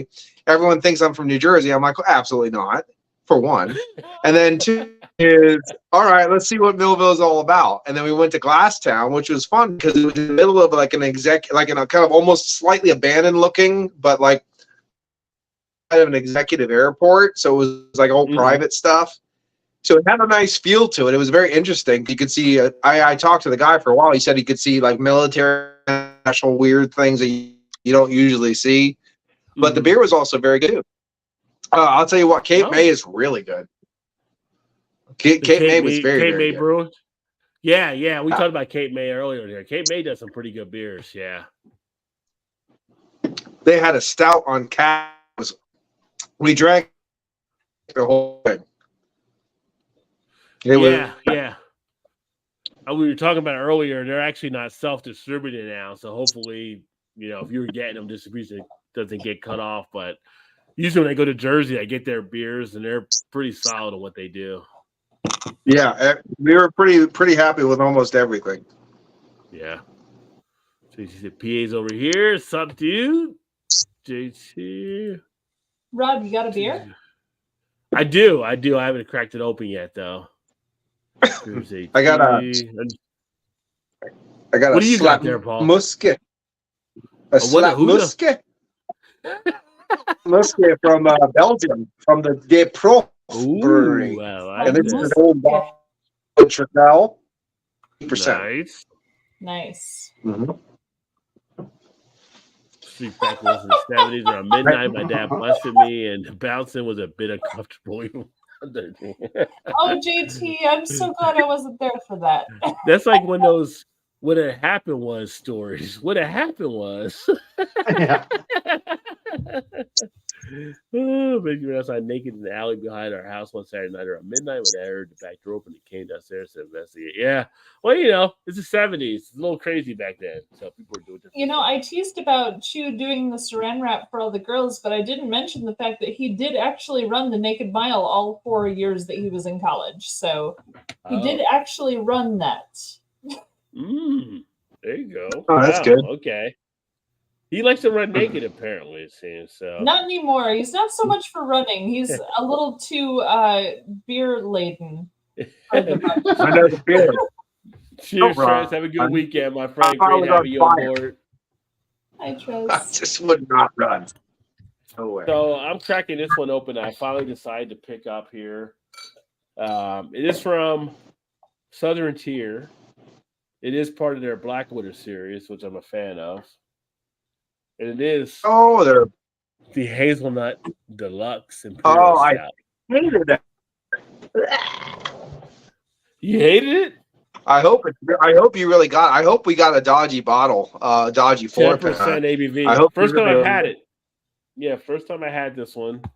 Put that on the spinny thingy back there. Spinny thingy. Spin around. I missed Ooh, nice their chocolate. big bombers for these. Oh, the 22 ounces they were doing, yeah. They don't do them as much. Yeah. Well, the other generations younger than us, they can't handle the big bombers as much, I think, nowadays. So, I can literally do a 4-pack of bombers would be fine. You come in a 4-pack of bombers, I'd be happy with that. Yeah, I mean, but that's us. That's us. We're not the younger people. They can't handle all that nowadays. We're drinking 15% ABV, say the sessionals. They can't handle that. They don't know what's going on. They're just like, you don't know. That's a lot of alcohol. Is it really? Is it really a lot of alcohol? No. Is it really? Yeah. Is it really? We actually had a couple cans of Hop and Frogs Chorus, the Crusher, that 16% quad stout. We a couple of those cans just to start the day. And that's what you do. Our generation it wasn't a party until the police showed up. That's our generation. It wasn't a party until the police showed up. Once they showed up, you knew you were having a good time. Once they showed up, And also, it was really nice.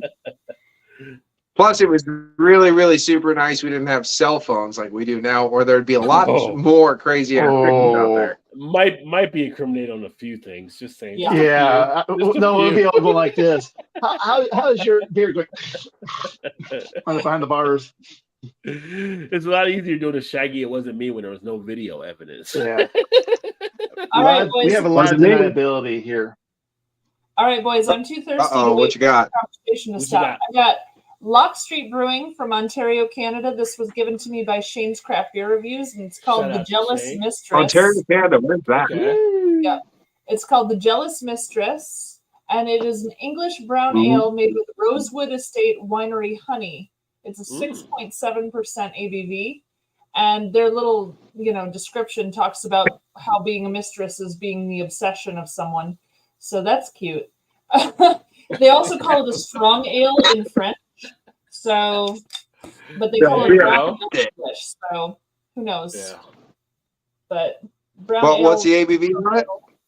It's 6.7. So it's not crazy. I think anything over strong ale, 6 now, they got that's low the Forte. I feel like it's that's low. That's low for a strong ale, though. Yeah, I agree. No, I don't know, because I think now they got to put that Canadian Beer Forte anything over 6. It's a British strong ale. Wink, wink. Yeah. It's very red. Strong. He's not a big hazelnut fan. Yeah, well, it's definitely got the hazelnut. Yeah, it's very red. Yeah. Where is this place called? Canada, Ontario, you speak of? It's somewhere in the Asia. Makes sense.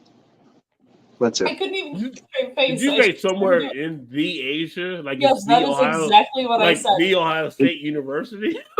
in response to what is this Canadian Canada, Ontario that you speak of, my answer was it's somewhere in the Asia. Yes, I did not recall answering that way. I like it. Cheers. Oh, that's really good.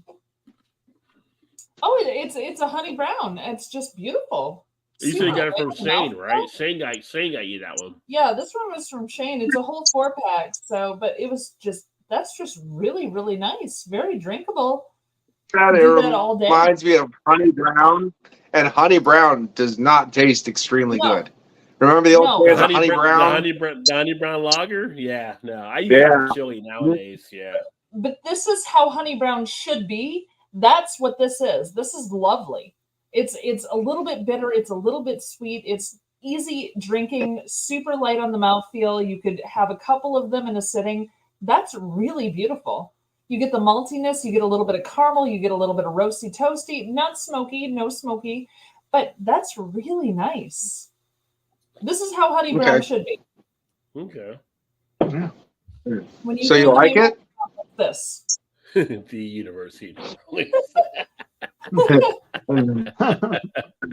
you let Ohio State like we're the Ohio State. Like what other Ohio State university is there? But did they trademark that though? Does Ohio State? No.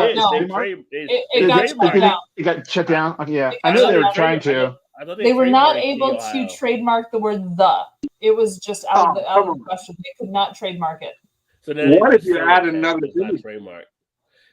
Because here in Maryland, people say the Johns Hopkins University. I'm like, well, everybody puts the. Why do you keep saying the? Like, there's no other Johns Hopkins University. There's no other Ohio State University. You don't need a the.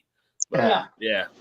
But no, they were unsuccessful in getting a copyright on the word "the." Thank goodness, because we use it a lot. Everyone has the the Rod J. Beer Ventures University. You know what? I tell you what. Right. Would you say, Paul? I think it's going to be hi guys. The Paul News. That's how I'm going to start it. Represent. Oh yeah. That's how I'm going to start it. One of those athlete intros, like Rod J from the Rod J. Beer University.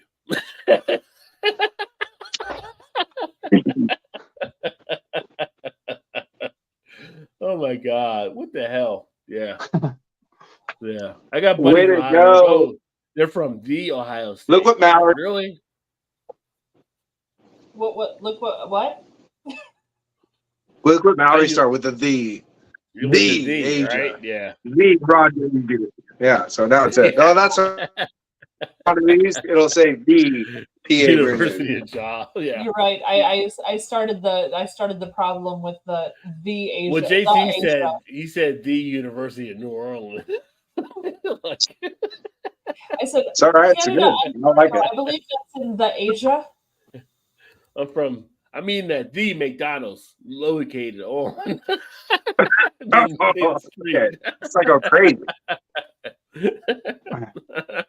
I'm drinking the beer. Yeah. The beer. Yep. The beer. No, that sounds the only one. That made rest. I'm at Popeyes on the 110th Street. Because 110th doesn't exist anywhere. Yeah, you're right. James wanted to go over to a White Castle. Like, I want to have a White Castle. Okay, where White Castle is, but just having diarrhea. Been there. Like, that's pretty much White it. Castle. Like, I'm at White Castle at exit 175 off the Interstate 175. Yep. there it is. We just start using the in everything. Yeah. That's the one to go to. That one. Ooh. I'm at Wawa. I'm at Wawa, Mount Laurel, exit 6 off the New Jersey Turnpike. This is such a lovely conversation. Yeah. What if you tell your friend you're going to the lake? Oh, you don't like. Meet me at the lake. The lake. Oh, that one. Okay, I get it now. We'll figure it out. I just heard you first. White Castle Harper Hotel. Yeah, a lot of people had that. But you know, when you're having a buzz and you're drunk at night, White Castle does sound good. The morning is what you got to deal with. Hey, Rod, actually, I know you're not there anymore. You're out of Cincinnati, or you're in Baltimore. Swing, Baltimore, by the way. yeah. But we'll go into Kentucky. Hey, what? I going to first time Kentucky? I went. I was going to see you. Well, you And, went before. I experienced. Yeah, I experienced a cookout. Now that is awesome drunk food. If you've ever been to it is awesome. Wait a minute, where did you go? I went to a cookout. It's called It's called the Cookout, and everything was like $1 some menu. It was fantastic. I was like, I'll take the left side, please. And they just hand you all this hot fucking regular food. Yeah, it was amazing. In Ohio somewhere? No, it was in Kentucky. It was in Kentucky outside of Frankfurt. It was fucking fantastic. Oh, Well, if okay. everything was $1, this must have been like 20 years ago. No, it was in 2019. It was like there wasn't really too much stuff. Yeah, it wasn't too much stuff over maybe $2. I think because I added bacon and something else to a couple burgers, they were like $3. I was like, oh yeah, oh my god, yeah. Why don't you give me 20 more, thanks? Like, yeah, I'll take the entire left side of the menu and the entire right side of the menu and whatever else is left over. I remember doing that one time. I went into my girls by myself. Obviously, I took my girls to get this one cool Chinese restaurant, and they had sushi and everything. And give it to me. And they brought out all, because I wanted to just show my girls a good time, you know what I mean? So my two little girls are there, and then all this food comes out. I'm like, what the hell? And then they just started picking and eating and stuff. I was like, let's go. It was amazing. They didn't know their dad was a Sasquatch at the point. Dad, what did you order? Yeah. Like, I ordered everything. I gotta say, yeah, and you know what? They actually ate more than I did. The wolves were hungry that night, sir. That's phenomenal. I love it. Yeah, no, Paul came through a few years ago before we moved here, but I didn't get a chance to meet with him. But he went to Cincinnati and they went down to Frankfurt and all that stuff. So yeah, Root Cellar was really nice. That was a great place. You like the Root Cellar. You got some beers and stuff there. You still got beers from the Root Cellar? You still have some beers left from the Root Cellar, or did you drink them by now? You're talking to me. I drank them the next day. I thought you may have cellared some. So you are mistaken, good sir. I mean, look, when me and celery, unless it's something like I say, I'm going to put this away for 5 years and I'm going to dig it into the yard and bury it, put a tombstone and park a car there, I'm drinking the bitch. So pretty much, like, yeah. Actually, that was the cool place. The place with the Root Cellar was so nice because they had all those Puyallup beers, and they were like $6 a bottle. Like, this is amazing. I'm getting 15% beer from Estonia for $6 a bottle. That's fantastic. Thank you. May I have another? You're like, this is where Rajay gets deals around this area. It's just the Rajay deal place. It's just it. Where's the poster on the wall? Yeah. I think I saw a picture of you say, no more deals for you, sir. You wait 2 weeks. It was a nice place, though. It was certainly good. Yeah, the prices you can get in Ohio and Kentucky for some of the beers is just like, this is not normal. Like, you know, I was buying, there's a place up my way called Sabatini's, and I'm buying this one here. So, like, the 2013 J.W. Lee's Harvest Ale. This is $10 a bottle, and I think that's perfectly fine from 2013.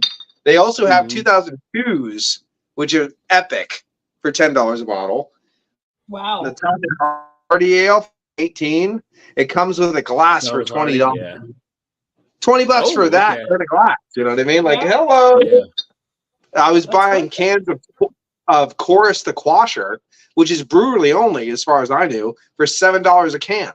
That's less than $1 an ounce, and it's 16%, and it's fantastic. Yeah. Thank you.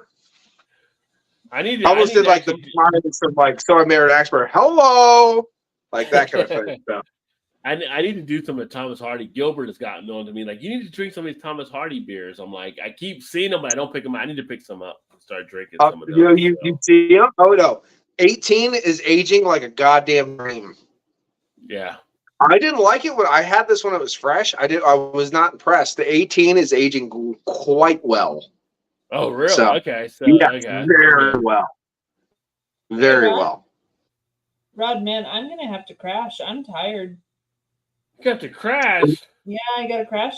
I'm tired. Where's Chew at? Is Chew get home at all? He hasn't made it home yet, and I need to send a few texts and see if I have to go pick him up because I'm getting a little worried. So Yeah, I'm worried. Like, where's he's Chew taking a at? lift. Chew's usually home by now. So yeah. He's not home yet. When I went down for another beer, he wasn't home, and I'm getting a little concerned because he hasn't texted me. So He probably stuck over to Guinness without you. that would be like a 45-minute trip, and he's going to be too lazy after a day of work to do that. But Well played. Well played. But Are I you will sure he's say- not running naked? He might be running naked. he might be running naked up there. That's another thing that I need to check because I don't want him arrested. He That's went the streaking thing again. that I don't want. He said ta-da, and he went streaking. So But yeah, Rod, I'm gonna have to sign You guys off. dared Paul, Shark, your name one more time. Kevin, it was lovely chatting with you in person for the first time today. This was so nice. And I hope I get to talk to you again soon.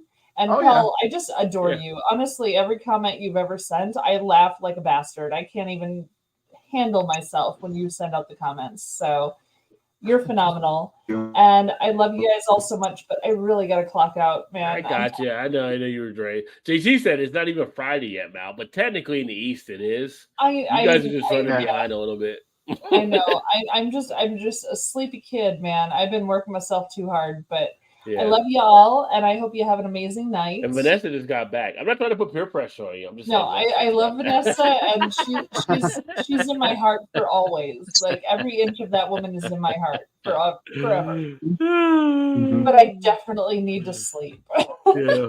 Are you not on my channel, JT? She's over on Mal's channel, so he's over watching your channel. So yeah, I'll probably wrap it up. Oh here yeah, in a second JT, as you're well. watching on my channel, so you should probably Yeah. switch over. Yeah. But yeah, you guys are awesome. Have a great night. You too. Have a great weekend and everything. So yeah. Mwah, mwah, mwah. Let me know those ideas I mentioned to you. So Yes, I have them written down. I will talk to Chew about them when he gets home. Or no, not when he gets home. I will talk to Chew about them probably tomorrow because tonight is not going to happen because I have to figure out where the fuck he is. yeah, I mean, like, where are you at, Chew? So yeah, I have to find him first. That'll be news for next week. Where was Chew? I will put that in the beer news for next week. Is where is Chew? Forget Waldo. Where's Chew? That'd be a new segment to the show. Yeah. I love you all, and I hope you have an amazing night. Okay. Cheers. Cheers everyone. now. Cheers. All right, have a good one. Oh yeah. So now, anyway, that I noticed that Chew is a streaker, I'm wondering if he makes his facial hair also match downstairs. So if he's got a handlebar, does he have a handlebar? You got straight, does he have straight? Like, I'm wondering about this because it goes deep. There's deep thought to this too. La la la la la. They don't just go back and laugh and run. They think about it. They, Paul's like, does he coordinate? Does he have it all yeah, coordinated? do they coordinate? Do you have a script here, script there? I mean, I gotta know. Can it interlock? Oh, But yeah, like a Velcro, hook and tube. Yeah. Velcro. Melchew. Yeah. Melchew. It's called Melchew. Ooh. This I had No this a telling long the time ago. And it is absolutely fantastic. Slap Muske. Nice. And you know what? A lot of the McKellar stuff gets brewed into Prof. The Prof, everything out of this brewing company is fantastic. So they do a lot of that nomadic gypsy. I can't use the word nomadic. That's silly. But at the same time, they do a lot of different brewing companies from the Prof Brauerei. They are absolutely spot on every time. If you see the Prof on the back, you know you're in a good time. That's it. Yeah. Fantastic. Top. It makes me sad that I haven't got to Belgium yet. I should. I need to go to Belgium at some point. That's one of my places to go to. But I told the wife, like, I go to Belgium, I might not come back because I'm like, Belgium is like the ultimate, like, you know. It's like, no, just a one-way ticket, please. Thank you. My biggest thing about Belgium, and this is just my personal taste, I don't spend any time at Cantillon. I have never had a Cantillon beer that impressed me. I don't like sours very much, and these are just like, okay, I get it. You left the window open when you brewed. I get it. Let's go back and get some of this stuff. Like, this is what's good. Yeah. I feel like that's definitely my bucket list. I need to get out. I've had friends this year go to Oktoberfest. I'm like, I got to get to Oktoberfest. I've had like all them posted pictures on Facebook and stuff. I'm like, I got to get over there and get that done. But I've been wanting this Bamberg German very much. You guys still got a little bit of beer left? I'll get another one. I mean, I still got this left right now. Sharks chill. Sharks got a big thing tomorrow too. So yeah, they got a big thing going on 2 days. Yeah, I know. Yeah, a little violin. Yeah, I know. But yeah, I need to get Oktoberfest at some point. I need to get to Belgium. Belgium is, like I said, the ultimate for me to go to. Yeah, I'd actually like to visit Japan and some of the stuff they're doing on the beer scene. I've seen some of the stuff over there and some of the guys that are reviewing videos, and it's like that would be kind of cool to check out some of their stuff. Well, the ultimate thing is, I'll say, if I had all the money in the world, is I would probably hit a brewery in every country, most every country. I'll say there's countries I'm not going to probably want to touch, but I would like to have a beer from every country. Oh, God damn it, Paul! That's a good beer. Yeah, with the proper glassware.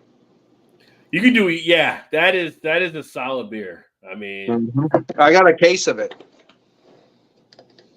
You got a case of it? How much was the case? I don't brew around.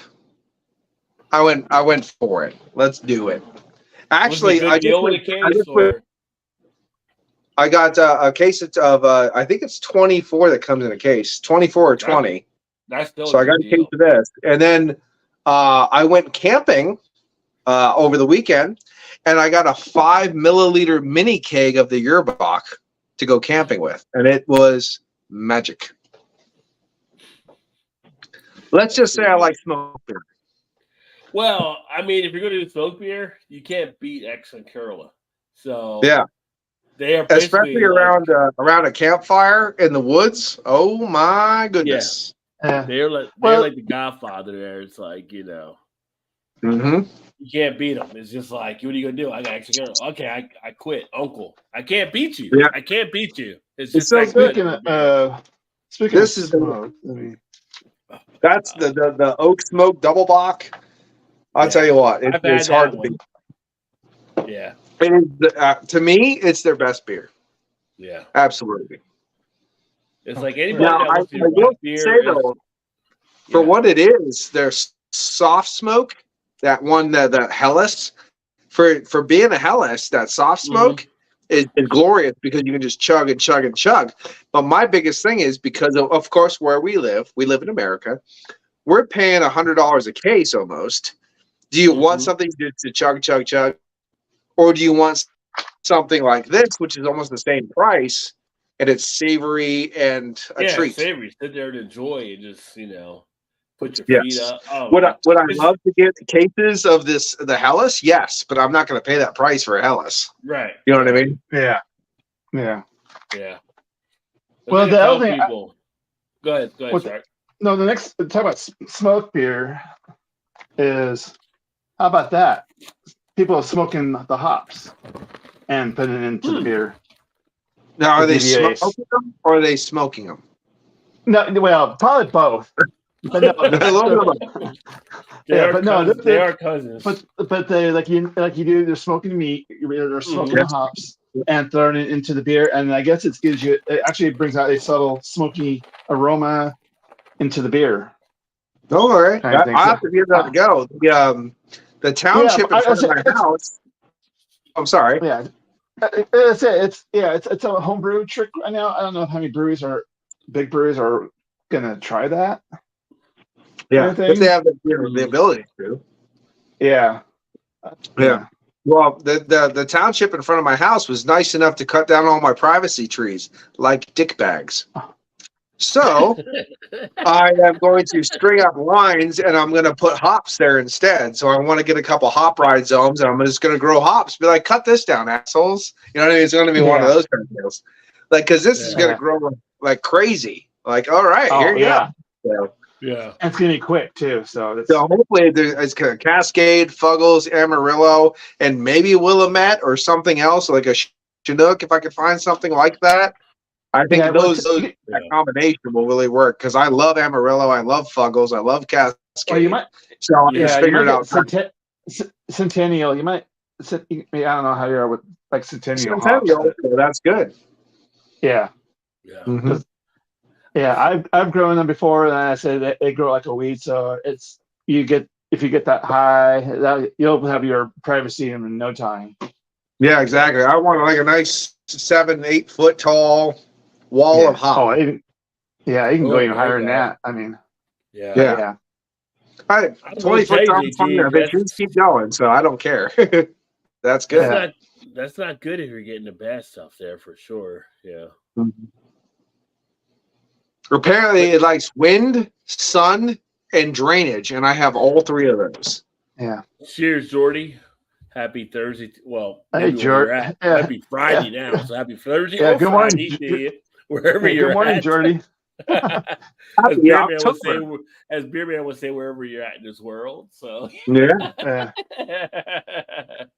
Yeah, we're kind of just kicking it right now, kind of on the back end of the live stream, but don't worry, I always come in on the back end. Well, yeah, you do. Yeah, I should hit the rim shot sound effect, but hitting the rim shot with Paul, forget about it. Anyway, the beer that Paul's actually enjoying right now is actually a pretty good one. That's one of my favorite beers to actually come back and enjoy. Well, I like the Smoke Margin ones. Yeah. Yeah. You can't go wrong with them as a brewery anyway, but that one is pretty solid. I like the Yerbach. The Yerbach, if you haven't tried it yet, is really good. It's that margin, but kicked up to that next level. And I think that's the thing with me. I like that. If you watch a lot of my reviews, everything's too thin, everything's too weak. I like that next level. I don't know why. It's something in my head that's probably screwed up, but I like that next level of stuff. And that Yerbach is that next level. Yeah, Scotland's another country I'd love to get over to and see at some point. You got to spend time with James and stuff, but Scotland. Oh yeah, I would love to see Scotland, Ireland. Yeah, I'm surprised you gotta go to Europe for like 2 or 3 weeks so you can really feel all the stuff. I need to go back because I want to get to Scotland, and he's gonna probably meet me up in Glasgow and Edinburgh and stuff. We're going to probably travel around a little bit. I want to get to a place called Berwick-upon-Tweed because Berwick-upon-Tweed is the sister city of Berwick, Pennsylvania, which I grew up in. That was my hometown. Now, Berwick-upon-Tweed had a very interesting history because there was a land skirmish between England and Scotland of who owned Berwick at the end of the Second World War. Because nobody was really claiming ownership, it's England now, but because no one claimed ownership, their name wasn't put on the armistice of World War II. So at any point in time, Germany could have easily bombed Berwick, and it would have been technically legal because they weren't on the armistice for World War II. Oh, wow. So because there you go, boom. You know what I mean? Like they could have just, no, it's fine. I'll just hit you. Boof. We're still on. We're good. You know what I mean? So it was really funny. We're good. Yeah. Yeah, it's fine. No, I can just throw them over there. If we got some unused stuff, just check it that way. But I'll tell you what. I've Google mapped and drove around Berwick. They also have Berwick Castle. It's named after the bear and the wick tree, which is the tree of the Rowan tree of life. So Berwick. And it is much nicer than the hometown I grew up in. Just saying. Well, yeah. And it's on the sea. It's a coastal place. It's actually it looks absolutely glorious. I'm sure it's probably not as glorious when you get to see the underbelly, but compared to Berwick where I grew up, it's very nice. So. Well, compared to there versus over here, but it is. Yes, but nice, Berwick, Pennsylvania has an amazing brewing company in it now called Berwick Brewing Company. And the guy, Tom, who's been very nice to me, gave me a couple of freebies now and again because I bought so much. He learned how to brew outside of Bamberg, Germany, where this is brewed. So now he knows he makes Smokerla, which is a Marzen clone, and he even does the Session Smoke, which is a Helles clone. So I don't have to buy cases of this expensive Helles. I can go there. Go there. So it all works out. It all works out.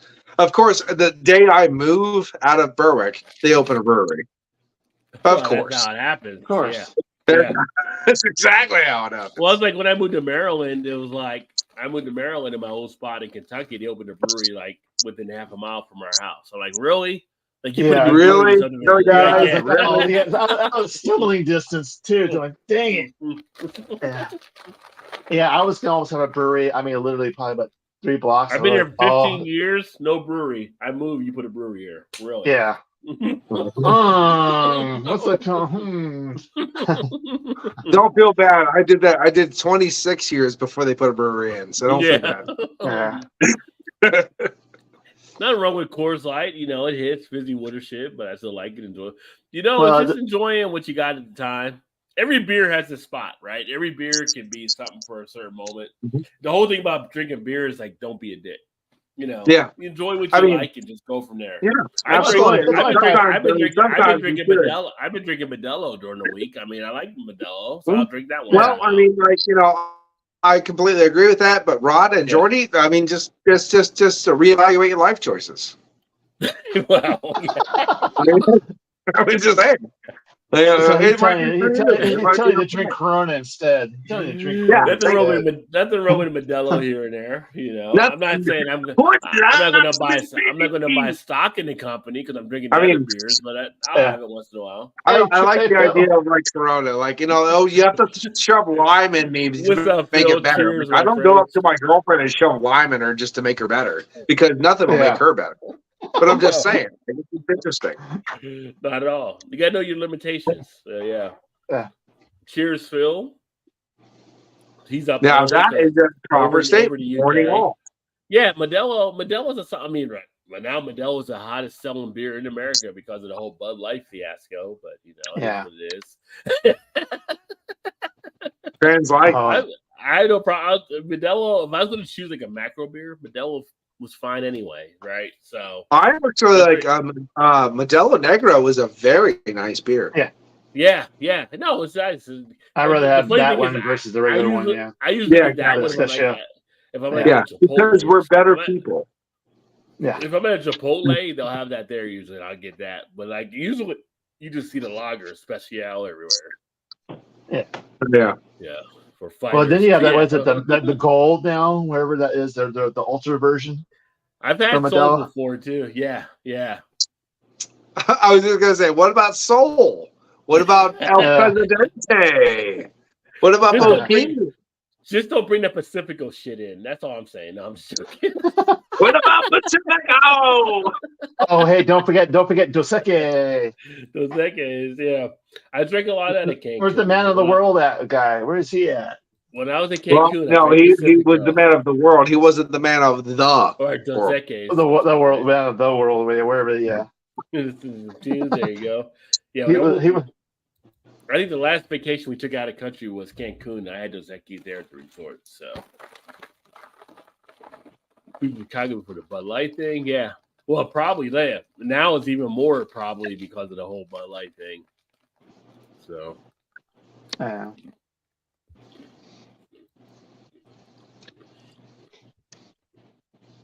Stan Ridgway? I do not know who Stan Ridgway is. You guys know who Stan Ridgway is? No.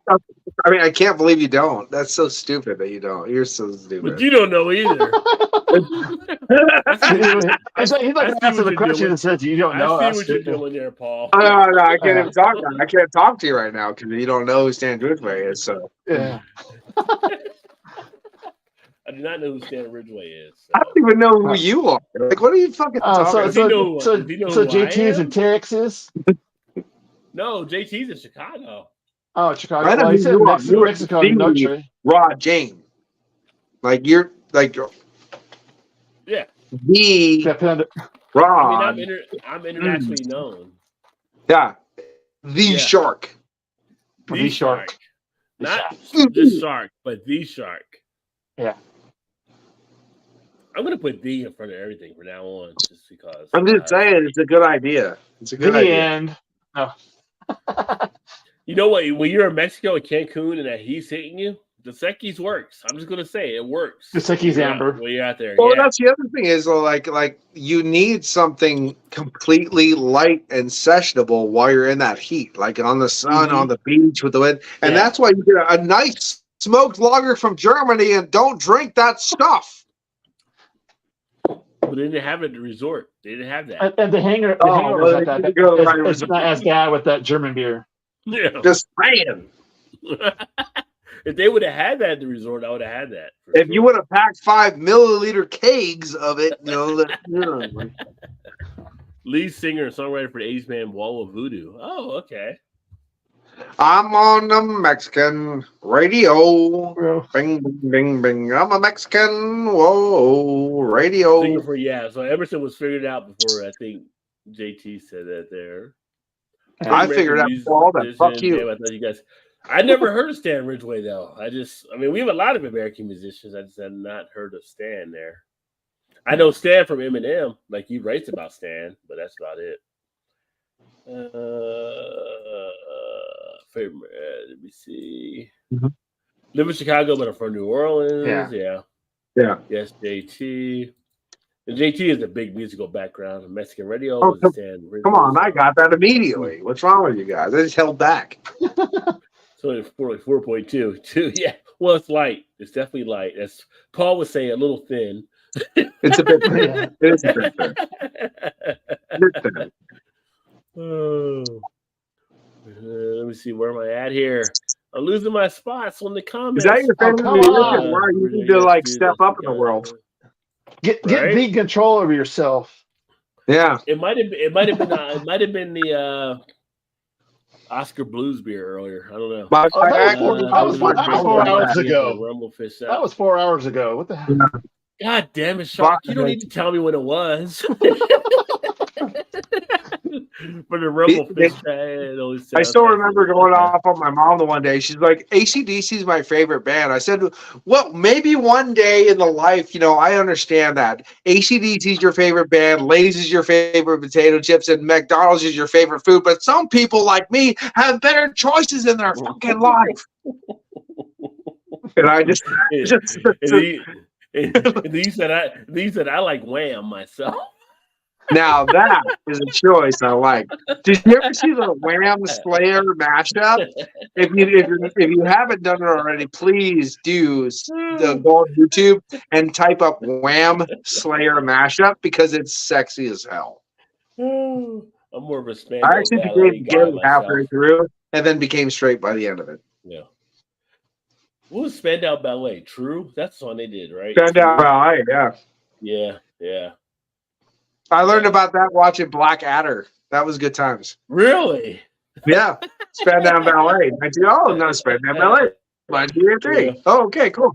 This is true. Yeah. God, man. Yeah, I'm old, folks. That are still watching. I'm old. So yeah, I'm a Gen Xer. So we knew shit from back then. I mean, that was when Pluto was a planet. I can still remember watching Miami Vice when, like, in the air tonight. I know. Yeah, I remember that too. Yeah, I remember that too. I remember the episode. Sonny was like, "I might not be home tonight." Blah, blah, blah. He was like going to the cover, and they were playing In the Air Tonight in the background. Yeah, it was like as he was driving through Miami. Yeah, shit, like matched up perfectly. Perfect. Yeah.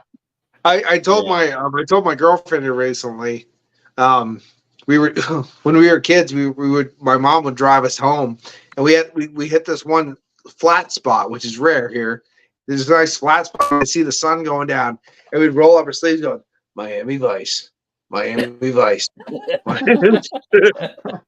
It's like, oh my god! Thinking the whole thing was Sonny. It was like if he changed his ponytail, you knew if he was the Crockett or if he was Burnett. How he changed his ponytail, because he would change it up. That was watching Miami Vice. So yeah, he put it to the back. He was like Sonny Burnett. He was on the cover. If he didn't do that, he was Sonny Crockett. You couldn't see that. You couldn't see it. Yeah. Shows back then. Unless anybody's going to regale me with Chip's motorcycle jump. Eric Estrada. Where he goes from a John. Yeah, I can't remember John's last name, but yeah, John. I want to say, yeah. Oh, yeah. Actually, I saw him on YouTube. I was just going through. It was like they had him on, kind of like, wow. One of those recommended things. I go, how did I get recommended for that? Right. Yeah. The algorithm is a weird mistress. Yeah. It's almost like a Canadian / the Asia English brown ale. Yeah. I mean, David Hasselhoff, a Knight Rider. Like I was watching that when it came out, like Friday night, 8:00 or whatever. It was like Knight Rider. Oh yeah. Well, Knight Rider before you went out to try to go to the road. Then he had Airwolf. Yeah. I have a film with Knight Rider and Linda. Oh, actually not. David Hasselhoff. Yeah, sorry, can't say that word. David Hasselhoff and Linda Blair in a movie called Witchery. I have that one. That's a weird movie. All right, Jordy. Jordy's drunk and it's 5 a.m. Yeah. Cheers, brother. Great to have you, my friend. Jordy's going live in about 10 minutes, so have a great weekend, Jordy. I love people here. Yeah, have a good time for sure. Take care, everyone. Yeah. Oh, preach you. Yes. But it's funny, it's the other funny, show go ahead. The other show I kind of like was the Emergency. Oh, I remember Emergency. Actually, Emergency had a board game to it as well back in the day. It was that popular. They made a board game for Emergency. I remember. Yeah, because I had the DVDs. But I used to be a big fan of SWAT back in the day. SWAT and the Oh yeah. Yeah. Adam 12. Kojak the Night Stalker. You ever watch that? Oh, Night Stalker was the bomb. Night Stalker was the bomb with the dad from Christmas Story. So the Christmas Story. Kojak the Night Stalker. And I was like, this guy's like stopping to like do Christmas, but he was fighting zombies and vampires. He put across from the pocket, and the vampires are back up. Yeah. I have that T-shirt. I have him holding the cross out with it. So awesome. Yeah. And everyone was like, "What's that?" I tell you, back in the day, like the freakiest, the best ever. I'm saying the best ever movie that was made for TV that scared the shit out of people was probably Salem's Lot back in the day. Salem's Lot, yeah. Salem's Lot. Like I remember as a kid watching Salem's Lot, and like they had the first version that came on like Wednesday, right? And the part 2 would be Friday. And my mom was like, "We can't watch part 2; it was too scary on Wednesday." I'm like, I wouldn't know what happens, right? Like like it freaked people out. Like it was such that's when they started the clawing at the windows and stuff like part that. Part 1 where the kids knocking at the window and the kids and then they do Buffy the Vampire Slayer. No, you're floating, dude. Let me in. No, you're floating. You're floating, dude. I can't let you in. Floating. You're floating now. Come on, I'm hungry. I remember my mom yelling at the TV, "Don't let them in! Don't let them in!" Like they can't hear you in the movie. Like they let them in, didn't they? Yes, they did. Yeah. That I heard my dad. My dad used to. He went to Jaws, the first screening of Jaws, and people were getting up and just saying, "Oh, Mercy Shake Talk, let him go, let him go!" When Chris was getting bitten, they were freaking out. Like, oh, it's so awesome. You don't get that in movie theaters anymore. I miss that. You don't. Yeah. We went to a screening. We actually went to the 50th anniversary screening of Jaws or whatever it was, which is. Yeah.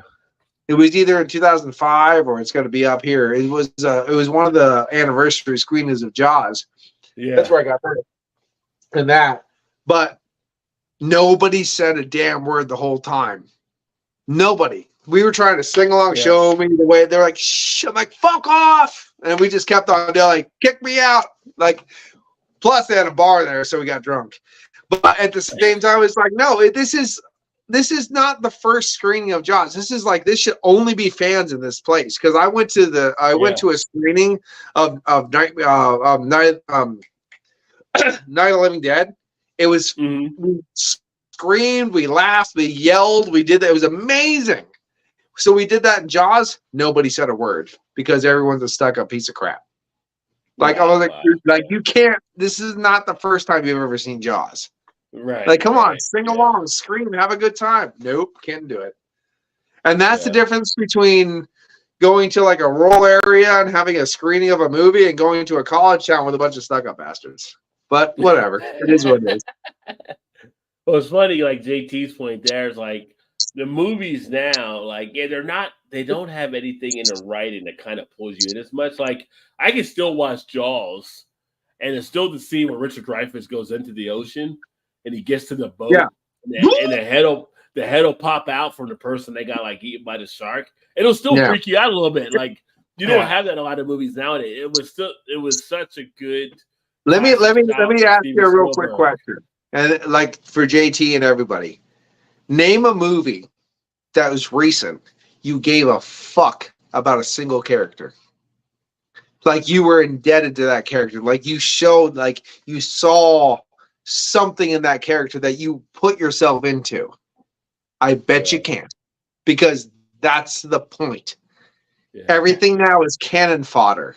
They make every movie, you don't care what happens, you just want to see them die. And guess what? You get zero reaction. I would say the only thing to that, like Get Out, like the character in Get Out, you're like, what the fuck are you doing? Like you're trying to like talk to this character who's like, do you not see the signs? Like you don't need to be out there. You don't need to be like, you know, Jordan Peele has done a great job of some of the stuff he's actually doing on some of his movies right now, which is funny because he's a comedy guy doing horror movies. But anyway, I didn't watch Get Out. He'll pull you into some stuff when you're looking at the character like, get out of it. What are you doing? Like, but most stuff you don't see that. You're right. You don't see it in a lot of stuff. Yeah, you don't. I didn't watch Get Out. Get Out to me, I didn't watch it, but what I could see was low-hanging fruit. It was actually pretty good. It was better than I think. I was like, oh, they don't like you because you're black. I get it. Like, yeah. Well, that's what I got out of it. The funny thing was watching it. It was kind of like, for me watching it, it was like, why would you do some of this stuff and everything like that and everything?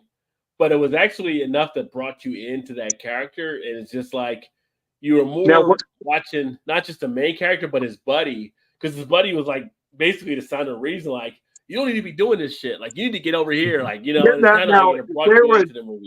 If there was like some undertone, like there was something else going on where like no, it wasn't literally they just don't like him because he's black and everything's fine, like there's some deeper message, I think I would have been into it.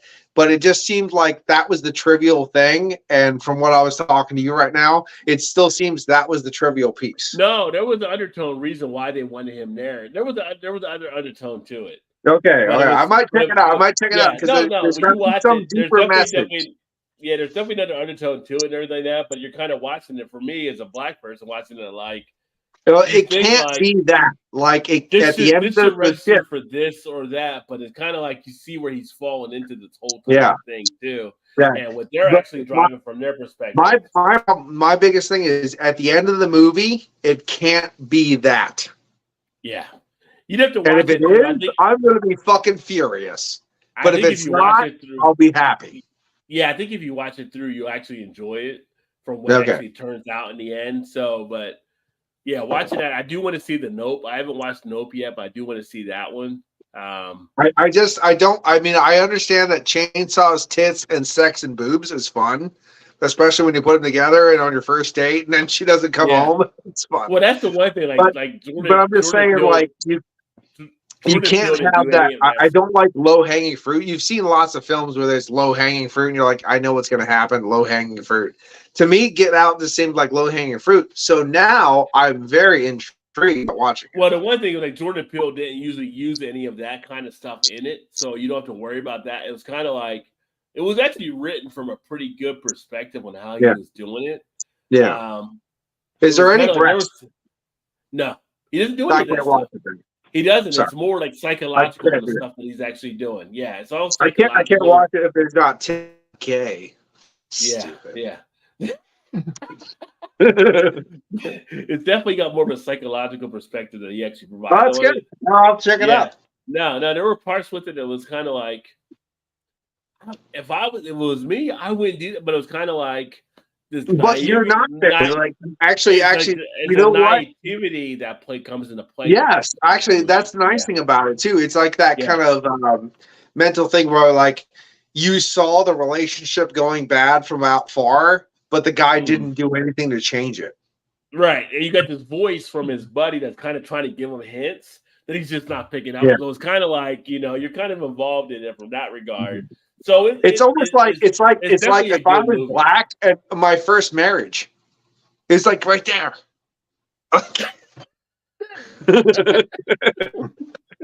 Run away. I don't know where you're going with that one, but okay. I didn't see the signs. I don't know what happened. I didn't see the signs. And they were breaking up my mind, blocking up the scenery. I just couldn't see the signs.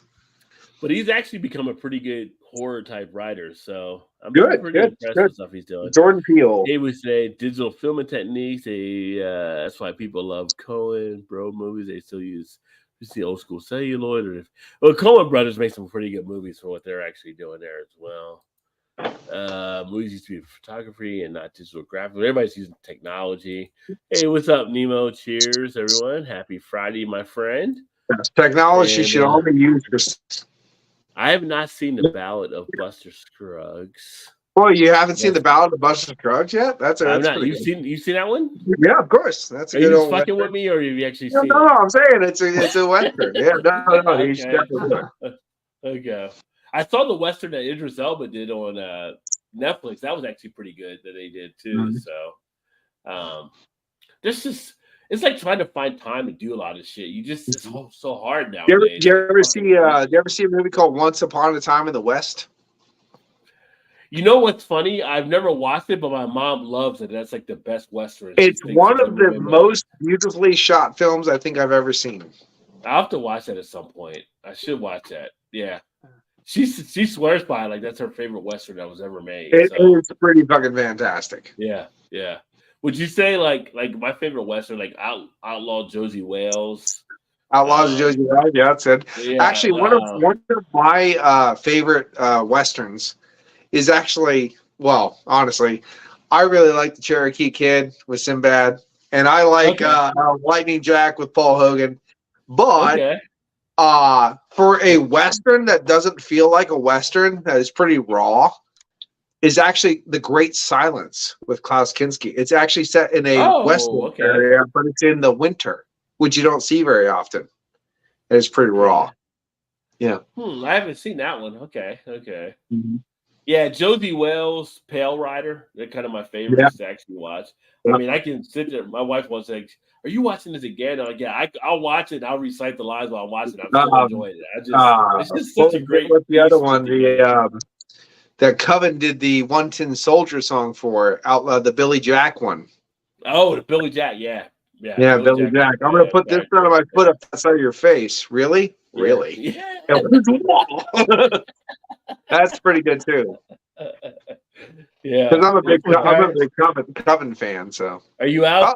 Yeah, I gotta take off. So I gotta go to work tomorrow. All right, brother. Hey, I'm actually off tomorrow, so I feel your pain there. So yeah. Yeah, you'll be up all night. Let me know about tomorrow night when you go live. Yeah. So like I said, if I'm around, I gotta do a thing on Daddy Porter's channel. But yeah, if I'm free. Yeah, I'll send you the link sometime. So on the gram, and if you're available, great. Yeah, on the gram. I should be on the gram. I'm going to the gram. Right? The gram. Yeah, I'm going to VideoCon this weekend, but I should be around tomorrow night. So. Yeah, if you are, great. If not, no worries. But yeah, it's been fun. So. Yeah, make sure y'all check out Shark as well here on the channel. So. Yeah. If you're on the gram, John is my grandfather, by the way. No. If you're on the gram, make sure you check out PEA Outdoors Couple. Yeah, we are on the gram now. He's doing stuff with his better half. So yeah. Yeah, well, I don't know about that. We'll have to figure that out. Hey, guys, have a good night. All right, brother. Have a good one, Shark. You too. Cheers. Hit the right button. Hit the right button. Yeah. I might be here for a little longer. Hi. No, you're gonna stay up. Okay. People have a hard time leaving. It's like a roach motel. You can get in, but you can't get out. Yeah. That was that other one on Nightmare on Elm Street, like part 4, where he picks up the thing and crushes the girl in the cockroach trap after she breaks her arm with the weightlifting thing. You get in, but you can't get out. Yeah, I was in a Nightmare movie in so long. So yeah. I know. They posted on Facebook. Name something that will get you like hate with everyone else. And I said Nightmare on Elm Street and Friday the 13th and Wrong Turn should have been one-offs. That's my big thing because they all should have been. They all should have been just one-offs because all they did was ruin the series with all these sequels. So, yep, that was me. You didn't really need another Halloween after the first one, right? So, no, absolutely not. Yeah, I do love Mustafa Akkad's Halloween 2.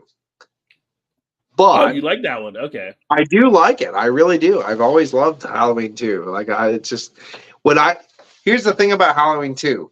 I will always watch Halloween 2 after Halloween 1, but I will never watch Halloween 2 by itself.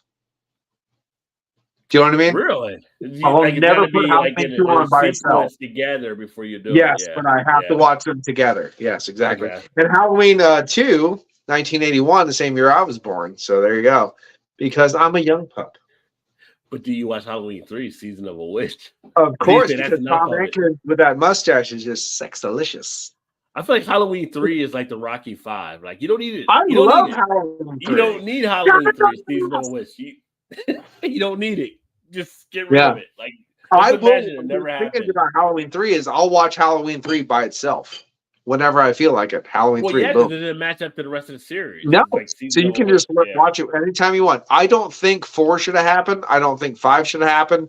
However, because it did, I like the fact they used Donald Pleasance. I don't think they should have made another Halloween after Donald Pleasance died. Probably not. You're right. Yeah.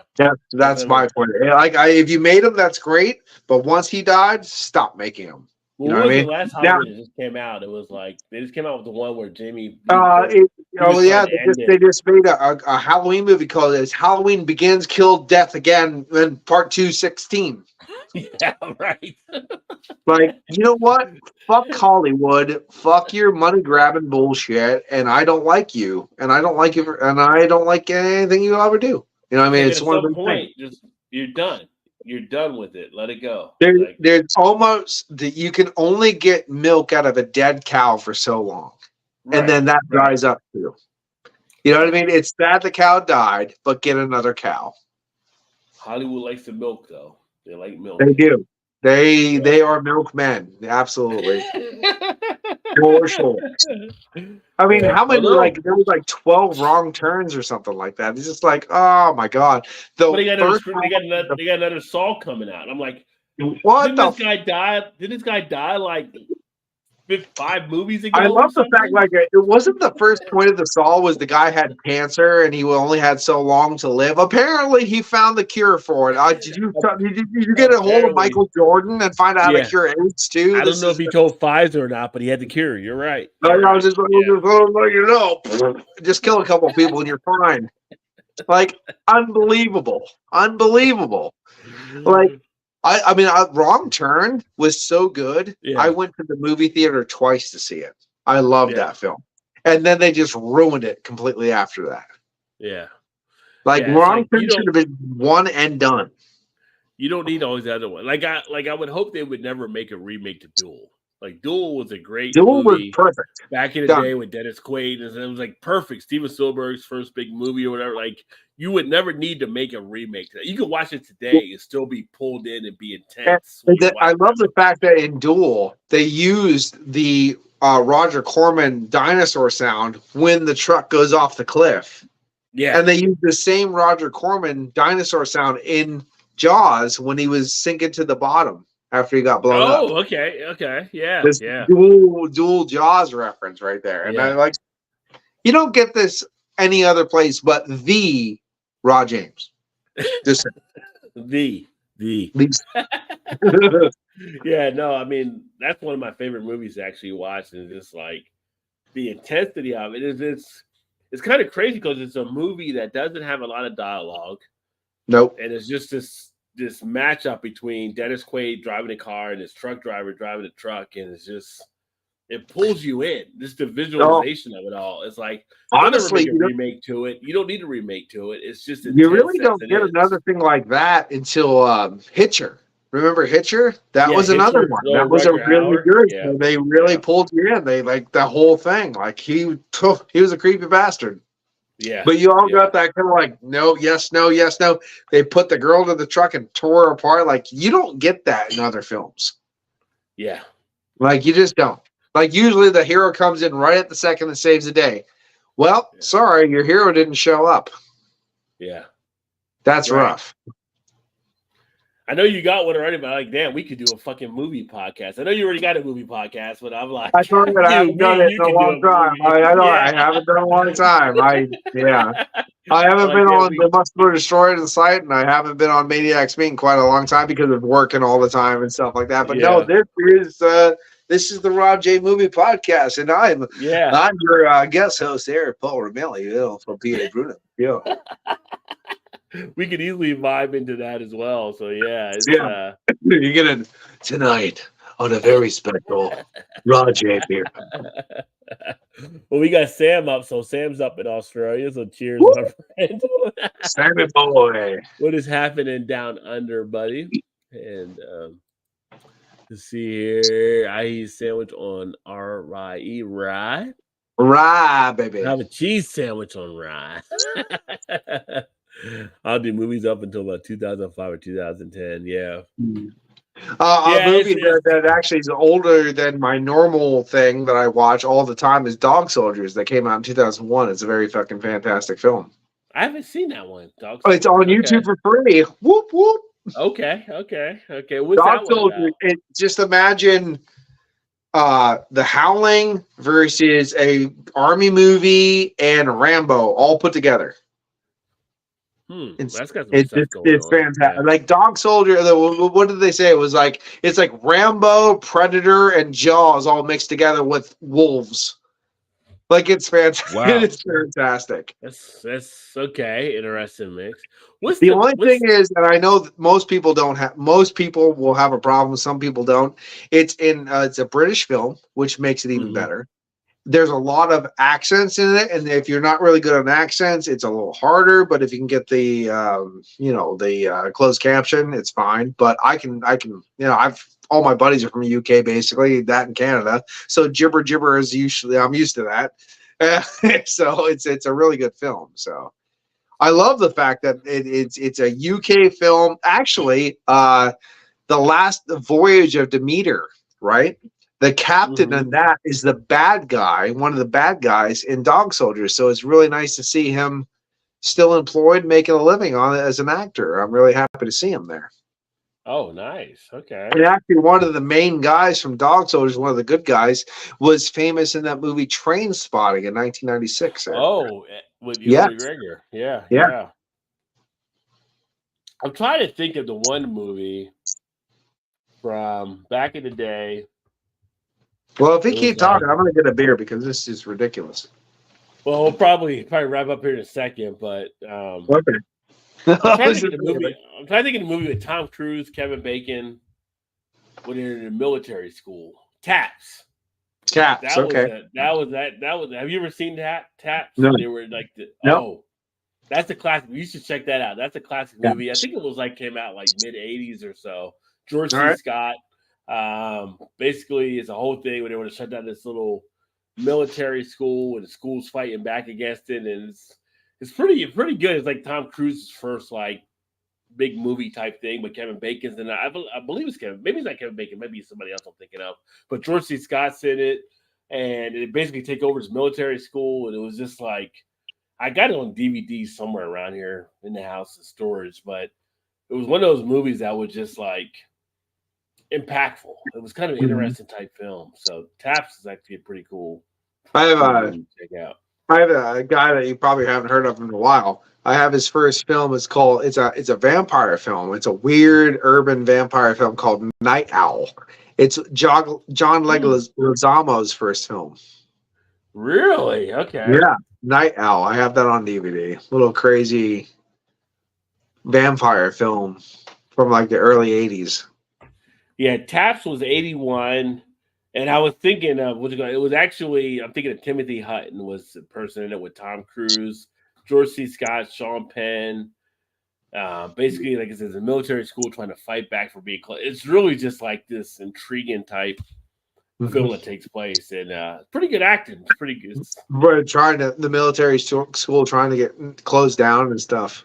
Yeah, they're trying to fight for being closed down and kind of trying to take a stand against it. But it was like it was almost like Super Troopers got funny. Well, it was intense. Like it was Tom Cruise's first big movie that he got noticed for. Right. Timothy Hutton was really good, and George C. Scott was awesome in it. And they're trying to basically shut down the school when the kids are like kind of fighting back against it.